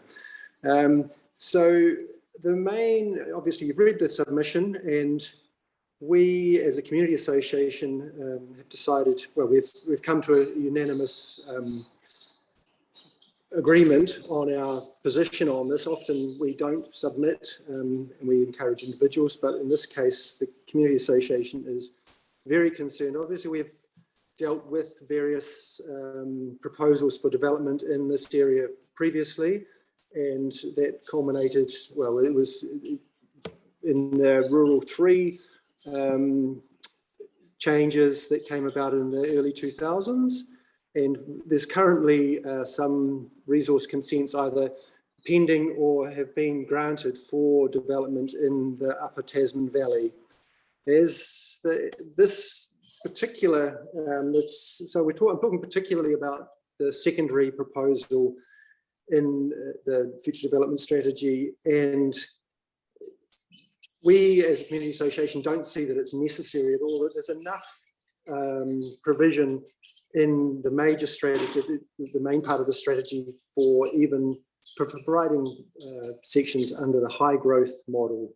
So don't know why it's there. And particularly if the proposal is included in the future development strategy, what that means for the future development, if you like, it's not necessarily going to be developed, but when the future development strategy is looked at again in 3 years and it's been accepted now, does that hold more weight in the future? And does it hold weight for this council looking at development proposals? And what level of opposition is required from Tasman residents? Steve, I'm just going to try. I'm really conscious that we want to be concentrating on what you're saying, and it's important we do. There is a noise that we're getting in the background that's making it quite hard to hear. Have you got a friend there with you? Yeah, a pee waka waka. Oh, I'll move outside. Oh, sorry. A very distressed one. Go. I'm sorry, it's amazing just how much the noise is actually the sound of the birds coming through. There we go. Let's So give that a I go. moved out. Let the Waka Waka be inside. All right, you can sort that. You can sort that out later. Okay. Yeah, they're great flycatchers. So okay, thanks, happy Steve. to have them. So yeah, now you'll get a bit of road noise. But yeah, what level of opposition is required from the Tasman community to stop this secondary part being in the future development strategy? I mean, there's a whole lot of points that were raised in the submission about stormwater, sewerage, the effect of a new town on the community aspect, on how it's not meeting requirements in the current sort of climate situation of providing a new dormitory subdivision where people are going to have to travel for work, for school, for shopping. It's a 20th century thinking, and so we really ask that the secondary part of the proposal, the potential new community in Tasman is removed from the future development strategy. And I mean, there's a lot of questions about if it was included and if there was any development, what would that mean for Tasman district being the Tasman community? But I don't think it's worth going over those because that's detail that the future development strategy doesn't really look at, and we understand that. But yeah, those points of stormwater, the community value, and particularly the idea that you're building a dormitory suburb, it seems absurd in the 21st century. So that's, we ask that it's removed from the FDS. Thank you. Steve, thank you. It's a really clear submission. Do we have any questions for Steve? Councillor Ika. Thank you, Steve. You do mention in the proposal Mariri Hills. I was just wondering, is that a true preference of something you'd like to see, or so I'm just not sure you're on, TACA's views on growth or expansion into new areas versus intensification, and whether that option's only there as a, if you have to have, then you could use this, or is it something you sort of genuinely would like to see? Not particularly. I mean, Motueka obviously is vulnerable to sea level rise and also to river inundation. And so that Mariri Hills area is an option. It's also much closer and would be easier to service because trying to get sewage and water to the Upper Tasman Valley would be much more difficult. So it's not our preference that there would be any development in new greenfields. That the proposal in the future development strategy to intensify Nelson and Richmond, and possibly Brightwater and Wakefield, would be our absolute preference. Yeah.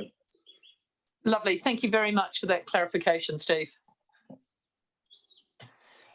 Steve, I don't think there are any further questions, so we want to thank you very much for coming to speak to us again on behalf of your community association.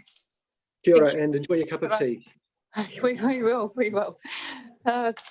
All right, I thought it's cup of tea time now, so we will resume at 2:50. I'll just have a look at my, it is 2:50 now. Why am I reading that? Well, we could be 3:20. I am going to vacate the chair after the cup of tea, or actually now, and if they're right, Deputy Chair, and because I'm going to have to, unfortunately, panel, I will not be able to stay right through to 4:50 because I've got a commitment I haven't been able to shift, so I'll probably have to leave about 20 minutes before that. I'll stay as long as I can. I'm just trying to push that appointment out for a few minutes. So I managed to move my afternoon appointment and had it at lunchtime, and so I can now stay. Yeah, fantastic. Thank you very much, Councillor Eger. Excellent. So we'll be all right for quorum. All right, so we'll resume. We'll be back here at 3:20 for Timo. Kia ora. So we come back. Leave so I don't disrupt the hearing. Stuart, when I come back. Right. So that yeah, So you want me? if you want us to do the from afternoon tea when we resume from afternoon tea, is that right? Yeah. Okay, great.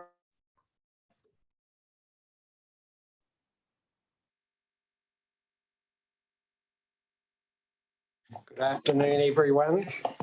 We'll resume the hearing. Deputy Mayor Bryant here. Mayor Rees is going to have to leave at some stage this afternoon, so I'll take the chair through to the end. So our next submitter is Tino.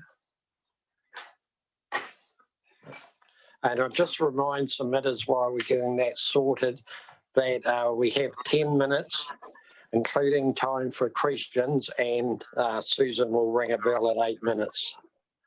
And it appears we are getting some feedback from somewhere. Tino, are you all ready to go? Look, I am ready to go, but you're actually expecting Nelson Tasman 2050 at this time, and we are presenting in a block for 50 minutes. So you might also call in Magda, Andy Reisinger, Jan Heiss, and William Samuels. Right. Well, they're on air.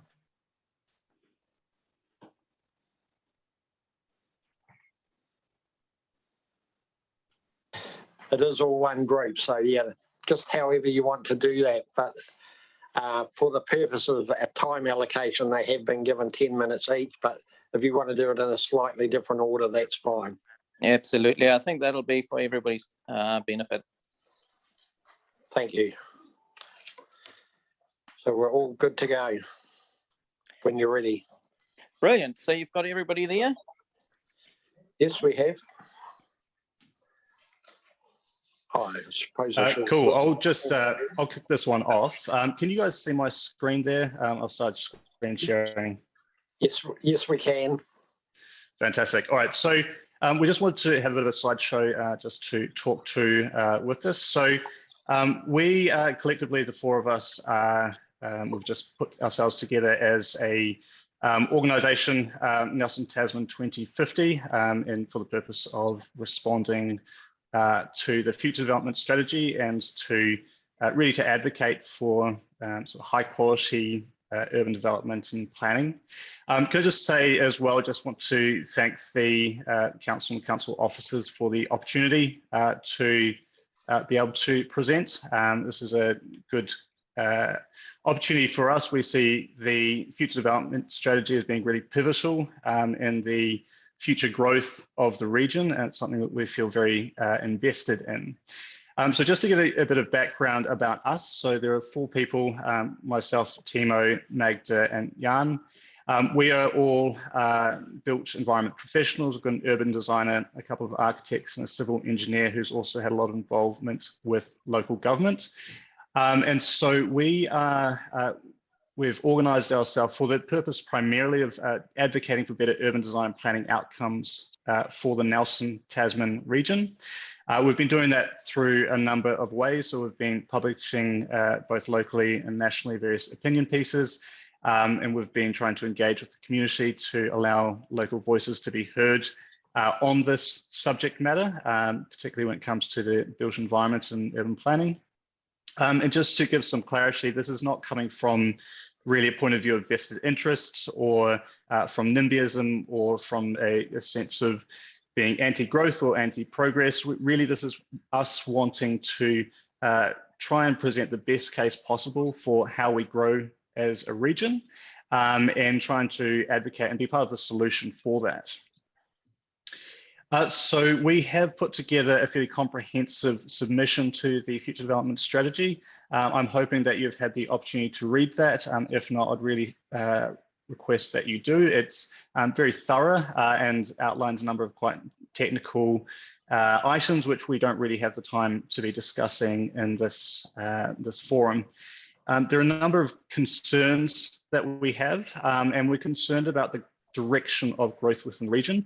There are those concerns relating, I guess, to the procedural and the legal and the methodology manners, issues within the future development strategy. But I think primarily it's really concerns about the outcome, particularly as we as the future development strategy prioritizes greenfield over intensification. And from a built environment perspective, we're really concerned about what that means for the future of the region. We have also had our report peer reviewed by Fraser Colgrave, who is an economist specializing in property economics.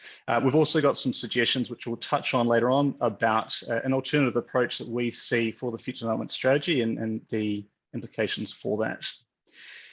This is probably really the crux of what we see as an issue. So the future development strategy aims to reduce greenhouse gas emissions, consolidate growth, and create well-functioning urban environments, but the underlying development strategy fails to deliver on those goals.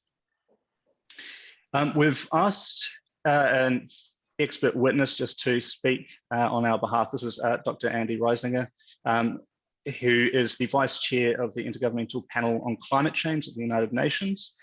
We've asked them to say a few words to give us some context really about what we're doing and what we're trying to achieve, about the urgent need to reduce greenhouse gas emissions and the IPCC's summary for policymakers. So Andy, are you there? I am just trying to come online, and I'm not sure if you can see me or if you need to see me. Yes. Yep. Yeah. Good afternoon, councillors. As William said, I've been sort of asked by the submitters to just make a few comments, and I would like to emphasise that I'm making those comments in a personal capacity. I'm also a climate change commissioner in New Zealand, but yeah, I'm not speaking on behalf of the Commission in any shape or form here. I'm just giving you my personal reflection on some key findings from the latest IPCC report on greenhouse gas emission reduction needs. Any quick summary inevitably has a personal bias, so a trusted council will have engaged its staff in a more detailed reading of the IPCC reports and their relevance for council activities and strategies. So just as a quick summary of the key relevant points relevant to the submission, there is a clear urgency for global greenhouse gas emission reductions if we want to limit global warming to 1.5 degrees, which is sort of the target that countries around the world have converged on. That's also embedded in the Zero Carbon Act in New Zealand's legislation. Global greenhouse gas emissions would need to fall by nearly half by 2030, which is also consistent with New Zealand's international target under the Paris Agreement. The IPCC report also makes clear that unless there are immediate and deep reductions in all gases across all sectors, limiting warming to 1.5 degrees will be beyond reach. Doesn't mean that we would have to give up at that point, but it means that every additional amount of warming causes additional damages from climate change, commits us to more sea level rise, more extreme weather events, etc. A key point from the IPCC report is that coherent policies and policy packages are critical to achieving systemic and sustained change in emissions. Packages of policies are far more effective in achieving change than individual system interventions, let alone contradictory policies that pull in different directions. Urban areas account for an increasing share of global greenhouse gas emissions. Globally, more than 2/3 of total greenhouse gas emissions, other than from agriculture and land use change, are attributed to activities occurring within urban areas. There are significant opportunities for emission reductions by reducing energy and material consumption within urban areas, electrification, so displacing fossil fuel uses within urban areas, and enhancing carbon uptake and storage within the urban environment. Many of those options also bring co-benefits to adapting to the impacts of climate change by having more permeable surfaces, for example. Transport is a major source of growing greenhouse gas emissions within urban environments, but also nationally in New Zealand and globally, in fact. The IPCC looked at the options of reducing transport emissions and concluded that it relies on both electrification of transport, but also on providing infrastructure and urban design choices to enable a range of low emission mobility choices. These include increased housing density, shorter distances, co-location of housing, work and other activities in order to enable multiple active transport modes.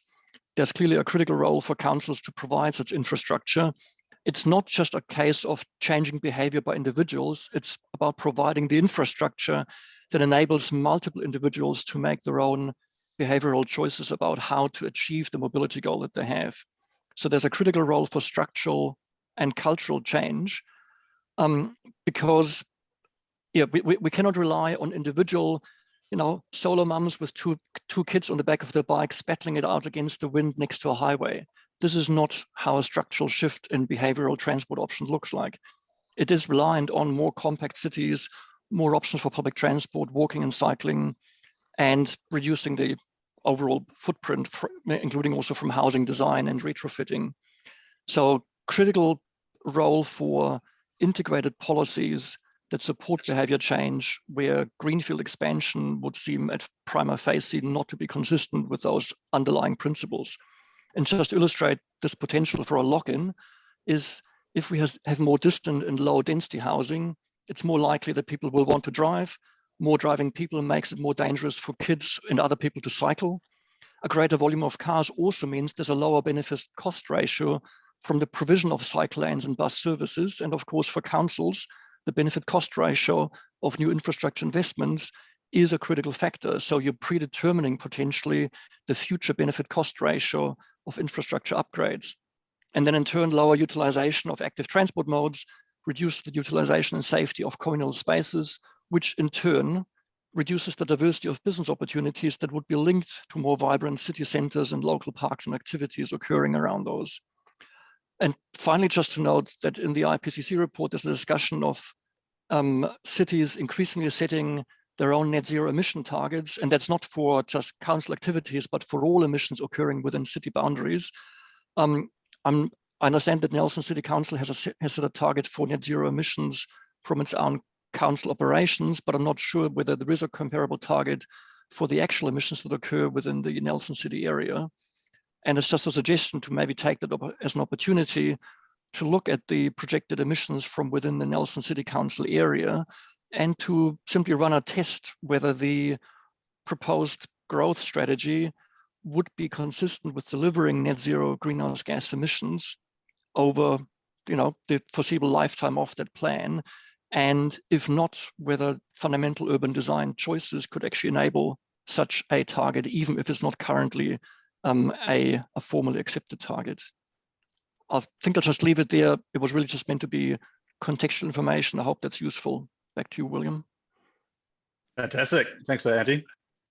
I will pass over, I think, to Timo now to address some of our key concerns that we have with the future development strategy. Absolutely. Hey, thank you very much, Andy. Much appreciated. So I think I don't have to say an awful lot more about the urgency and the need to reduce greenhouse gas emissions. And I think, it's clear if we want to reduce greenhouse gas emissions, if that's our goal, then intensification is a must. And this is not a question of taste or personal preferences. I think this is often misunderstood. But we love our quarter-acre block and those sort of things. We actually have to take a step back and think about what's needed in order to achieve this goal. And so today, I'd say reducing greenhouse gas emissions is not a radical fringe view. It is the law in New Zealand through the Zero Carbon Act, as already pointed out. Now, that doesn't mean just because it's not a radical fringe view anymore, it doesn't mean that it doesn't require radical change of what we've done in the last 50 years. And we need change fast. So we can't quite see that being reflected in the future development strategy at the moment. We fully agree with the objectives. They do reflect these goals. But as I think many submitters have already pointed out, these are falsely called outcomes. We don't expect that these objectives would be achievable through the current proposal.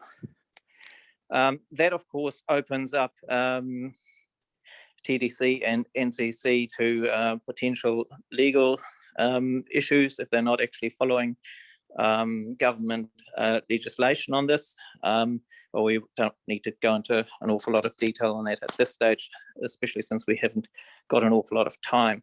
So we need a different strategy. Can we go to the next slide? Thanks. So I had a lot of chats with people, senior planners at especially Tasman District Council, to get to the bottom of where the misunderstanding came from. There seems to be an entrenched view that if we provide an awful lot of greenfield development, that in some way would be helpful for intensification. So I tried to get my head around that and found a report that TDC has actually commissioned in 2000 called Understanding the Impacts of Releasing Greenfield Sites for Development by SENS Partners. And that seems to be the fallback position. There's a really strange statement in there that basically says, if you release a lot of greenfield land, you lower the land value. Yes, I follow this far. And that would have a positive impact or incentivize in some way intensification. And this is basically wrong. So we've had this reviewed by Fraser Colgrave, who knows an awful lot about development, development economic principles. It doesn't work like that. And there's also documentation from the Ministry for the Environment for our local governments, how to implement the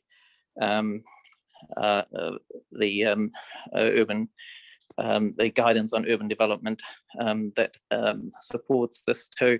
So essentially what you've got is you've got land prices and you've got capitalization.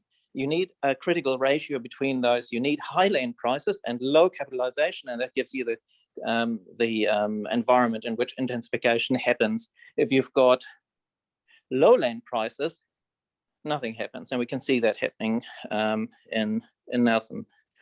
So I'm not going to go through all of these economic points, but just keep in mind, releasing large amounts of greenfield land while hoping for intensification is basically like driving a car with a handbrake on. So any bit of the greenfield land that you release, it's basically putting foot on the brake. We actually need to accelerate. So we are a little bit doubtful of this suggestion in the FDS. Now, I can already hear, well, if we don't release any greenfield land, then the price of the property prices will go up. This is what I hear from TDC planners. Well, it's not as simple as that. Again, you can actually meet the market by releasing capacity going up or going out. So by stopping going out, but at the same time releasing capacity going up, you're still providing the same capacity.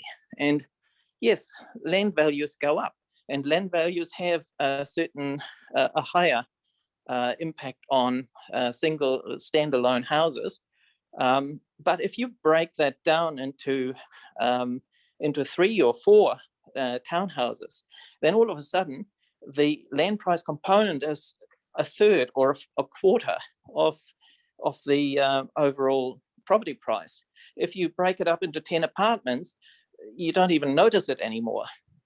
But going back to the townhouses, so in order for the land prices to really be noticeable, you'd have to triple the land price in order to see that reflected accordingly in the townhouse. So I think this is over to Jan to talk about some topics on methodology. Right, thank you, Timo. Just a few slides from me. I'm just going to concentrate on some of the analysis that have been undertaken. The first one being the growth predictions. The councils have commissioned a report last year that basically calculated what capacity is needed going forward. I think there's a few fatal thinking errors made in that assessment. First of all, at multiple locations in the report, they actually say there's actually no capacity needed. There is capacity enough to provide for the medium growth scenario. So it's kind of strange that we still seem to think that we need that capacity. Then it extrapolates the last couple of years into the future for 30 years. Now, we all know there's a housing crisis. We all know that we had a big exodus from Auckland and Wellington, partly to our region. So assuming that that trend will continue, is basically saying the same thing as we assume that the council, that the government and Auckland and Wellington will continue to fail, and the housing crisis will continue to exist for the next 30 years, which I think is a wrong assumption. Then there is this assignment of growth area to Mapua. Basically, that was based going from some comments or answers from staff in the webinars is, yeah, well, Mapua has grown quite significantly the last couple of years, and that's just simply extrapolated, and that made it a growth area. Not because it needs to be growth area or wants to be growth area, just by bad luck, I guess. It's a little village, at least it was, and what are you doing? And then the predictions for Mapua are way too high, basically for the same reason. Mapua has grown significantly because there were some development areas available and there were not anywhere else. So Mapua has grown significantly over the last 5 years, and that's just extrapolated for 30 years. So I don't think a strategy is about extrapolation. A strategy is about thinking hard where you want to grow, not just taking that. Now, this is a little example to show the effects of that. The little gray, light gray area is what existing Mapua was a few years ago. Next one. This is already currently being developed or under development. The next one is, this is already zoned. There was deferred residential and has been released last year. So that's already all almost not negotiable. Then the red areas are in the FDS as well as plane change have started. And then the last area is additional to what the FDS. So you see that Mapua is growing disproportionately, probably four or five times to what it was a few years ago. And then on the flip side, Motueka is known to have housing shortages, and it's only growing by 17%. So I think there's some fatal flaws in that analysis. Next one, William. Yeah, the MCA analysis, multi-criteria analysis. I've done many myself in my roles, professional roles. If you have 22 attributes, it's basically non-workable. Everything is grey. It doesn't really work. Everything gets fuzzy. Also, in the 22 criteria that I've used, very little of those of the objectives in the national policy statement haven't even been included. Also, some components in the NPS urban development, such as greenhouse gases, they are a minimum requirement in the NPS, and in the MCA they only wait for a total of 20% in the decision making. So the result of that is that if you look at the graph that I compared, so the spread of the range of outcomes in the weighted scores between greenfield and intensification, there's hardly any difference. Now that's totally counterintuitive, totally contrary to what science has actually presented many times, that intensification is so much better for many reasons than greenfield, certainly if you weigh them against the outcome. So I think the MCA analysis is basically fatally flawed. Thank you. And then on the procedural issues, I don't want to rattle them off, but I still think there is a strong point that the consultation has some questions about it. And then on top of that, I've heard in the joint meeting from NCC and Tasman, as well as confirmed in some of the webinars, there's actually not really a preparedness to make significant changes as we've asked for, because that would cause delay that the council say they can't afford. And I think that's making it a very biased process, and I really hope I'm wrong. I really hope you open your minds and really consider a significant change in the strategy. Thank you. Right, and just to recap, our issues with an over-reliance on greenfield development, it prevents intensification, and intensification is basically what we need. It also results obviously in the loss of productive land. It's a loss of character. It's a loss of recreational value of rural areas, and especially in a regional planning context, it's really important. If we want to intensify, we need to have some recreational areas nearby. That makes Nelson special. Lack of diverse housing options, we can see that. Now, let's not go through all of this. And of course, it promotes more carbon intensive development. So The lack of quality urban intensification that's proposed will lead to more of this. Everybody knows this in Nelson. We've got car yards right in the center of town. Now that is a direct result of comparatively low land prices. If you had to use your land more wisely, more efficiently, you wouldn't have car yards in Nelson. They would be somewhere else. There's a lack of good housing options. We have hardly any housing close to work in the city. It's actually still a very traditional CBD that's unsafe, unlivable, and dead after business. There's nobody there. And this is a really important point. If we get some bad examples of intensification as a result of this, because there is still some intensification happening, but it's not actually guided correctly in our view, and we'll get into this in the next few slides. If we get bad examples of intensification, then that will build popular opposition to higher density living, and there's some already entrenched. I could see that, with some of the submissions you're getting. So we need to really make sure that if we're proposing intensification, we know what we're doing, and we actually set a positive example in what's being proposed. And we're going to have a few ideas about that. Okay, thanks, Timo, and kia ora, councillors. So having expressed those concerns, I think it's really important to add that we do really strongly believe in the need for a strategy, particularly around intensification. And so we do see the future development strategy as an opportunity to provide all the right conditions for sustainable, affordable, equitable, and community-focused housing that the region desperately needs. So in order to kind of better capture what we mean when we talk about quality intensification, we have identified 6, we call them guiding principles that should underpin any intensification strategy. So they are community, density, diversity, accessibility, sustainability, and affordability. So community, to start with, should be really at the heart of any development. And whether it is Papakainga, or co-housing or other community-led developments, it is really essential that these types of developments are encouraged and supported, because they are the ones that best understand and cater to the needs of our communities.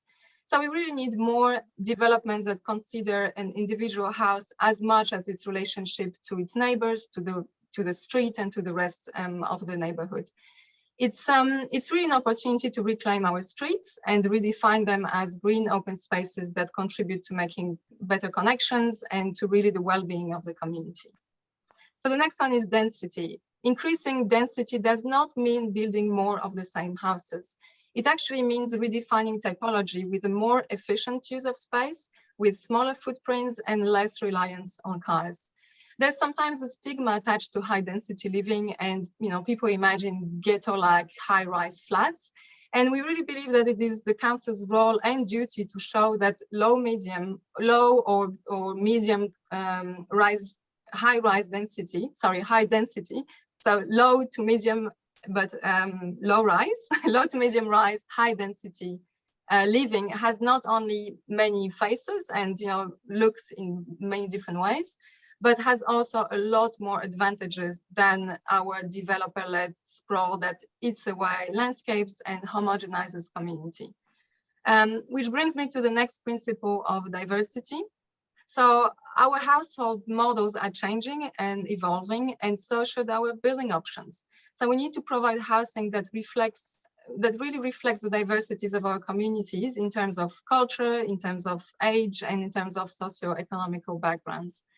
We know that diversity is a major activator of towns and cities and needs to be seen as a real pillar of quality intensification. The next one, please. Accessibility. So it simply means that good development cannot happen when people need to take their cars to buy bread or bring their children to school. We need to prioritize walking and cycling as the main mode of transport. And consequently, we need all daily activities to be accessible within a 20-minute walking or cycling distance from home. Next one is sustainability, and it's an obvious one, but really needs to be considered at this high level. So the desired design outcomes of the strategy need to be understood upfront. It has been mentioned a few times that the strategy is not a design guide, but we actually disagree with this position because we are at a time when we desperately need housing that is built with lower carbon materials, with smaller footprints, and in genuine alignment with our carbon budget. And if councils do not set those guidelines now in those high-level strategies, there will be no drive for developers to change their ways, and we'll continue to see more of the same infrastructure and carbon-hungry developments. And finally, affordability. So it's another obvious and essential principle of quality intensification, and it needs to be considered at the strategic level too. There are actually many opportunities, particularly around prefabrication, that could benefit local businesses as well as lower overall housing costs. So this is a very brief overview of the 6 guiding principles, and they are all really interconnected, and we really believe that they have the capacity to inform in a more meaningful way the future developments of the Nelson Tasman region. Righto. So I would like to take you guys on a Google Maps tour that we've put together for you. But before we get there, just a quick story here. At some point in the past, I've had a quick chat with some councillors about how we intensify, and basically brought up, why don't we try to build perimeter blocks? And I got this question, well, what is a perimeter block? So just keep that in mind as we go through this show here. So that is a perimeter block here. Now, you've got the outskirts of London here, Fulham. You can see some, 2.5, 3-story townhouses here. They're all aligned. Now, can we please stay there for a second? They're all aligned along the street. So you've basically got a, clear difference between public and private. Go to the next one. So this is going a step up in density. Still townhouse, terrace house typologies, but you can see they're a little bit higher. Some of those are actually broken down into apartments, so you have smaller units in there. That is currently not really possible to do in our region. But look at the spaces there. I could point out the car sharing spaces. I could point out the playground for children. I can point out there's a circus that's set up in the local park. Now these are for us extremely high densities, but provided in a very high quality environment. You've got families living here. They have no trouble with that. There's kids playing in the public spaces because they're relatively safe. Now, I just threw this one in to show you can up the density even more. Nelson, we've got 5-story apartment topologies here. That's still very nice. So is this all just because it's 100 years old? No, this is being built now in the Netherlands. Another perimeter block topology. They still have some car parking in the middle of the block that can go in the future if we don't need it anymore. They can easily be redeveloped, no problem there.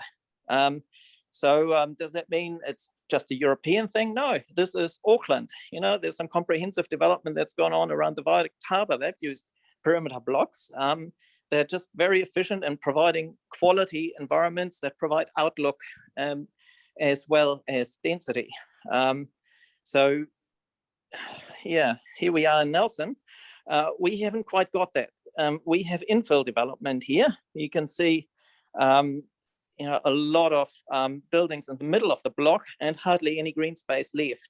Now that's a problem. It isn't one just yet, but we've made a mistake here by allowing that to happen. And not just allowing it to happen in the past, we're still allowing that to happen through the intensification strategy that's also promoted through the FDS. We need to stop that if we want to create really high quality urban environments, because if you add the overlay of the medium density residential standards onto this and just say, okay, every residential land can be developed up as long as you provide a 3-meter outlook court. Let's go to the next slide and see what happens then.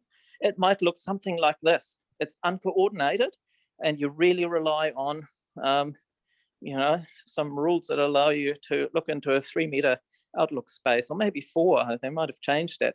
I would prefer for Nelson not to have to go there and actually grab the bull by the horns now and come up with a proper intensification strategy where we actually have an active lead in thinking, how do we want this to look in the future? And the key is not to put too much capitalization on the center of the block. If we want to create perimeter blocks, that is still possible through incremental development. We'll get to that in a moment. But see, this is something from Christchurch that's more where we want to go, and we can do that in Nelson.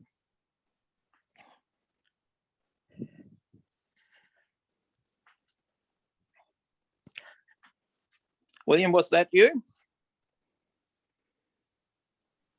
Yes, sorry, I had myself on mute. I'm conscious we're running low on time, so I'll just try and speed through some of the rest of them. But just, I guess, as a key summary to our response to the FDS, we're really concerned that the FDS is a passive document that is just purely reactive to some of the economic and contextual challenges that are faced within this region.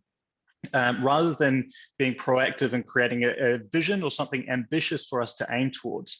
A key example being Richmond CBD, where it would be fantastic to have, say, some low and medium rise buildings within the CBD, mixed use, to provide, say, apartments for older people, which are a lot of in Richmond, that would be accessible, close to shops, means smaller dwellings, which is a typology we're really lacking.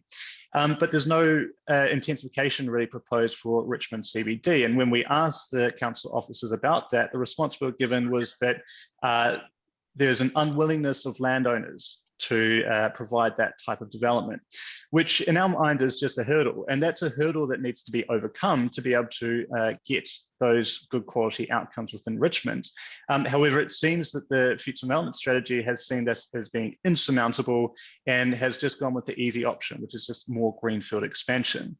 We prefer to take the approach of saying we need to develop a really ambitious, future-oriented plan, a master plan or a spatial strategy for our cities, and then work towards that. And that would inform our policy decisions. So the heart of the future development strategy should really be this statement here. What do we want our towns and cities to look like in 30 years, and how do we get there? This is an example from overseas. So it's a village master plan for about 8,000 to 10,000 residents. It's a long-term plan, and it's by no means necessarily going to turn out like this, but this is a council which has really taken an active approach and said, this is our vision. This is what we want to achieve. And that then guides their decision-making along the way. It guides development for both private and public entities to ensure that the development is occurring in line with the key aims identified within the master plan. So, Timo, do you want to have a chat about some of the strategies we've got? Yeah, I'll talk about the incremental development options. But let's first of all talk about the delivery pathways. And of course, we've got the intensification action plans. I'm not very familiar with the Nelson one, I have to admit, but I have had a good look at the TDC one. And I have to say, I have no confidence that that is actually providing the intensification that we want, that our population needs. It is still promoting infill development. That's the very thing that has been the mistake in the past in providing the basis for good intensification options in the future, because it actually puts too much capitalization in the center of the block. That's expensive to get rid of in the long run. Now, it's also limiting building heights at the moment to 2 stories. So really, we need a bit more than that. So they need revisiting. Now, incremental intensification can and should still play a strong part in the strategy, of course, but we do need to guide it properly, following a vision, as William has pointed out. So, first of all, restricting greenfield development is key to actually get some demand for intensification and get beyond your 15% or 0.5% intensification per year. we need to remove restrictive planning policies in urban areas. We need to do it quickly, but we do need to do it correctly as well to avoid making those mistakes that, kick us later. So really focus development along street fronts where we know we can borrow light, we can borrow outlook from the street. That's what you've seen in these slides about perimeter blocks. They're all along the street. And then we need to try to see if we can get rid of, what's in the center of those blocks. That's still a relatively blank canvas. The capitalization of those houses is not particularly high if you take into account the value that could be in higher density around there. So we don't want to have any more capitalization in there. So they need to be excluded from, further development. And then, of course, there's other ways, simplifying, decosting approval processes and so on. Just have a look at our submission on that one. We'd also like to really encourage a more active involvement by council. At the moment, council is pretty much taking a hands-off approach to development and leaving up to an RMA process and to private developers. However, there are many, many pathways that council can be taking to actively encourage and be involved with the development of our cities and the shaping of our cities.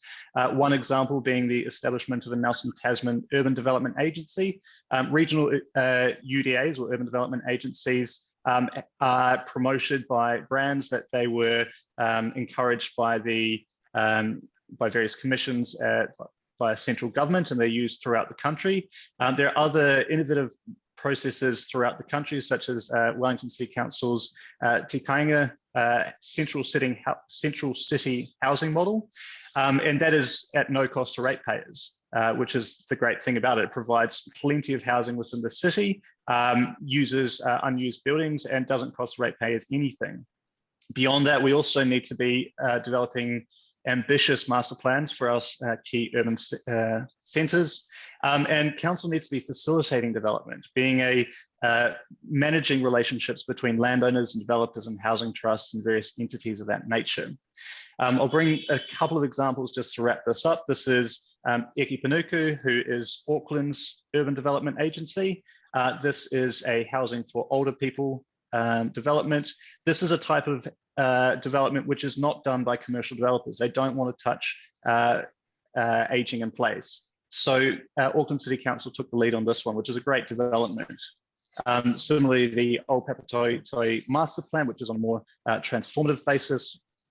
And then also Betts Apartments here in Nelson, which is something that was done by Nelson City Council on one of the car parks here, but it's a fantastic example of council really taking initiative and saying, this is the type of development we want, but there's no more of that currently. There's nothing that we can see in the works, and there's no cohesive strategy to really try and make this sort of development the norm rather than just the exception.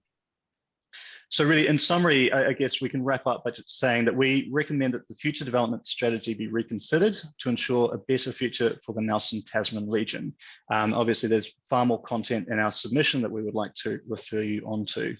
I appreciate that we're really running towards the end of our time. So we would love to be able to discuss this in more depth with all the councillors and the council officers.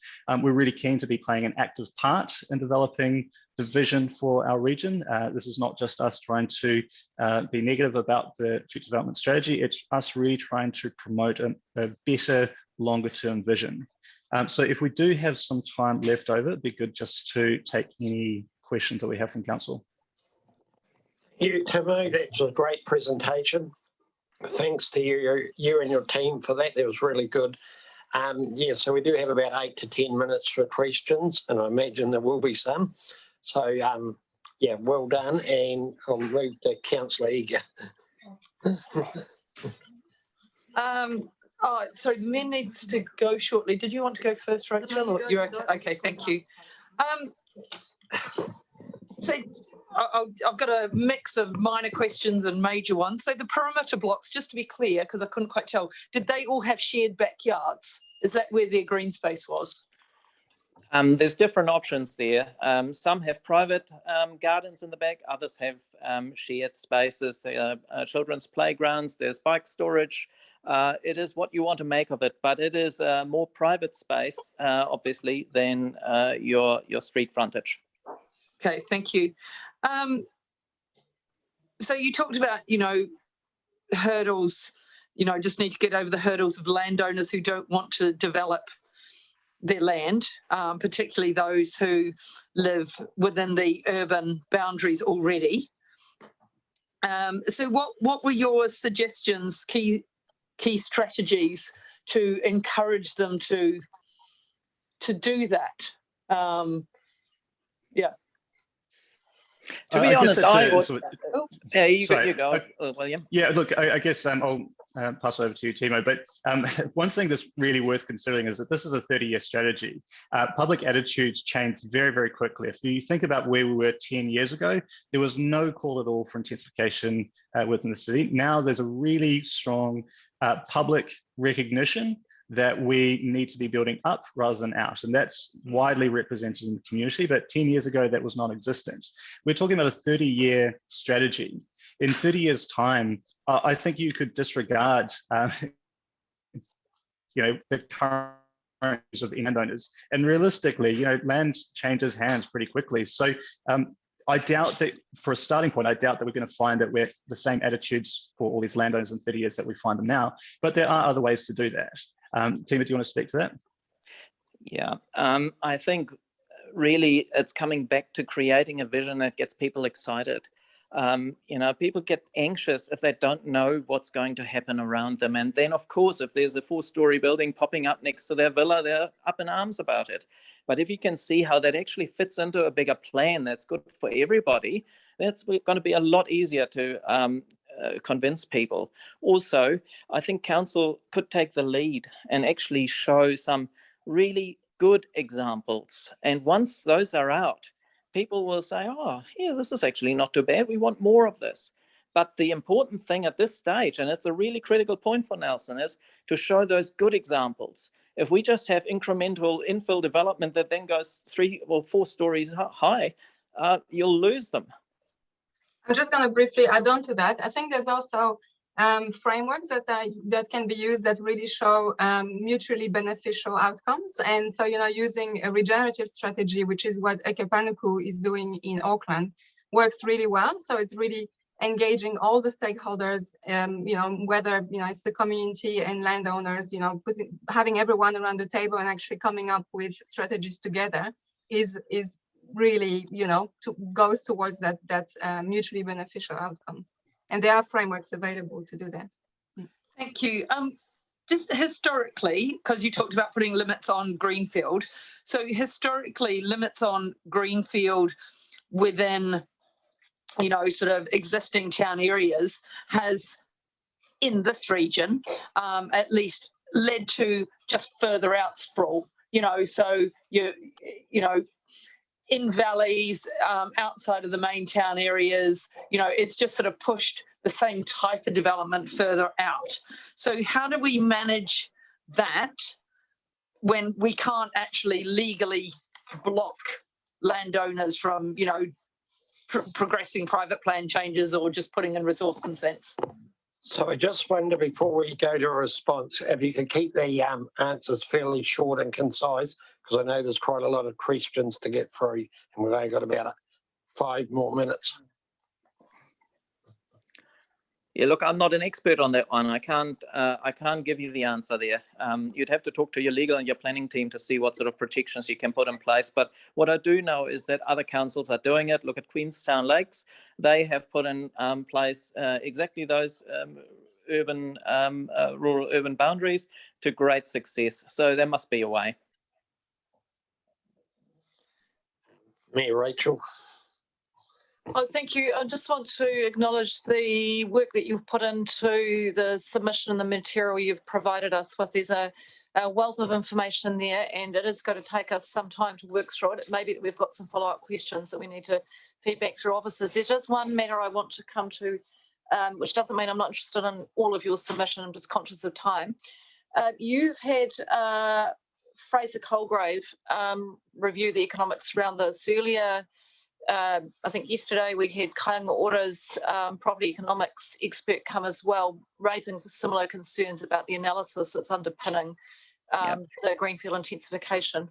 I would, it's really a question to you, would you be willing to, and I guess this is the issue, you're volunteering your time. I would be really interested in those experts actually having that conversation around so that we could try to get some expert caucusing going here to get us the panel members some advice. And I wonder whether that would be something that we could, obviously, Fraser's, a leading economist in his field, and I don't, if we're seeking his time, we should be thinking about how we compensate him for that, rather than you asking you to volunteer that time. Is he I took it that he's not part of your group, that he's providing expert evidence to you, so I'm presuming that he is. Yeah, no, we had to pay for it. Yeah, you did have to. Yeah, I thought you might have. Okay, so I guess that's a follow-up question that I might ask the officers to pursue, because I actually think in this instance, this is such a critical part of getting this right. And now we've got two experts saying one thing, and our Sense Partners experts are probably saying something else, and we've got to reconcile this. So we won't ask you to pay again. That's not reasonable for a submitter. So I'll leave that for the officers to sort out. Thank you. Now, the important thing is, Rachel, to get experts that actually understand the context of urban regeneration. And I'm not sure if that is the case with Sense Partners. Okay, thank you. Councillor McGurk. Yeah, thanks, Mr. Chair. Really have appreciated the time and effort and the content of this material. So this is it's a rich loan of material to consider. Just a couple of short questions. I'm just wondering about the land tenure in terms of the scale of redevelopment you've been talking about.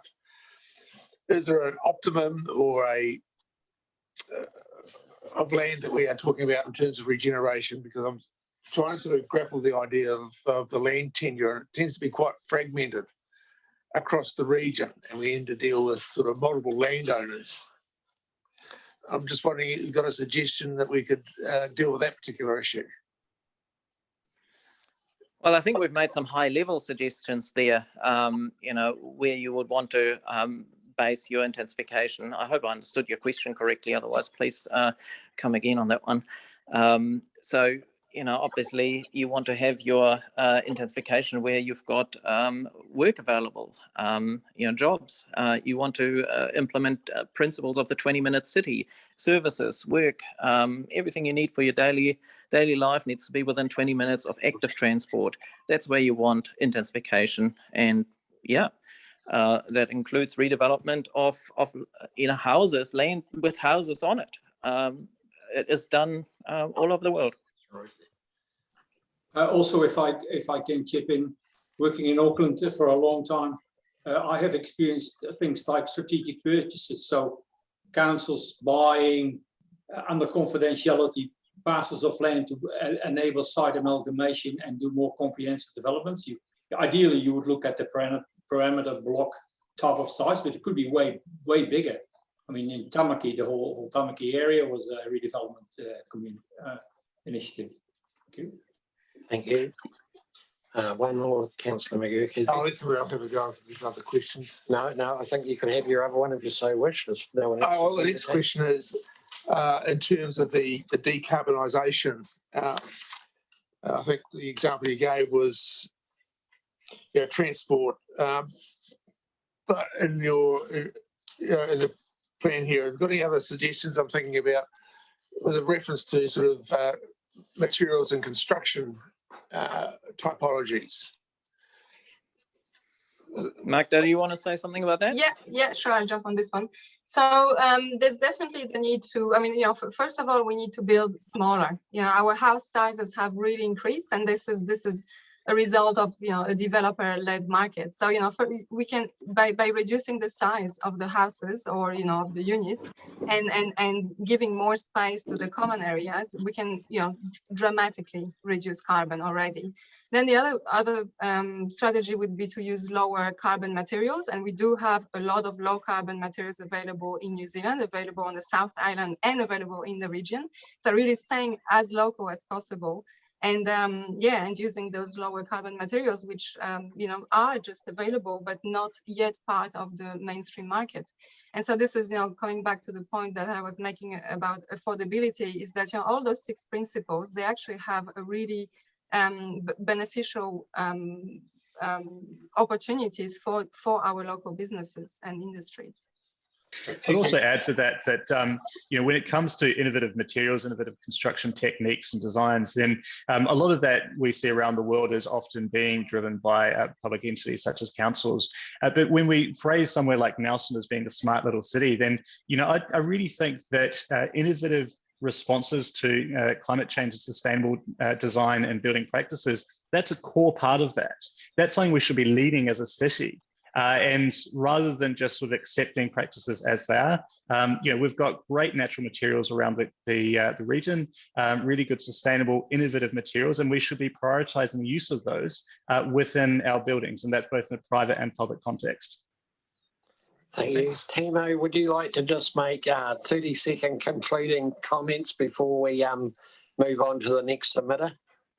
Look, I'm just very pleased that you had the opportunity to hear this. I think my my part was probably slightly garbled, so we would really appreciate the opportunity to discuss this with you in a little bit more time. And as you can probably imagine, a 7-minute public forum slot is not really doing it justice. So hopefully we can set something up in the future. We can help you a bit more. We appreciate that, and thank you very much again to yourself, the team, for the presentation this afternoon and answering the questions. So with that, thanks to everyone, and we'll move on to the next submitter, who is Jim Boyce and Annette Lacreen.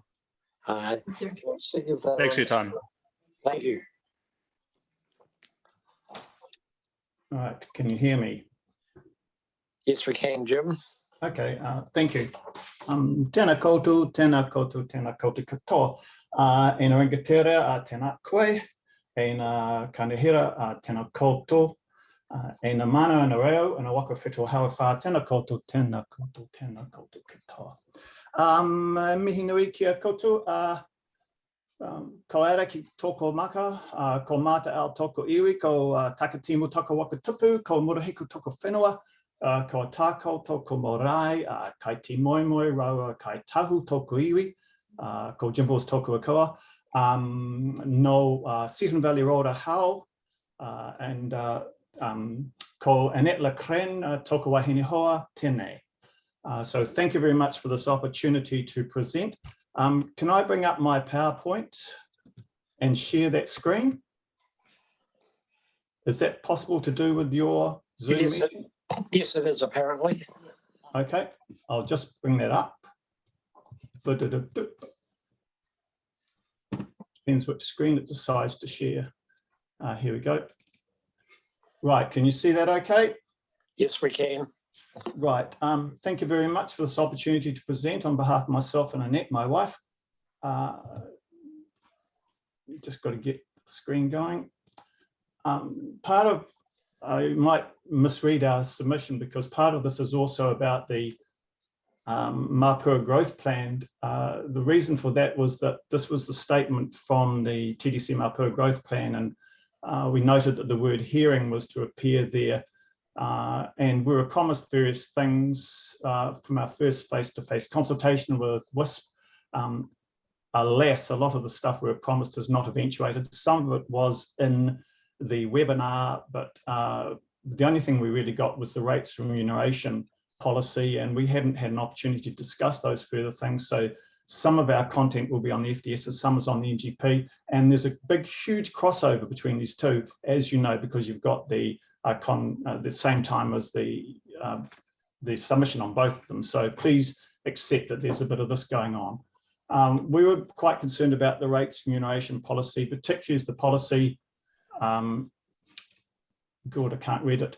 The decision criteria were largely at the council's discretion, and certainly some of those criteria were vague, to say the least. And thus we have a recommendation that the council reviews its rates remuneration policy, particularly criteria 1.2 and 1.4, that they be the criteria that are used and the discretionary criteria be removed. We think that's important because particularly those discretionary criteria are rather vague, to say the least. Another problem we had with the FDS rather, was confusing terminology. The current intensification plan gives a clear outline of intensification, which can also go from a greenfield site too to medium density. That was called intensification, right? Fair enough. And then we go to the FDS, which says the second statement there, the preference for intensification of housing build-up over greenfield expansion, which had me confused because as greenfield expansion intensification, it was in the previous part. We have this problem because there's a discrepancy between the reality and what is actually in the FDS. This land, you see the photo there is of the land straight in front of us. That green land, which are green fields, and you see the little white stuff there, which are called sheep. This is in fact pastoral land, and yet development of that under the current system we call intensification. It's a bit madness. So you might seem I'm picking up trivial points here, but this is quite relevant when it comes to the decision on the proportionality between green fields and intensification. And I really do think the TDC needs to change its terminology and get some clarity around that, because if you start using primary industry land, that's really green fields, quite honestly. Urban design. Now, I'm no great expert on urban design, and you've heard plenty of submissions on this, but remember, it is the people, not the developers, not the builders, who have to put up with the design of not only the houses and properties, but also the streets and the immediate recreational area. And as I look across that land photo you saw, I still look towards the Mapua Rise. The aesthetics are atrocious there. These are these large, straight-off plan spec houses. And sure, the FDS pays lip service to a more varieties such as Papakaika and that sort of smaller housing. There's clearly a need for some oversight that will assure the aesthetics of development. And remember, aesthetics is quality. This is part of the quality aspect. So we would be recommending that the FDS and NGP provides for a ratepayer an independent informed expert review of the urban design, particularly on proposed greenfield development. There needs to be this overview. There needs to be some independence to make sure that the designs are right, and also that the actual what is implemented in effect is appropriate and aesthetically good. And that comes, of course, to this big issue, particularly in my mind and Annette's mind, is the infill versus greenfield at 50-50, which was what was on the submission papers. Defining a balance in this manner was pretty simplistic, and considering the FDS is a 30-year plan, clearly there needs to be some implementation in this. And the simplistic nature, if you actually look at the FDS 16.3, that basically admits this. Now, we know that the government policy is out there now, and that's going to cause a greater intensification than has been in the FDS, if you look at the HBA data. We have these outcomes, which I'm not quite sure I'd call them outcomes, I'd sort of call them objectives, but they are largely around prioritisation of the use of land for primary industries, the environmental impact, the preservation of the mana titawa, and also reducing the carbon footprint. And it strikes us as that greenfield development should occur after you've gone to intensification, after you've used up the stuff that's going to have a lesser impact on those 4 key outcomes. And so we recommend that in order to meet those outcomes, in the FDS, there needs to be a methodology and a timeline with criteria. So you could say, let us do infills for the following reasons, and those will be there. And they will be based on need, not want. And I'm a little comment about the need-want issue. And I saw, when we looked at the webinar, I was particularly struck by one of the presenters was talking about the survey of want. And the problem is that want, particularly when it comes to things like housing, is driven by the marketplace. Let me give you a good example of that. I went out to buy a utility a couple of years ago, and I wanted to buy a small utility so I could paddle around on my bit of land and things. You cannot buy small utilities nowadays because all of them are big, huge, 4-wheel drive, gas guzzling monsters, because that is what the car manufacturers have driven. The same thing applies with houses. And of course, people want, because that want is driven by market. let us deal with need. Final point I'd like to make is about the plan resilience. And as you know, we've had this major upheaval. The pandemic has been a true black swan event, although being medically trained, I realised it was in fact predictable from a medical point of view, but certainly it does not seem to be predictable from a wider aspect. If you look at the HBA data, which is of course what informs the FDS, most of that data was attained before the pandemic. And if you look, say, I looked at some of the data, the commuting data, it's all from 2018. Now that's changed a lot. And I need to see something in the HBA and on the FDS when it's looking forward these next 30 years, which has greater consideration of the factors that are the more the black swan events, because some of those black swan events are quite predictable. And I didn't see a lot of adaptability. And when WSP came to us, one of my particular questions was how they do the modeling and that sort of thing. And I delved into the technical documents, but I could not find how the variables worked and what the confidence intervals were around that sort of thing. So I do think there needs to be a lot more work in the FDS with respect to understanding the factors that influence housing demand and leaving those into the implementation plan, which if you read the implementation, existing one is see where some of that stuff appears to be. That strikes me as a cop-out because that's short term. That's the long-term stuff we need. So essentially a lot of our concerns are around the long-term stuff, around the terminology, and also around this balance. We say we should be doing infill, but far more than we should be doing the greenfields. That, everybody, is enough said. Thank you. Thank you for that. We do have a couple of minutes for questions. I'll see if there is any. Thank you for your presentation. Thank you. Appears that we don't have any questions. Oh, sorry. There. No, it's very clear. So it appears that we have no questions. So thank you very much for your submission today, and we'll take all of that on board. Thank you very much. So if we now move to J. Santa Barbara. Yes, he's scheduled for 4:40. Oh, apologies. I thought I was 4:20. Yes, no, you're now. Sorry, that was just a question from Councillor Ogilvie about someone. So we're good to hear you now. So welcome. And just remind you that. Sorry, go ahead. Yeah, way you go. I'm not sure if you've been on this afternoon, but we do allow 10 minutes, and if you can finish, the bill will go at 8, and if you want to leave some time for questions. Thank you. Tēnā koutou, good afternoon, panelists. I feel very aware that you've been listening to submissions all day, and I will try to be as brief as I can, and I don't envy your roles. In fact, I'm going to throw away the first half of my presentation because I've been tuned in for a while, and it really did just echo some of the things that Timo and the Nelson Tasman 2050, Jan and Magdalena were saying, so I don't need to repeat them. They were excellent. Yes, medium density, mixed use, 20-minute cities, active transport. That was the bulk of the first few minutes of my presentation, so I will scrap that. All I really want to say is then there's one site in particular that's identified in the FDS, it's T17. This is a little parcel of land that's 3 kilometers southwest of Motueka, just up the Mott Valley. It's a 220 hectare site divided into 2 parcels, and I'll be speaking about the southern parcel. This site is immediately next to the Hunu Hills development. This is a rural residential development of about 50 sections on 30 hectares. I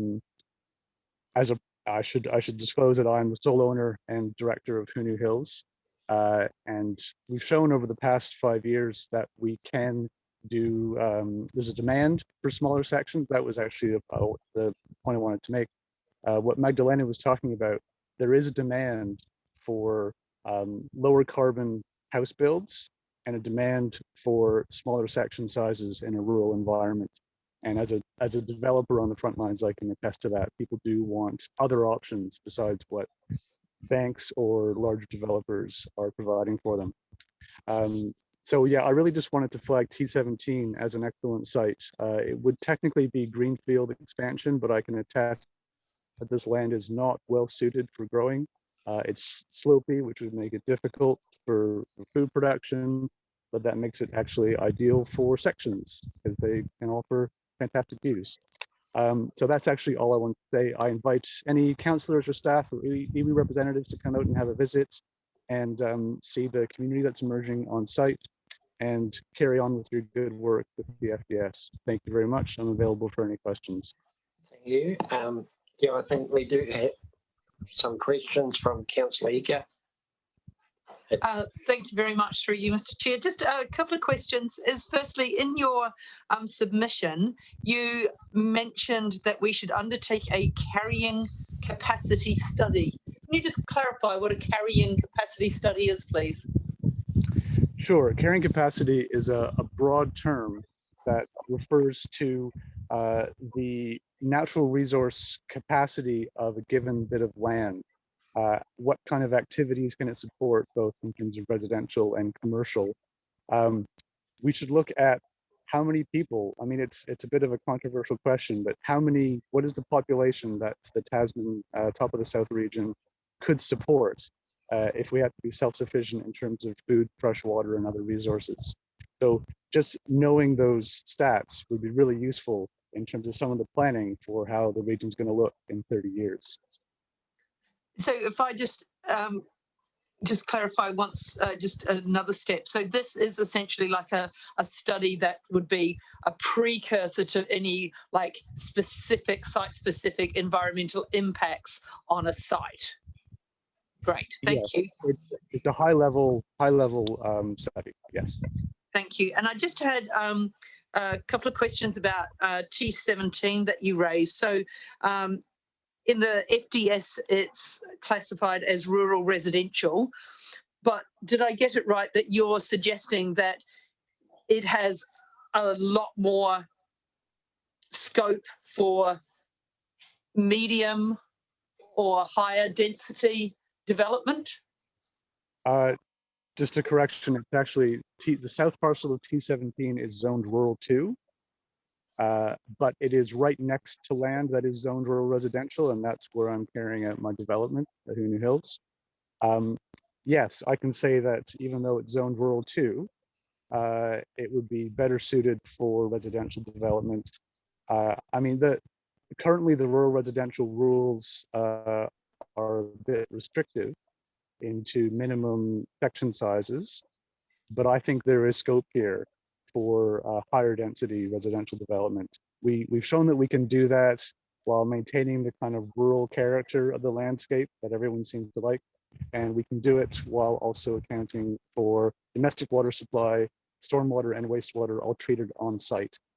So we can do that with smaller minimum lot sizes. Thank you. And just my last question, if there's, yep, there's time, thank you. That's fairly closely located to the high school and, you know, sort of key employment centres and jobs, isn't it? It's about 3 kilometres southwest of Motueka. It's about a 7-minute drive or a 15-minute bike ride. Yes, so it's reasonably close. Thank you very much. Thank you.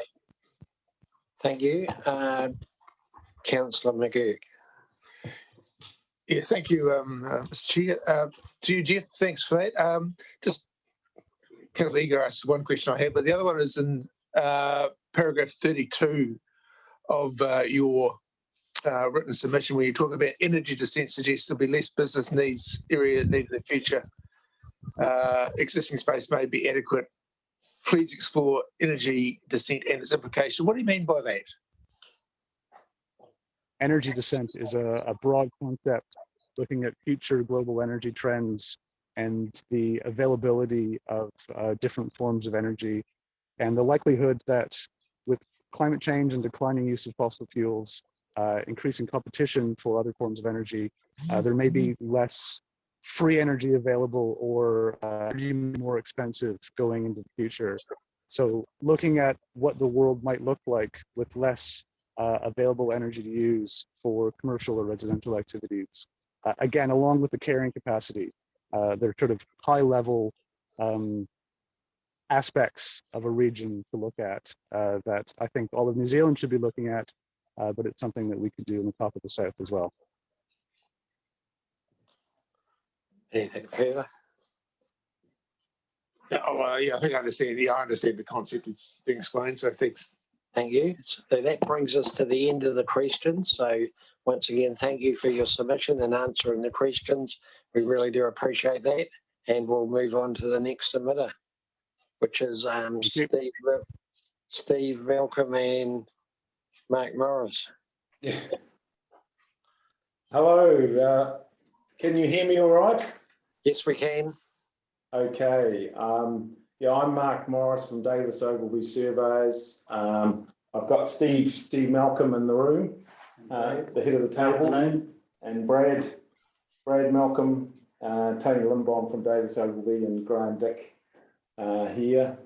I'll just briefly speak to our submission, and then Graham will have some words after that on the FDS2. So I'll just share screen in terms of our, how do I share it?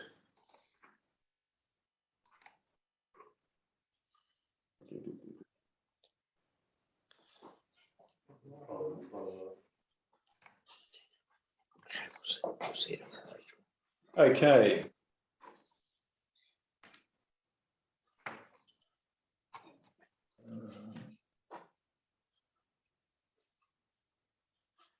So just in terms of the area that the Malcolm, the current secondary FDS area, that's what our submission is about. And we feel that there needs to be a larger area provided for that. So we've got other areas, property owners involved in the group, the consortium, Moana Orchards, Drummond, Chisholm Company, and so all this area is similar in character and topography, and we feel there's a lot of advantages for this area over compared to the Tasman village, which there are issues with. The Hayden Payne and Hayden Hutton are not part of the consortium, but they are not opposed to the development. So I'll just go through.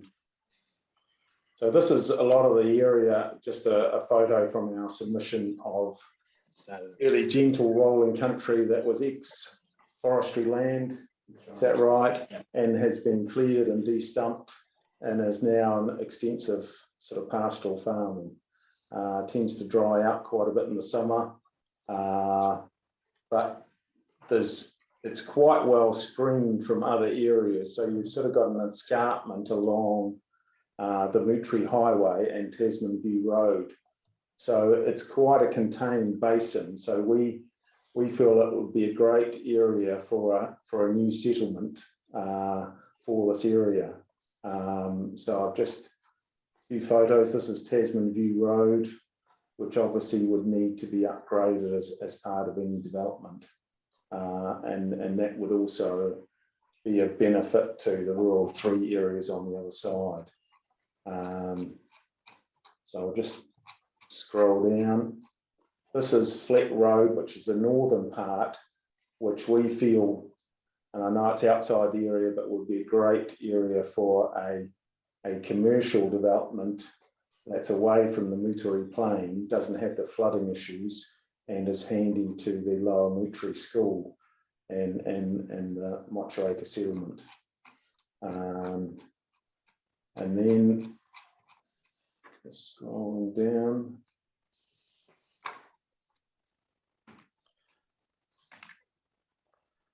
So I'll briefly speak to the submission, the challenges of providing for growth of Motueka, because really it's where the growth of Motueka is going to go. And the challenges are the coastal inundation issue, basically all the areas east of High Street are subject to that coastal inundation hazard, flooding hazard from the Motueka River, the highly productive land issue, and council's reluctance to further expand into highly productive land. And in terms of some of the areas in Tasman Village, is the heritage site issue with cultural heritage areas, and pushback probably from existing residents and existing fragmentation that makes it difficult to provide infill development in those areas. And in terms of the advantages of the Brabourne site, is that we feel it's really a blank slate site, and some of those previous submissions about new developments, and really once where you've got a blank, an area that is undeveloped, it's much easier to have a more planned development and have really good planning of stormwater and walkways and cycleways. And this site provides that opportunity without, it's an unfragmented site. There are some, it is a number of properties, but it's much easier to develop than a lot of other areas. It doesn't have the coastal inundation issues or the river flooding issues that other areas have.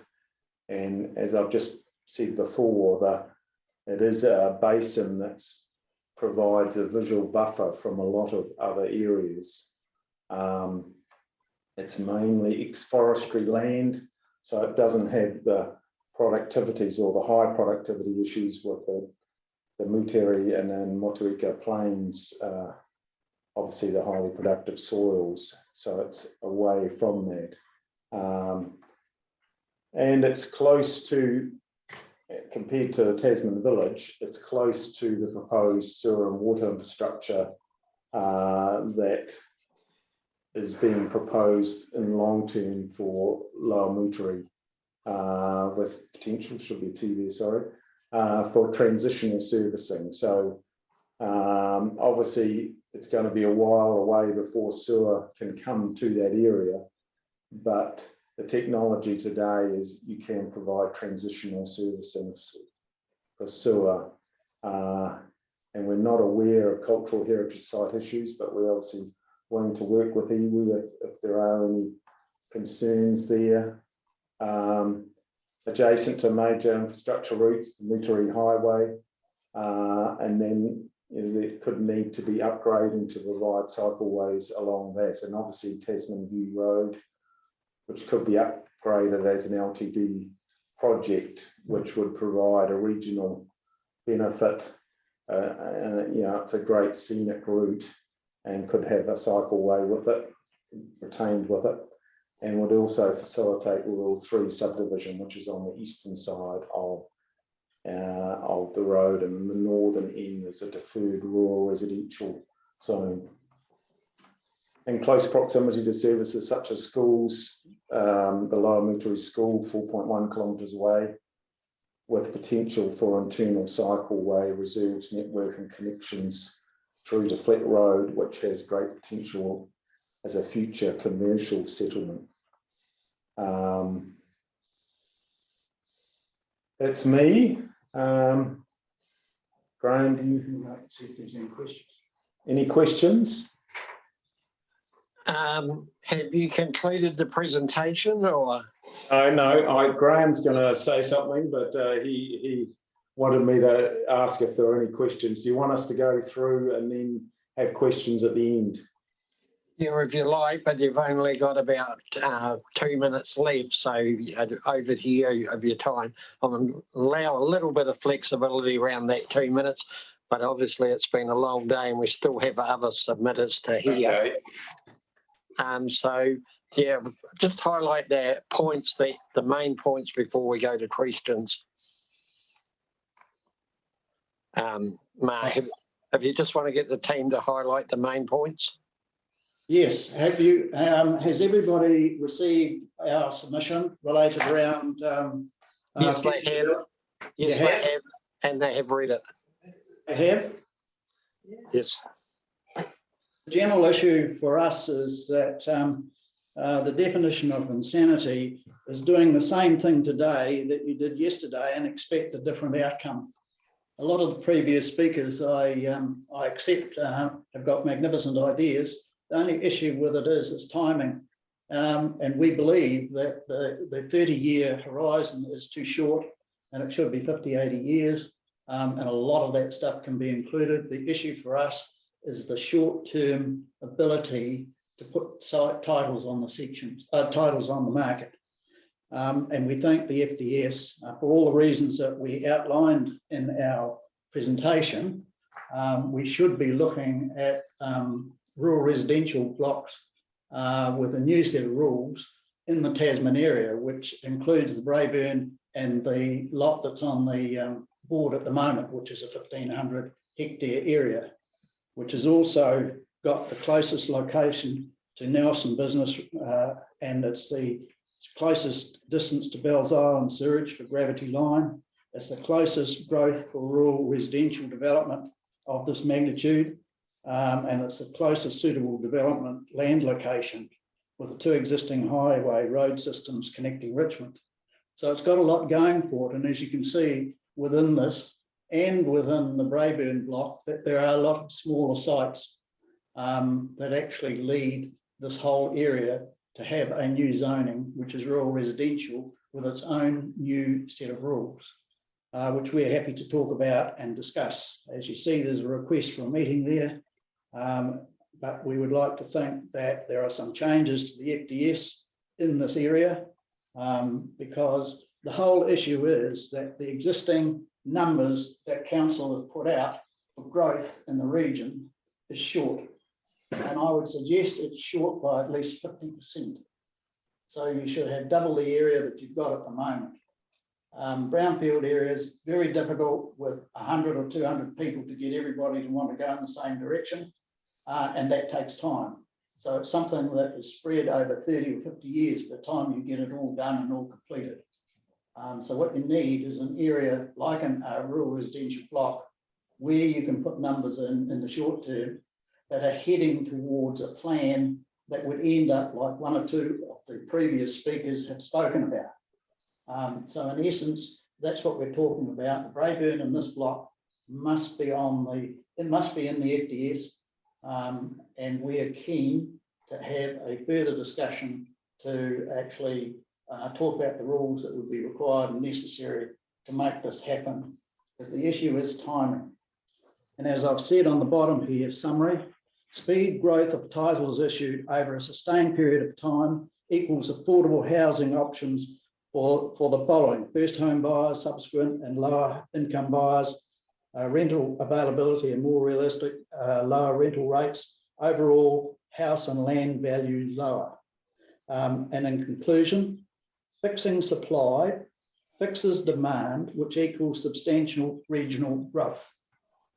Happy to talk about it. Thank you. So yeah, I think we've well used up our time, unless anyone had one quick question. No. So there appears to be no questions, but as Graham's just alluded to, we're happy to have a discussion in the future at some stage. So thank you for your submission, and we'll move on to the next submitter, who is Hamish Rush. Hamish, are you there somewhere? I am, thank you. Can you hear me? Good afternoon and welcome. So 10 minutes, Hamish, and Bill will go at 8 minutes, and that should allow you some time to answer questions if you so wish. Okay, great. I'm not going to spend a huge amount of time going over my submission. I'm more interested in any direct questions, but I'll briefly cover off my key issues. Obviously, future growth is a huge challenge for the district, and grappling with it in any shape or form is probably the hardest job that you guys have got in the near to long-term future. And trying to find the right land with the right people who want to develop it is even a bigger challenge. Obviously, the previous submitter is quite a willing participant, and it seems to make a lot of sense what he was saying in respect to that. But there are also pieces of land that are being put up for development proposal, which I think are inappropriate. And one of those would be the secondary proposal, which is right in my backyard. And the key issues that I have with this secondary proposal is that it sort of defies any sort of knowledge-based educated position around future growth for the district or any district within the country when you consider reduction of carbon, transport, where industry and jobs are, the large land use change, considering the other activities that are going on within the current Rural 3 zone, and sort of other associated issues that, you know, to my mind are things that we need to be thinking of and considering when doing any future town planning. And as I said in my submission, I do support the growth in the logical areas around existing nodes of growth, i.e. Brightwater, Wakefield and other areas. And I think that those make sense to me because you've got the obvious servicing and transport issues already aligned with other existing populations. So to a large degree, I support the FDS, but the secondary proposal to me is for the Tasman village specifically is the wrong thing.